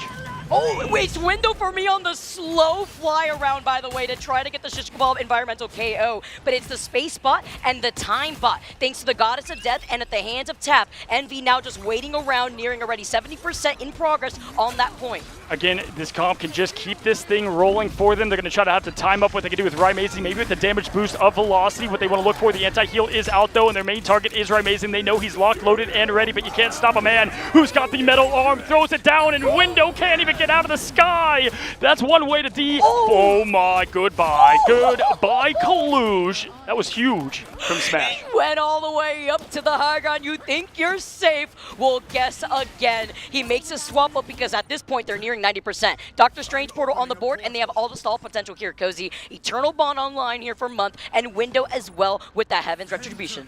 Yeah, they've got plenty that can paint the path somewhat to victory. If you're Month, you're going out right away to give this team some type of survival. And it's going to be throwing down the slash and Heaven falling on Hell's Heaven. How appropriate now with the axes out and the sustain up. And with the stun over to Rymazing, there's not a lot of answering they can do to get this back in the favor. But right now, look at how close to the point. Envy, they are sniffing the recap. But right now, it's going to be the sustained effort. And not only that, the ult charge from Dark Zero to continue this thing rolling. And the number advantage too in Dark Zero's side. Nero, though, is forced immediately after getting dove by Impunity on that Venom to pop the fate of both worlds. The anti-heal that we currently saw with the pillars of Speedery and Tap do provide can help them out just a bit as the Itch Jab comes in, and it is smashed with another play. It's going to be able to take his own Impunity right foot up on the high ground just to protect him for now as Rymazing's going to be able to find Window. Rymazing once again finding Window in this moment, throwing down and going to get an... Oh, that's going to force the Goddess of Death tap, just forced to get out of what is the reset. That's actually a great use of the ability now as Butter has all eyes on them. Feast of the Abyss coming with the damage boost. They find 2 and they find the point and map 1. Ladies and gentlemen. Woo. Talk about explosive, by the way. Talk about the way that Envy had tried to recontest that, and DZ. The sustainability, smash on Jeff. They somehow, they had nothing rolling for them in ult charge. There was a speck left of the point for Envy. With that flip, that could have been it, but no, just like that, it allowed Dark Zero to get everything back. They used a lot, right? So if you're Envy, at least you have plenty of momentum going into this next bit of the map. I tell you what, though, who has more to lose from this matchup? Definitely Envy. Envy's going to have more 100%. to lose from this, so they've got to lock in here if they want this domination win. If you look back at the group stage, Envy usually flawless in domination. Taking a look, though. Look at 18,000, 19,000 healing already, 20,000 across the board, 1 map in. Are you kidding me? And Month 2, who had the Eternal Bond almost at 20k, but it's split up against 3 strategists just to highlight the damage output that they're helping them from. Are we sure? We're not watching right now a Dark Zero highlight reel because, I mean, this is absolutely crazy just looking at the stat differences of just really no funerals there for Dark Zero. Early now, we look to reset, and if I'm Envy, you don't want to use everything to get this first cap. You know, let's see what they want to do here with Speedery. I do like Window a bit more here on the Venom. Angela always does work on that map. That's what they've been using for success. This time trying to get a bit different here. We'll see if Month tries to do a Terror Cape for the aggression early. Oh boy. Yeah, it's not that Soldier's Factory here, and instead it's Impunity calling out Tap in the back, and it's not like they have a rocket. Well, he skates by the whale. It's found Korova. It's found Smash, and Window is back, and it is a wipe immediately before the point even was able to get online in that moment. They take them out completely. Yeah, Dark Zero pushes everybody out of the... I mean, just no one on the boat, and they all forgot the floaties, just like that. Speedery easily getting the 1-2, and just like I said, didn't have to use too much. I mean, that value of the whale was everything there, because now this comp, again, like it on defense, you've got Month there with the quick Eternal Bond.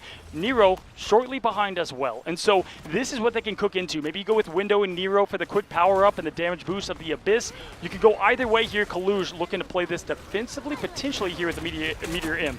Oh, the follow-up here too. I like this. You're forcing out cooldowns, by the way, when you're Window and you're just looking to play peekaboo as Korova gets boosted up and into the line of sight of Tap here. And now Month is able to use the Eternal Bond to keep everybody alive, and they're taking this fight over to the side while they increase their progress on the point. Korova went down and doesn't have the invisible boundary to save him from this fight. Yeah, and they didn't need to use the damage boost there either, Vicky. So Nero, great job, because now they have yet something else to survive. Rymazing, that's going to be here shortly with that impact. Looking on the other side of things, I mean, this is 52% and climbing. Dark Zero, maybe Smash can get them out and break away with one of those, like we say, cheap meals there in the Jeff. But, you know, we'll see if they can force Korova's invisible boundary early. That's what I typically like to see aggression-wise. We do keep track of Window. That's exactly the mid-fight caller for the team. Envy does have what it takes as he climbs up, and the Symbiote is looking for the lunch himself. He is taking a nice roundabout pathing, though, just getting his cardio done before jumping in as you see the Feast of the Abyss, the anti-heal, a nice stun onto Kaluge, and with Rymazing at least finding one, trying to see if he has the opportunity to have that survivability as he lets it rip with the reset. Oh. He gets one, he gets two, and this is why when you take a look at Bucky's place in the current meta, this hero is so strong. He freezes him and says, all right, I'm out. Out of a horror movie. It was like just completely running away from what is the Oktoberfest that we're seeing. Listen, I got to say, I mean, the fact they were able to get that pick, even with Luna Snow and Nero, getting the protection going on.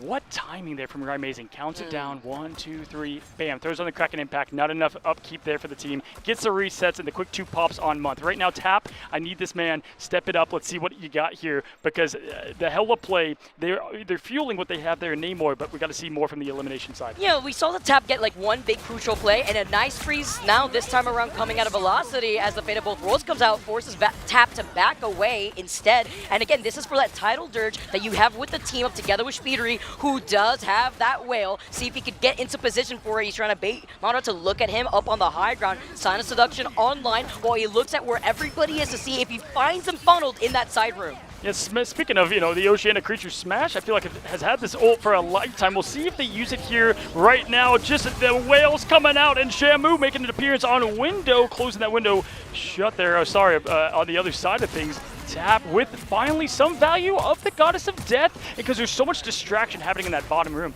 You gotta think about all the sushi that's available to you. You have to worry about the Jeff, gotta worry about the whale here, but instead it's the whale that helps them out in favor for Envy. Well, Tap, it's a nice stall, as now they're already at 99%. Monterey forced to go over to the Doctor Strange and portal in.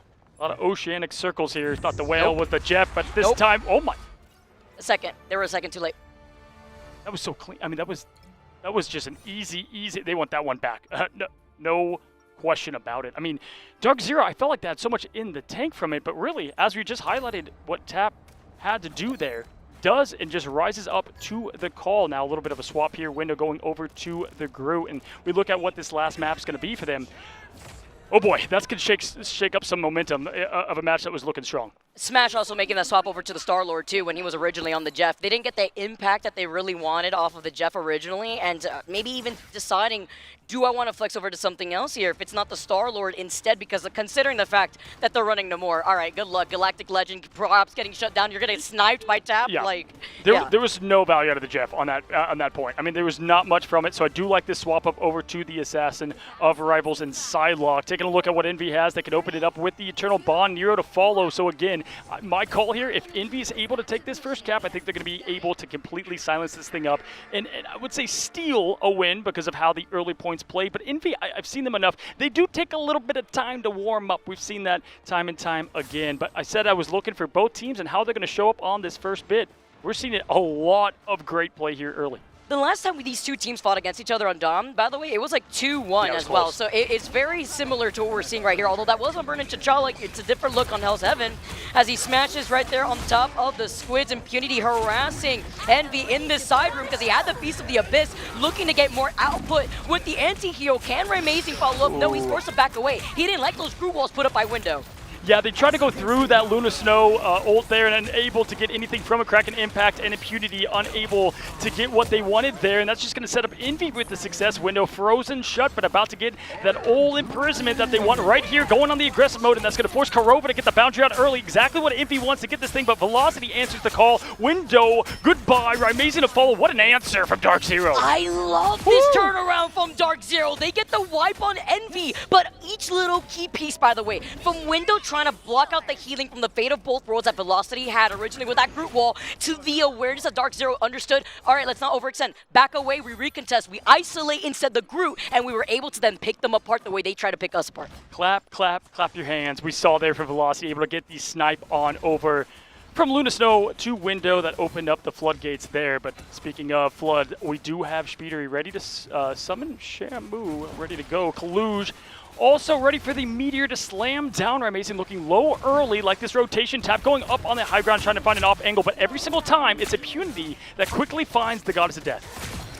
Oh, Tap though, a nice little snipe out onto Smash. I mean, it doesn't matter if you're taking to the skies or you're on that Assassin. Tap has your name as a whale comes crashing down. Speedery gets punished the moment he calls it in with the horn at the hands of Impunity. Feast of the Abyss following up with a huge stun at the hands of Mother herself. Emma Frost Mara gonna be able to get that choke slam as the stall potential comes in. Tap can't do anything to get the follow-up together with Window, who has that Groot hug. Yeah, Matera keeping everyone alive there for the Purple Imp, throwing it down here as Window once again not finding that success from that Groot ult that they wanted to find. Kalush just punching air there with the sword. Once that team up with the old Scarlet Witch days, shout out if you remember, Month now pushing back with the team. Good rotation here. Kurova does have the team up and healthy. The seduction shortly, all eyes with Smash in the back. Where do you look? You try to find cover. Kalush can't find it. Goodbye, sir, as he goes back to that spawn room and Tap on the off angle. The risk is you're by yourself alone, and guess what? Goodbye.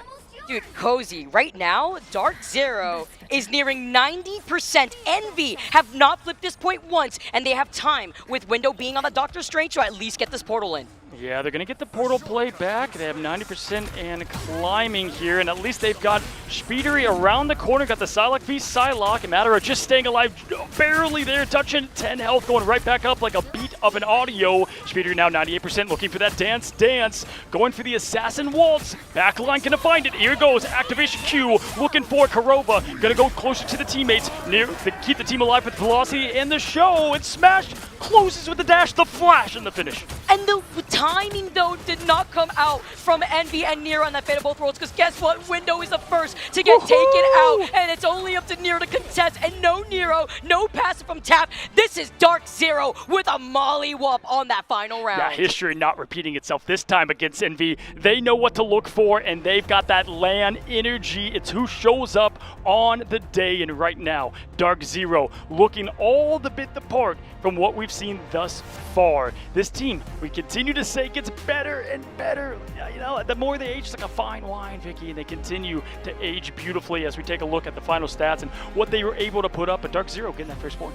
I also just really like how little by little, too, with this team on Dark Zero, you have members that have not been able to play at LAN yet. Then you have members from X-Sentinel that have been able to have that experience. Look at this board here, bringing more of that experience. Velocity, by the way, if it's not Loki, it's on the Luna. I don't know how he keeps taking that MVP, but he's just that good. 19-4, 45,000 healing. Yeah, for me, it was the difference of the Vanguard. Impunity with the final hits of 11, and we always see this, right? You look over to the strategist, Nero, and at that point, Month and Tap, unable to keep the healing up for them, and the sustainability wasn't there, and then Kalush falling from that a little bit as well. But if you take a look at what Dark Zero did so well, and who was my improved player of, I would say the day is Impunity. Impunity we saw suffer a little bit at times there in their last matches this time.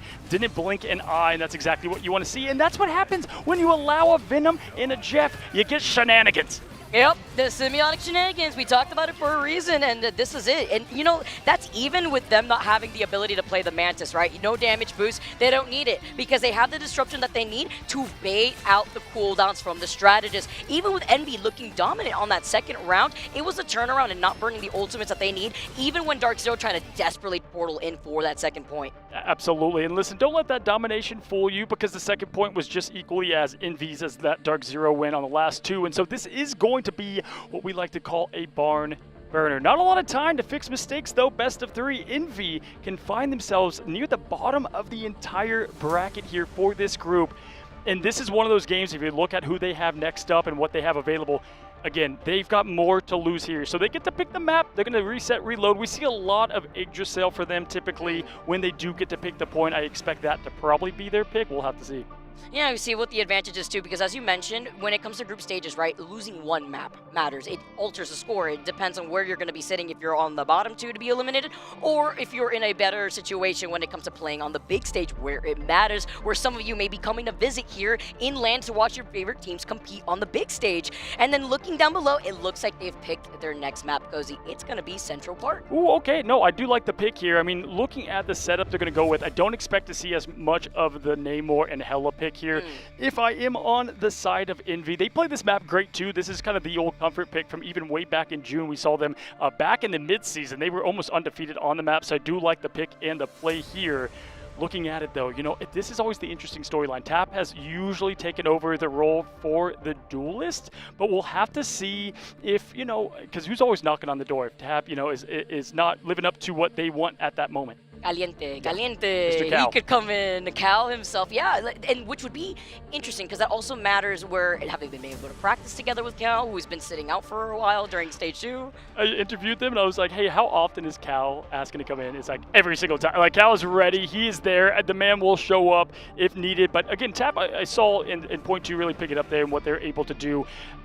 Speedery and what they can do on Psylocke, it takes a little bit away of what I think Tap's best hero is in Psylocke as well. So we'll see if that has to play. But I expect Window, who's just an absolute heartbeat of this team, to reset, reload. And it's the Vanguards that are going to hold the fortress down for Envy, potentially here in Central Park. Yeah, and while we wait out for game number 2, I'm also dwelling back on the pick and ban phase that we saw for map number 1 and what was impactful for the pieces that were allowed through, right? You're going over to Central Park. Is Jeffy going to be out again?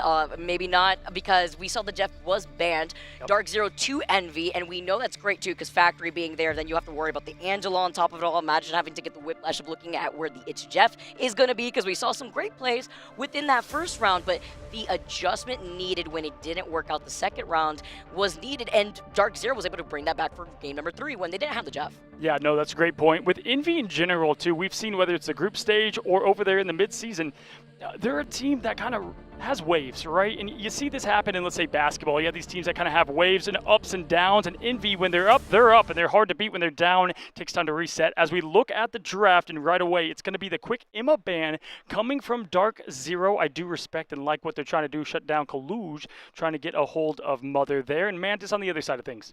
And you have to imagine, is Envy going to do the same thing here, Dark Zero? And Monterey really likes to lean into that hero. And it's great, too, when it comes to Central Park. We've seen it time and time again as they go over to the Protect, onto the Atom, perhaps baiting out that Loki ban. You don't want that double res, especially on Central Park. You may not even have a choice here unless they try to do the other side of the mind games. If you don't know what you're doing, I'm not going to know what I'm doing. So we're going to completely come out with something different. It is going to be the Loki. But imagine if they did something different and then saved it for the end. Yeah, that's a quick Loki ban here. And again, Loki kind of back on the rise, right? We kind of see that in the MCU. We're seeing it here in Rivals too, the ebbs and the flows of what is the anti-hero in Marvel. But the Atom save is going to be going on over to Envy. And once again, I do like what they might roll up here. Tap going to be most likely playing that Atom, the ban over as well. This is huge. A lot of points of hiding and contention and the rezzing that you can pull off as the hero. Will they go with the Bucky save again? That's a pretty good answer to the Golden God. Surprised not seeing the Atom save here, though, because then you see that focus with no Groot, and it's great because when you see the Emma Protect, you don't want the Groot together here, as we get to see what that next Protect is gonna be. By the way, no Jeff ban just yet, but seeing that may force the last ban to be Jeffy. Absolutely here, yeah, with the save there on the Venom. You almost have to, bait it out, right? Get the Jeff off, because this is one of the best meal times and locations for dinner for Jeff, so that's going to force that ban out. You know, we talked to Dark Zero enough. I think that was strategic. I think they're more of like, hey, we don't even plan on playing too much Jeff anyway. Go ahead, do what you need to do. That opens up the rest of our field to play. Because Smash didn't even play it at the last round of that last map that we literally just saw. It's great to be able to see how these pieces have been working in real time and how that kind of differs per different team, per region. As we get started already with this pick and ban phase, sure, you've protected the Atom Warlock, but you won't have the double res with the Loki. If anything, you could get the discount res when you have that BRB from the Rocket. Yeah, and what we typically see here on the defensive side of things is that early group, but they won't have access to that. That is such a huge part of trying to hold down point number 1 as we find ourselves map number 2 in the Civil War of Dark Zero and Envy. We can hear the teams gassing themselves up right now. Again, that land energy. Guys, this is just building the foundation. Just you wait till Halloween when we open up the doors to the madness live at DreamHack in Atlanta. We're here now, but right now we've got Dark Zero, Envy. First up to the call is going to be Envy on offense. It's going to be cinema in this best of 3 right now. Dark Zero currently sitting at match point against the Titans that are Envy within the America regions. A tale as old as time between these two teams, and the fact that they've been able to already change the pace. They had lost out to Envy in a best of 5, 3-0 as we keep highlighting Cozy, and this is not the same Dark Zero with this look. Here's my prediction. If they even give Envy this map, I think Envy could take it all. So if you're Dark Zero, you got to go for what would be the head of Thanos, right? We continue to say that for this team that rides momentum. Very heavy now. Looking at the early offense approach, love Speedery on their comfort pick and the Atom Warlock. We'll see and continue to look and monitor if they have that and save that all the way for the Karmic Revival. But right now, triple strategist approach has been the way that Envy wants to play, going to allow the aggression to happen. If they get rid of Speedery early, though, they're going to lack a lot of the offense that is needed. And guess whose job that is at the moment? It's Smash on the sticks, the controller duelist himself. Remember, I'm 100% sure they baited out that Jeff fan here too, because they're now able to get away with the Namor and the Hella. Rymazing gets the follow-up. Envy down 2 members, and already this team fight win is looking like it's in favor for Dark Zero, because they were also, being on the defense, were able to set up way early.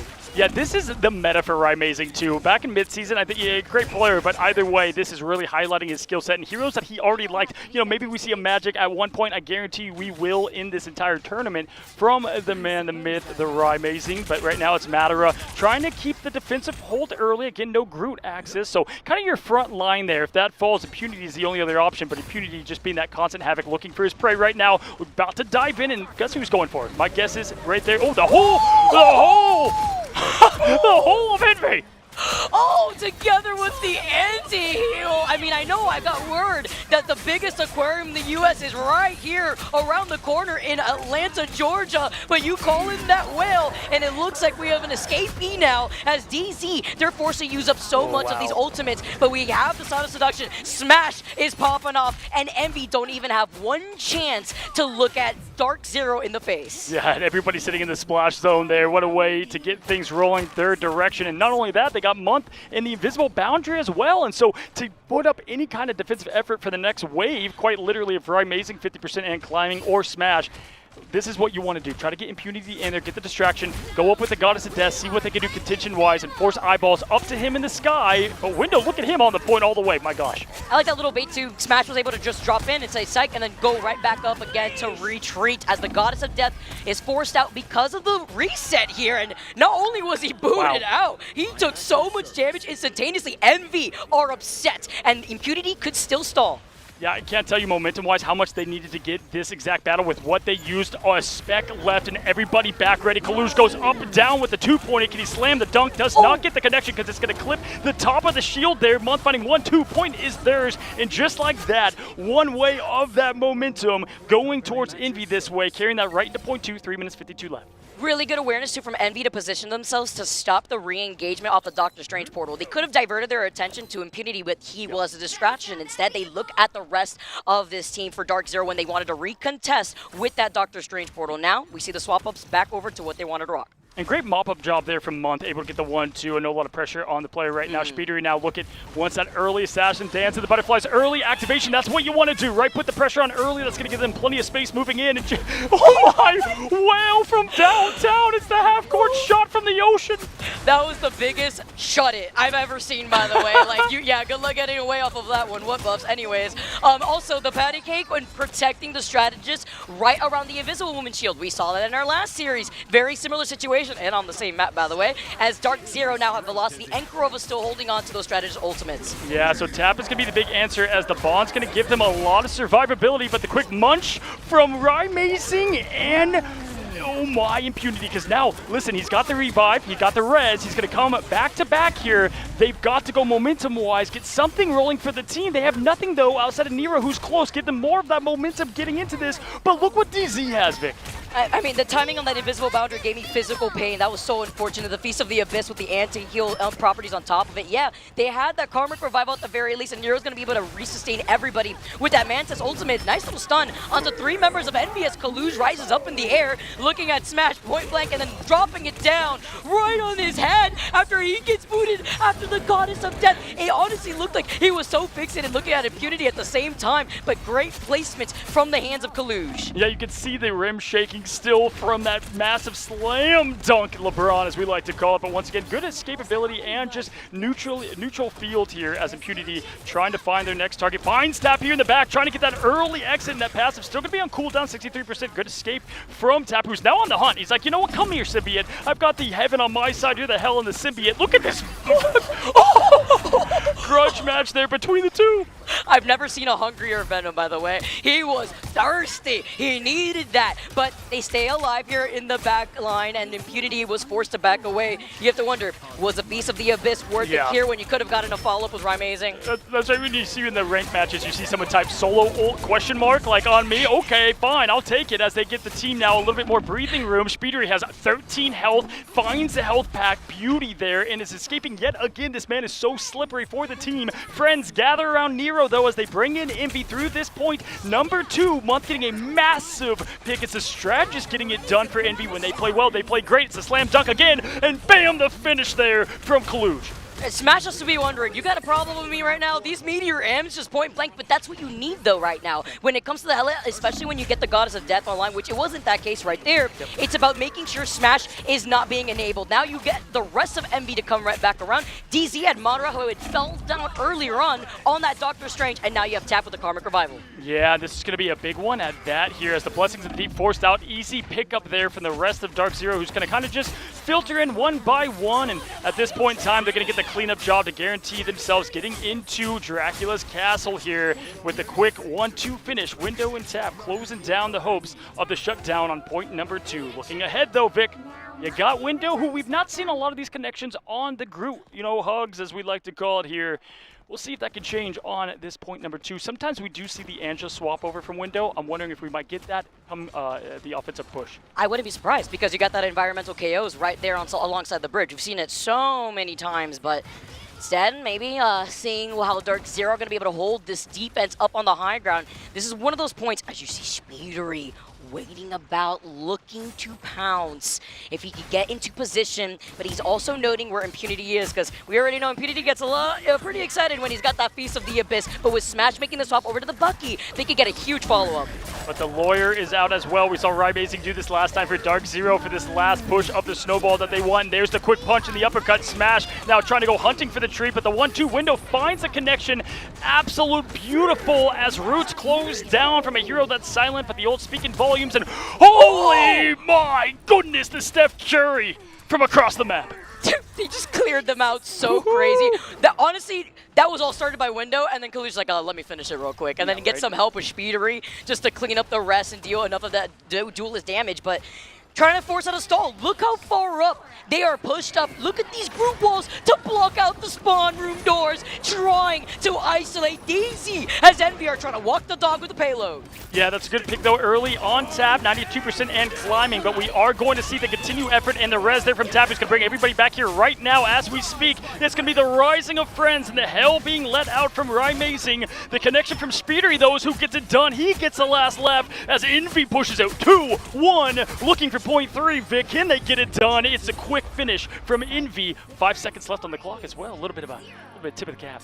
Ooh, all right, getting it done with just those 5 seconds, but Speedery too really coming alive when he was enabled at the very end there. He finally had space to work with, and Window with those walls were MVP status for me. I expected Window to clean it up from what we saw from that first match, and I love just not only the alley-oop quite literally from the team when Kalush hit from across the map. I mean, they were in Marvel Rivals 2 on the other side there and still finished it off, but what I love was the aggression and the nature of the team and what they got. They even got the tap a limb early, but guess what? Passive up, ready to go. They didn't even need it though, Vic.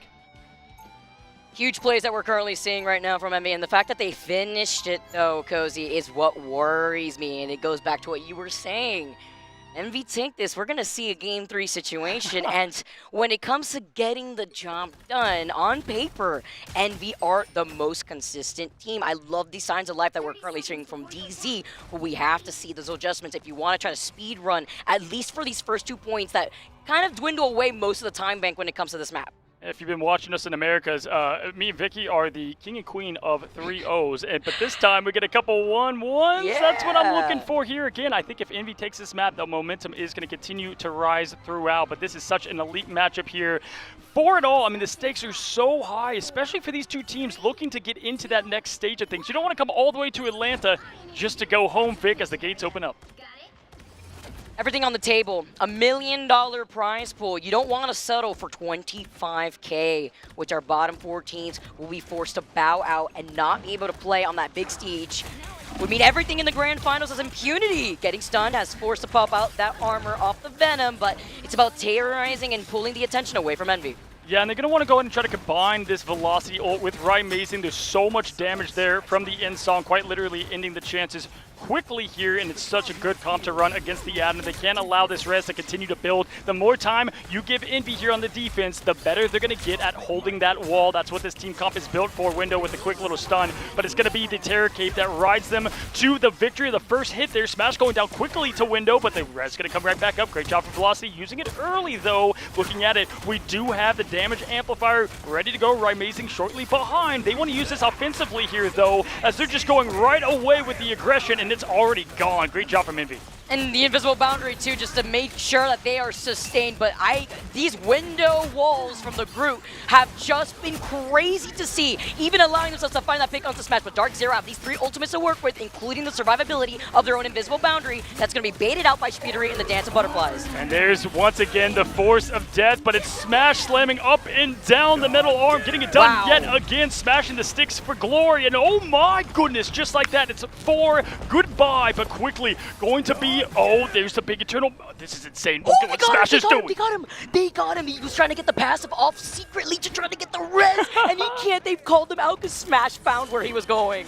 Well, hide and seek, you can hide, but you cannot run, as the portal play is going to come into handy, and the Dance of the Butterflies coming out, and the res, just like that. The momentum is back. You gave them enough time to get in this thing. The spec left, and just like that, this is a real firepower of a chance. But DZ, they're calm, cool, collected, getting it done. Yeah, nice time, and that is with everything hurtled in their direction to keep that stall alive at the hands of Envy. DZ dealt with that so well. They took care of the Doctor Strange portal, they took care of the res, they isolated Tap, and they were able to stay alive through Speedery's Dance of Butterflies. Yeah, they were grouped up on the point anyway, right? So even with that, dance, they all kind of took a load, took a sword a bit from the slicing and dicing. Now, what we did see last time from Dark Zero was the aggression right away. They had the Speedery ult last time, but in terms of this, impunity Feast of the Abyss, they can go with that route, trying to find good rotation here in the backside, though, from Envy, like exactly what they're rolling with here. Got to try to isolate those strategists early, but it's Kaluj holding down the W, pushing them right along the path. Unity also trying to harass Speedery as he goes invisible, finding Rymazing in the process here. Together with Velocity, though, he brings him right back with that BRB. Rymazing will have a reset potential with the End Song Inferno shortly, and it is Month getting called out by Smash, who had made that swap over to the Wolverine. But here we go, guys. Cue the X97 music now as the walls go up. Window yet again trying to make the difference. Goodbye, Logan, and the passive with it. Smash goes down quickly. Kurova throwing up the chance of Roman Coliseum to keep everyone healthy and alive, but not for long. Rymazing already using the in-song, not finding any note there, as once again it's Speedery hunting down his assignment. Rymazing needs to swap, in my opinion, here. Try to change things up for this second bit of the point. And he's got the opportunity to do it, right? We know that this is a very flexible player, as we keep highlighting, but listen, if the Namor and Hella wasn't working out as they wanted it to when they were the ones on the defense this time around, well, maybe trying to see what that Phoenix could do. We're going to maybe see a Mantis, Daredevil, Magic as he's trying to roll out with, but on this point, I don't know, it's pretty detrimental unless you get that payload up the hilltop to really decide on that. Yeah, they're going to stick with what they know here. Speedery going down will at least give him a little bit of breathing room. That's been right up on the throat of Rymazing now, but Madara wants all eyes on him in just a moment, trying to find that bubble break. Does find his shields up, just waiting for those all-important cooldowns, but it's us against, well, Dark Zero as Month pushes in the Eternal Bond and rides the path there for Envy to go through it, and Kaluj once again throws it down. Good block this time, but all eyes on Emma as once again trying to get anything working, and they find 1, now 2, now 3, now 4. Can we get the full ace? The Vanguard lineup of Dark Zero, when it always means it, they come through. And Tap, he was coming back now from the He was coming back, and then, yeah, I saw that. He was thinking about it there, deciding what to do when you're floating up, right? Have you ever played Adam? Yeah, you're like, don't follow me. Okay, there's too many of them. Because they're eyeing him down. That's the problem. They did it already in that first point. They keep following him because they're ult tracking him amazingly. Yep, absolutely here. Minute and 49 seconds in song up. Again, no notes landed last time, but this time... No shot. There's a follow-up that you're looking for, but Tap coming back, getting this team from a wipe to potential win now. Marvel Zombies up and ready to go. Look at that, bringing every single Envy. This is an absolute horror movie in the making, but the point, just like that, the distraction was made. The push, the space. It's Dark Zero getting an easy cap. That was so crazy to see Impuniti's position on the other hand of where Smash was diving down so he could just catch the pass the moment he slammed down. Oh. Look at this, it's another wipe. And this is going to be a great stop for them. Why? Because they will at least get this payload around the corner on the bottom side of the stairs by the time we see Envy regroup together. Yeah, no question. And honestly, I did like the initiative there from Envy to try to keep the gas going, even though they did lose the point. But either way, look, Dark Zero, they saw what Envy did last time. They're like, we can push up too, right? We've got Velocity now on the Loki, ready to roll. Smash is going to be hungry for more with the Rampage. And look at him hunting the prey here on Animal Planet as the symbiote looks from above, looking down for the natural food chain that is Envy now, just waiting for his first prey. It's going to be Kalush. He's going to hold on tight, though, and go down for the back line that he wants all so much, but they found him early. Speeder, good eyes there. Oh, dives down, doesn't catch its own victim. While Smash tries to get a kidnap here. Forced to back away, is healed up by the Invisiwoman, and it is Tap with these bunny hops all the way, also finding Madara right through the chaos. We see the Loki coming out from Velocity, and he's got the God of Mischief, but he gets sent down at the hands of Speedery, who is upset and holding up. That was an absolute monster pick off there early, just to slow down the momentum completely there. But if you look at it, Ult's still ready to go, right? Amazing, because it was activating right there. I mean, it was a millisecond call to get things reset. Smash, Berserker Rampage, this is one of the best setups there for the old Wolverine. We'll see if Logan can get it done. Climbing up there, Tap at 99% too. So right now, Envy has plenty of what they want to get this job done. If you were Dark Zero, 5 seconds, not a big difference. Tap just waiting. Tap's like, just call my name, call my name. You already know Dogman, the Adam Warlock simulator, the waiting simulator, real quick, Yoo-hoo! as he gets the slam down onto Korova, who goes out, but at least the time for the God of Mischief comes in from Velocity in the copy of that Invisiwoman, as Window in the middle of trying to get that slam down. All right, goodbye. No slam down for you. It's a reset. Yeah, hold on here. I thought it was Wolverine that was the counter to Groot. We just saw the inverse, Vic, as now we just have Impunity try to reset with the team. Perfect performance there. And Tap's like, call my name. I'm waiting. Hello. What? He got it for the next fight in the final fight, and that's the one you wanted on, right, Vic? Nothing else to the name, but guess what? 11 lives. That's all you need to try to get this last finish. I just want to know what the comms are like. Just don't move. Don't even move, show Tap. your face. No soul ball. Just stay where you are. Whatever you do, stay where you are. Look at him up there. Don't show one golden piece of your beautiful body, Tap, as now it's going to be Month just keeping the team alive. From the backline, Korova does have that invisible boundary that can roll it into Amazing, but Smash gets the huge environmental E-limb on Kalush, who's now going to force Tap early to res up. That looked 10 times funnier from our point of view, by the way, just seeing it out in the distance. But that's what they needed, and this is what Tap was waiting for. He's been waiting for this moment, looking at the wall. But he still kicks him off. Wait, if he would have saved him, that would have been insane. All right, what was that ping pong? Did you see it? It was the kidnap, but then the seduction took him this way, but then they kicked him right. 2, 3. Okay, Vic, hold on. Let's just take a moment. Let's just take a moment here. Okay, we're just gassing up. We're crazy about the fall off, but guess what? The point's still there. You can't get off it. It's the DZ9, if you will, as just like that. With it looking so comfortable on that final push, it's going to be Envy that take it. Dude. We're looking at each other. Look back. Cap's done. They had the number advantage. Are you kidding me? No way, after they they had stuff to survive. Oh, they had it set up beautifully. I mean, they had that absolutely beautifully set up. Now, Envy, though, absolutely electric and celebrating. And honestly, I thought that was Envy's to take ultimately in terms of play and what they were able to put together. That is, I wish you could see the caster cam because we are staring at each other. We both look back like it's like a cartoon moment. Boom, we see the end screen there in the end song for Dark Zero on that map. We have a 1-1 once again, folks, here. And if you look across the board, Dark Zero, beautiful stats. Stats don't matter. It's that W and L line you're looking for. Envy get a job, and you know what? Window coming away with the MVP. Love to see it, Vic. Yeah, that was for the big sure. difference. It's just that was just diabolical. You know, I was thinking like it was an invisible one, but no, that unfortunate situation. But you know what?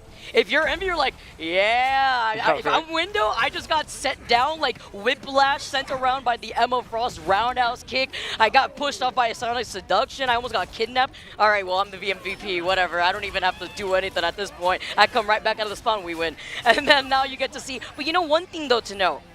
Even when it looked like Dark Zero had built up that momentum, they slowed things down, and it was when Speedery found their footing, finally some space and backup that Speedery needed to be able to be enabled to find the crucial picks in the backline. When we saw Velocity get taken out when he had that God of Mischief, when we saw Korova originally was taken out beforehand, there's really not much he could do because Velocity, unless he's looking at Month, Nero, Tap, even if he wants to get a cheeky with it and get an Adam Warlock res, right here we get to see the replay.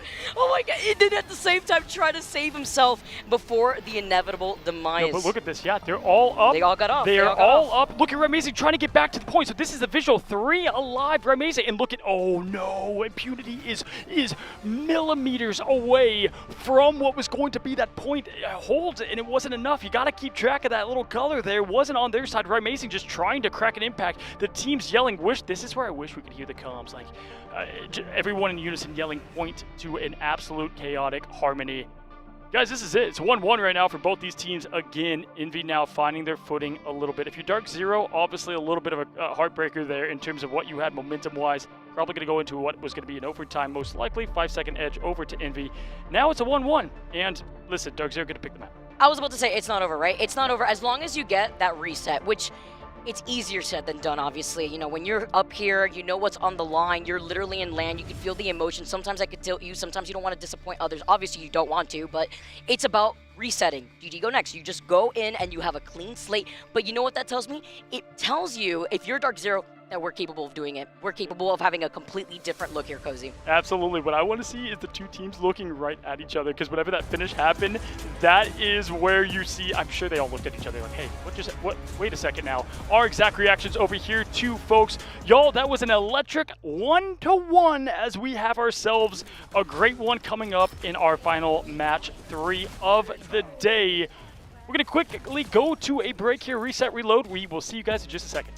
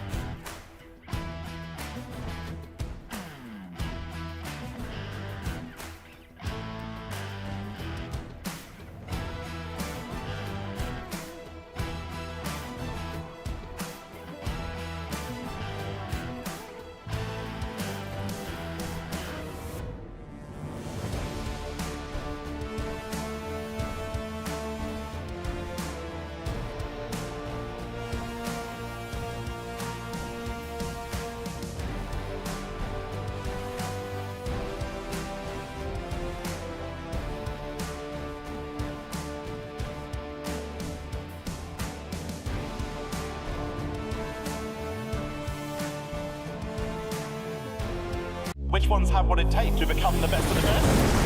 The fight is gonna happen right here, right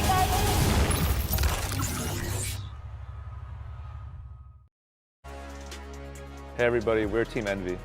It's a trophy over there you can't quite see, but it's coming home with us. Hello and welcome back, folks. We just take a quick look there. Speedery, Window, and Gator. And you know what? My guess is Dark Zero, they met up, they got all together, Vic, and they were like, hey, remember the point. Let's get the point first. That's going to be our first objective if we want to go ahead and win this thing. And you look down below, we will be going to Spider Island to finish this thing off. Envy will be on the offensive side first. And again, really, if you're Dark Zero, you've had pretty firm command of a lot of the plays, a lot of the big moments, but you got to remember the small things. You can never forget the fundamentals, and I would say the point's a big one. Yeah, because then you're going to expect the 3-3 composition perhaps to come out, especially if they are starting off on defense, which Envy are starting off on attack. But you have to imagine what that's going to be when it comes to the focus in this pick and ban phase, because currently Dark Zero are 1-2, I believe, here on Spider Islands, while Envy, I believe, are 1-0. Yeah, and this time they're going to say, hey, Tap, you know what? You waited up there in the castle perfectly. We're going to save that for you yet again, and I do like that play right away with the ban there on the Mantis. You know, I thought maybe this would be, with that gone, the Jeff most likely will not make it for the life of day there in terms of Envy. Both Emma's off the map. That's always good for this triple Vanguard heavy start off, but you do have Rymazing having access to the Mantis. Haven't gotten to see that yet this far. You can go ahead and fuel up Smash, or they might go ahead and inverse that and have Rymazing on the fueled up duelist end. I just think it's interesting that they prioritize saving the Mantis immediately, because that allowed them to immediately ban the Atom, and now they don't really have to worry about the bait and switch of the Loki, so that's not going to burn another ban from them. Strange is so massive of a ban on this map, folks, because you make that first point turn into a up to 3-4 fight battle, and now you can just eliminate that. You trust yourselves to finish the job right there with the Loki save as well, so you got the damage up. This is going to be such a fun comp in terms of what they're able to pump out here. Dark Zero likes what they have, but Envy love the Doctor Strange setup here. Oh, we got the double res. We get the double res off the rip because they banned last. Let's not forget here, with DZ starting off on the defense, they gave up the opportunity here to be able to get that protect at the very end and to be able to get this pick and ban phase advantage, at least on their side. But looking at that Loki protect, you get the double res. And as you've mentioned, as we've seen so many times, as the Jeff is the last one banned, no Doctor Strange means time is of the essence if you have to recontest. Absolutely, and hey, listen, when I think Kaluge, I think of Dr. Stephen Strange, and that's what we're going to get right here, right now, and Speedery up in the air. It's not the season of the Flyers, but Speedery the best in the business at that, so we're going to see an aggressive offensive approach here. Tap plays a mean hand of Khonshu over there in Moon Knight. Will we see that Power Ranger skin? That's what I want to know. But looking at what we've got, y'all, the stage is set, the foundations are building, and the pressure is rising. Dark Zero, it's Envy, Spider Island here for the grand finals of Ignite Live in Atlanta. Vicky. Dark Zero doing their homework. They knew, you know, at this point, if they have to go over to Convoy for this final game, they have to pick their poison. They're never going to take them to Yggdrasil. They're like 5-1 on there for Envy's favor. You look at Midtime, they're 2-2. Maybe you've kind of drift on that Oracle, they're 1-0. You want to take your chances on Spider Islands where they've had a way better time if you're DZ when you have to pick your poison. So the big point here, right, they're on offense first. So the Doctor Strange not available. If you are DZ, you cannot fall early. This has to be a long momentum shift at the beginning, and then you can come back for at least one more fight there at the end. But if you let this thing not drag out here early, it's going to be a quick curtain call, at least for point 1. But those Hand of Conscience come so quickly here. Watch Tap as he's going to speed that thing up with ease. Rymazing is going to be on the Mantis as we expected, fueling up Smash and Co. But hey, Kurova, the Shark, beautiful edge to throw him right off at lunchtime. Already get to see here too, with Envy just trying to brute force their way through that first choke. Speedery being on that Psylocke monk, trying to boost up into that internal bond. But Kurova has been able to get away with now having the Jeff. A different look when you see Envy wanting to ban out that Atom instead, and the protect over to that Loki is a nice cake coming out. But the grapple in as Kaluge is trying to run away. He's got that Doctor Strange shield to back. Just painting the ground green, though. Look at those Loki Lancers. I actually love the space that right now that Envy's able to make with the job of the Vanguards. The quick claw in made that a bit aggressive. They didn't get the pick from it, though, and just like that, it's going to be the Eternal Bond month. Is going to continue to give this team space. Wow! Being thrown around into the Smash, the setup, fishing for the strategist, but Window and Nero continue to get it done as both strategists are going to be out for Dark. Look at this! Look at that upkeep there. Speeder just dumping the whole clip there into Smash.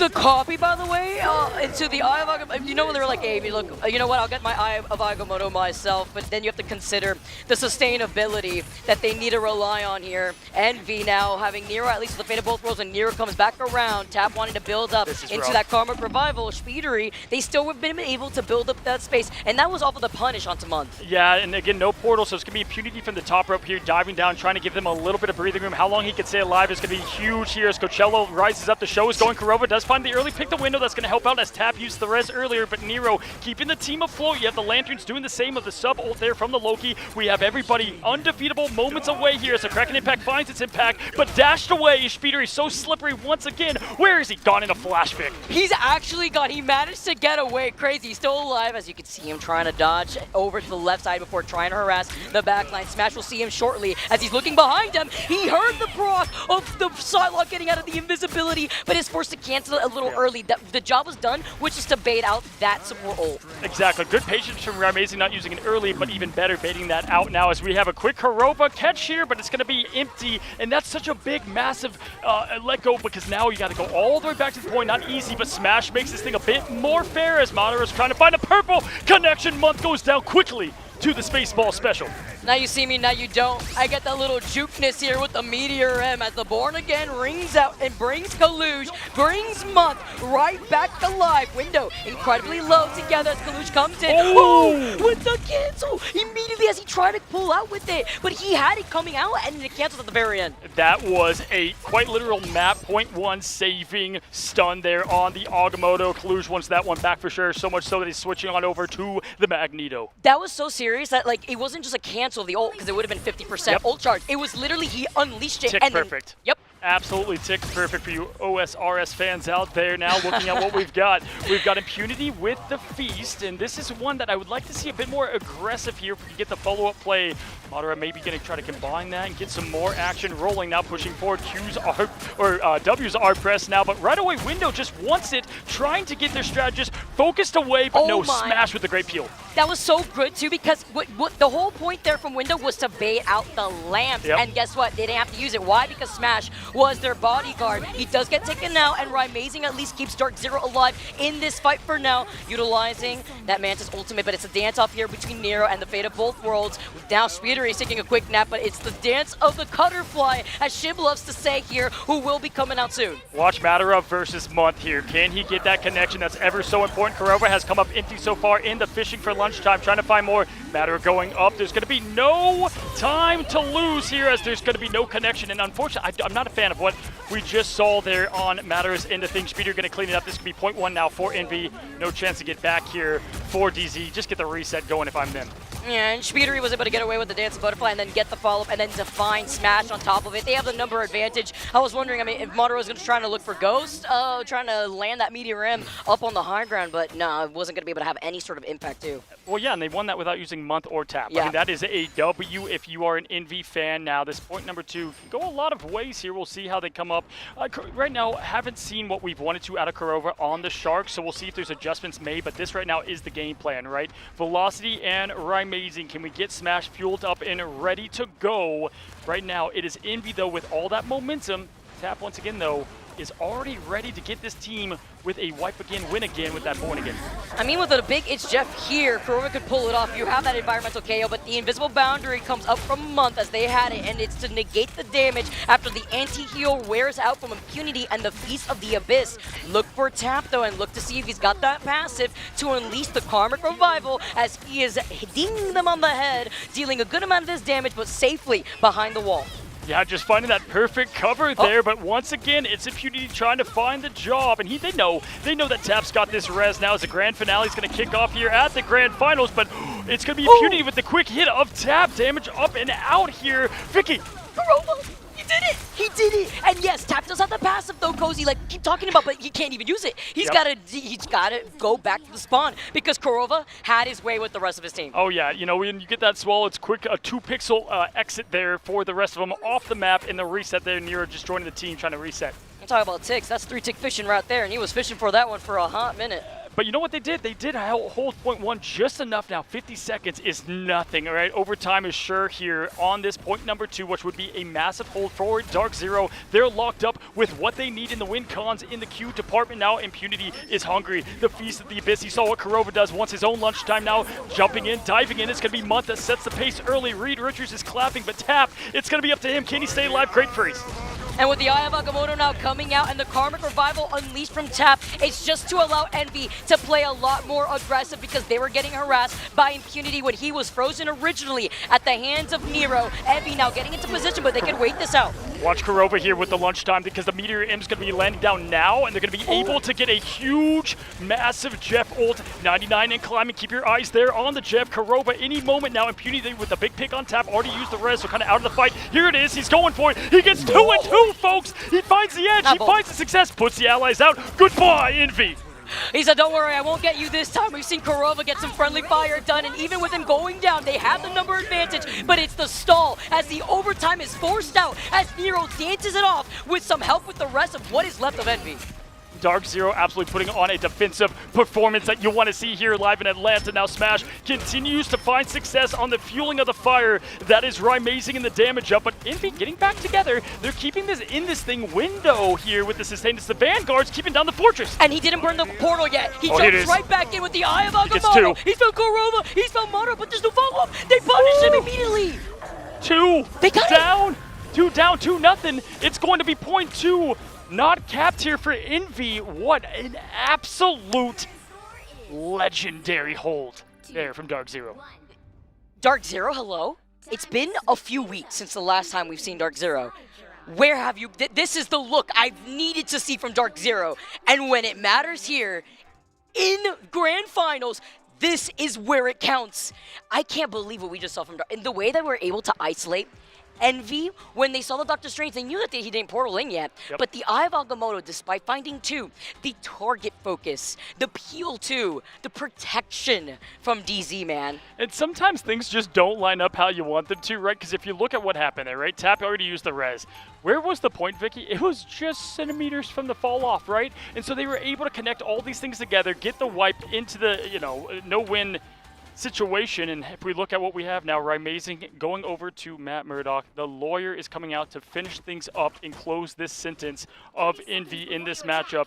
But Envy, they have what it takes. They've done plenty of huge defensive holds in the past. They play in a mean defensive lineup here. Speeder can play that role so well in the Vanguard position. So we've got our 3 and 3 that we've come to know and expect. Big difference here. They have the Strange, they have the res, they've got the double res. That's a lot of limbs that they're going to need in Dark Zero's case. Something that DZ doesn't have is the Doctor Strange with the ban out, and that's huge. The fact that that's the difference maker, by the way, Velocity somehow always MVP in the moment. Absolutely. They are going to switch up what they're going to do for Dark Zero's side because they're going to go full aggression here. Love the smash pick for the Punisher. Rymazing, we almost never see there on the Omega level X-Men of Storm now going towards it. Smash just gets the shotgun out. He knows it's going to be up close and personal as this matchup is between these 2 American teams. They know each other. They scrim each other. Now it comes down to this 1-to-1. Vicky, one's going to come out on top. Let's find out. This is the game that matters. Who will be moving on? Who will be the winners of these 2 teams that have faced off against each other time and time again? And you see that shotgun out because they're expecting that 3-3 hold that Envy likes to hold here in Spider Islands. Looking at window 2 with the thing as well. Month is already here ready to go, and he's going to go right into the ultimate. That is going to be the cloak and dagger hit, but it's going to be the lunchtime. Kurova, what does he find? He went fishing. He has at least Speedery here, and just going to separate him from the team, unable to get the connection wanted. Wanted to just at least pull him all the way up there, at least to help him out, right? Because he saw that maybe perhaps with the Eternal Bond that he could spell doom, and now Madara staying alive is able to get the follow, but Speedery rises up being on the Magneto. Yep, Tap going to go and use the passive and bring back the team. What an absolute hit from Speedery. Goodness God, and they're all brought back from the Golden God, but Tap is out of here just as quickly as he has come back, and this is what you want from it, but it's going to be the Ashanti's power coming out from Kaluge. No connection as well. That's that portal back play that they were looking for, getting the rest of the team a chance, but look at Smash. Hey, come to me. I got the shotgun. Say, all right, you can get the dunk on me, but don't worry. Even if I was mid-air trying to set up on the higher ground, we've cleared space and I diverted your attention to me. Even with that portal that Envy had tried to unleash, they were trying to contest for as long as possible. But this is the time that they have to regroup together and still recontest before they even get up the stairs. What I love here too, Korova climbing up to it's Jeff time. The ledges, pick your poison. What ledge you want to go with? We'll see if that's the way they paint their path to victory. Matera as well does have plenty of defensive power here. I'd like to almost see him use it aggressively, though, because they've extinguished everything. Envy did what was called for them on that hole, but they're matching right now what they were able to do without the Strange. It is going to be Smash hunting down Kaluge. There's going to be no shield to protect you from the infinite bullets coming from Fang Castle.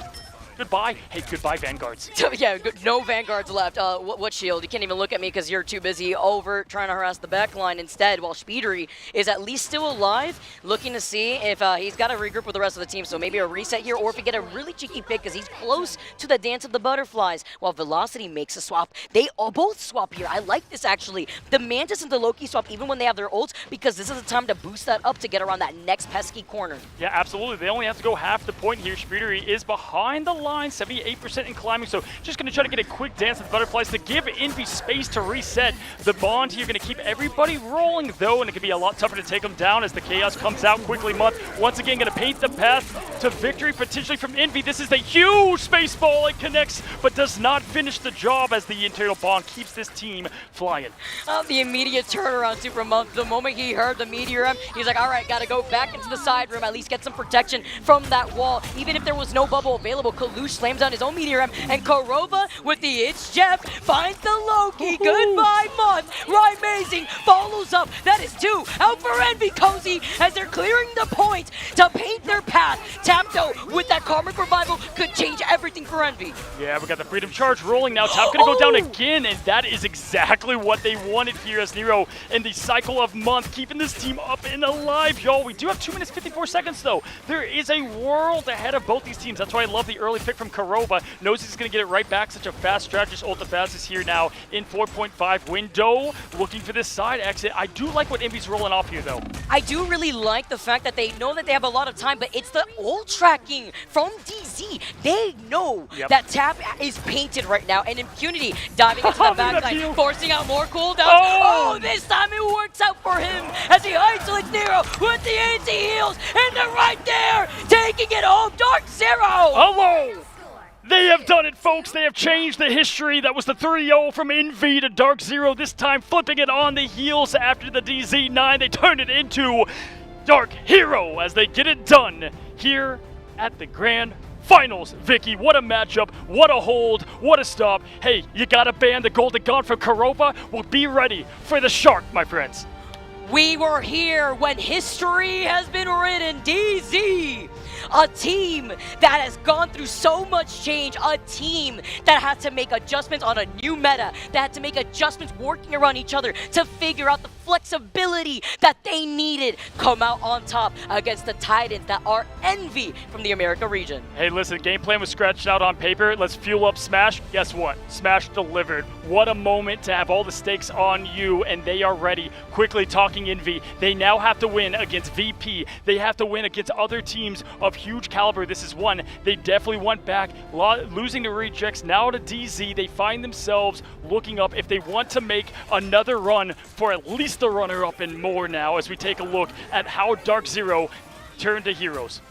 Man, looking at these highlights, that was an insane series, Cozy. But between the changes and not having to really have the ability to have the Adam Warlock, right, that was targeted, even the pick and ban phase, Dark Zero had answers either to bait other bans out from Envy or to make the adjustments that they needed, whether it be Korova sticking to that Adam Warlock, or rather that Jeff, and then the follow-ups that we had here from DZ. Yes, they denied, right? But it was the fact that they still almost held them back. They knew that the chance was there for them to still take.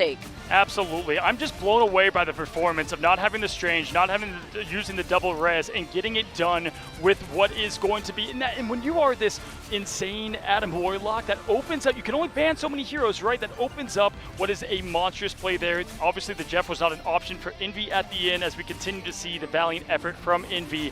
But Dark Zero finally get a win that I'm still just laughing at this double tap, triple tap into what was the Chaos, and Smash hunting down with the judge, the jury, and the executioner. folks. Guys, this group is absolute chaos here as we found ourselves in the bloodbath of America here, and it's going to be Dark Zero coming away. 2 games going all the way to map 3. Vicky, what a day. What a performance. Group A, a lot of people had their eyes on Group B for all the right reasons, right? But do not ignore Group A, the group of upsets as we've seen it come to life even after these last 2 days alone, Cozy. I can't believe it. Yeah, and they just continue to get more time as a team. They get together here all, at the same time, and that's going to give you that little boot camp butt as well as we see Velocity waving to us over there. What's up, man? Congrats, King. That's a big time W, Velocity. Yeah, come on in, Velocity. Yeah, come on in for a allowed. second, my guy. I don't know if we'll get you on the mic here exactly. Yeah, we can't get you mic'd up. Can't get you on the what mic. Do you got? You got another Congratulations, 6-7 man. for us, bro? What do you have for us? How do you feel? At least tell the viewers. Don't give me Loki on that map. Don't give him Loki. Don't give him Loki, man. Hey, how does it feel, though, man, getting the better of the big brother that has continued to be a little bit of a thorn in y'all's side, and now you do it on the biggest stage? I think we're locked in. Yeah. Next map, there are a lot of, Okay. double support all over.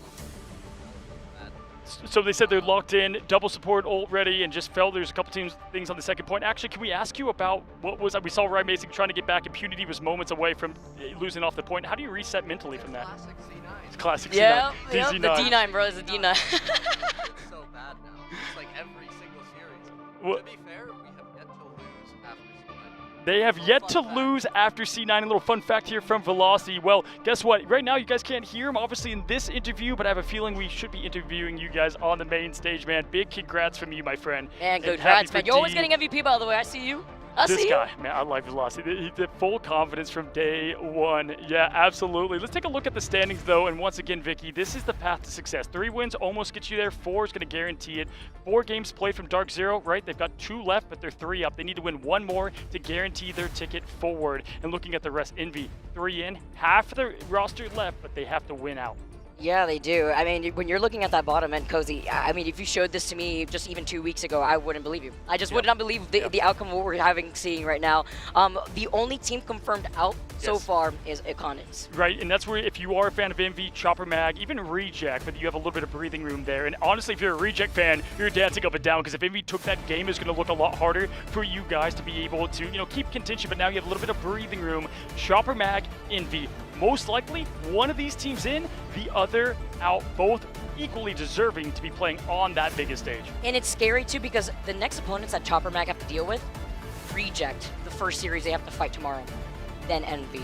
Good luck. That's tough. I mean, the fact that they could do it, we've seen them take out some maps, but Cozy, it's going to be a mountain to climb if Chopper Mag want to stay alive here in this tournament. Absolutely, because if you win against Chopper Mag, you still have what's going to be VP and that final boss, quite literally Energy. And VP, even if they're already in, they're just going to want to get the win against Envy just to prove the point and be like, all right, hey, we didn't get to play in the midseason finals. We saw what y'all did. Stay at home, right? We'll have to find out. Envy's definitely a team that can bounce back. We know what they can do. Dark Zero, though, definitely looking like the team right up there with VP to beat as we find ourselves here in Atlanta, Georgia. What a fun time. First of all, being able to cast together in person. So happy about that. As I continue, I'll be moving into some hosting, but I'm just so glad to be able to cast what we got to see there, huh?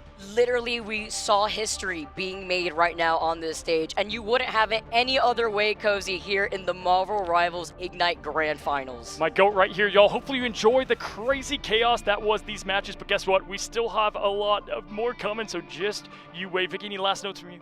Well, don't forget, guys, we got 2 streams going on. I mean, even though we're done here, we have to see if maybe the other streams got more action because we have some more high-octane level action play going on for Marvel Rivals, and this is just day 2 alone, Cozy. We got some more action for you tomorrow for day number 3. Day 3 coming in hot, y'all. Enjoy yourselves. Go look at the other crazy chaos over there in our other stream, and we will see you guys tomorrow on this side of things. Good night.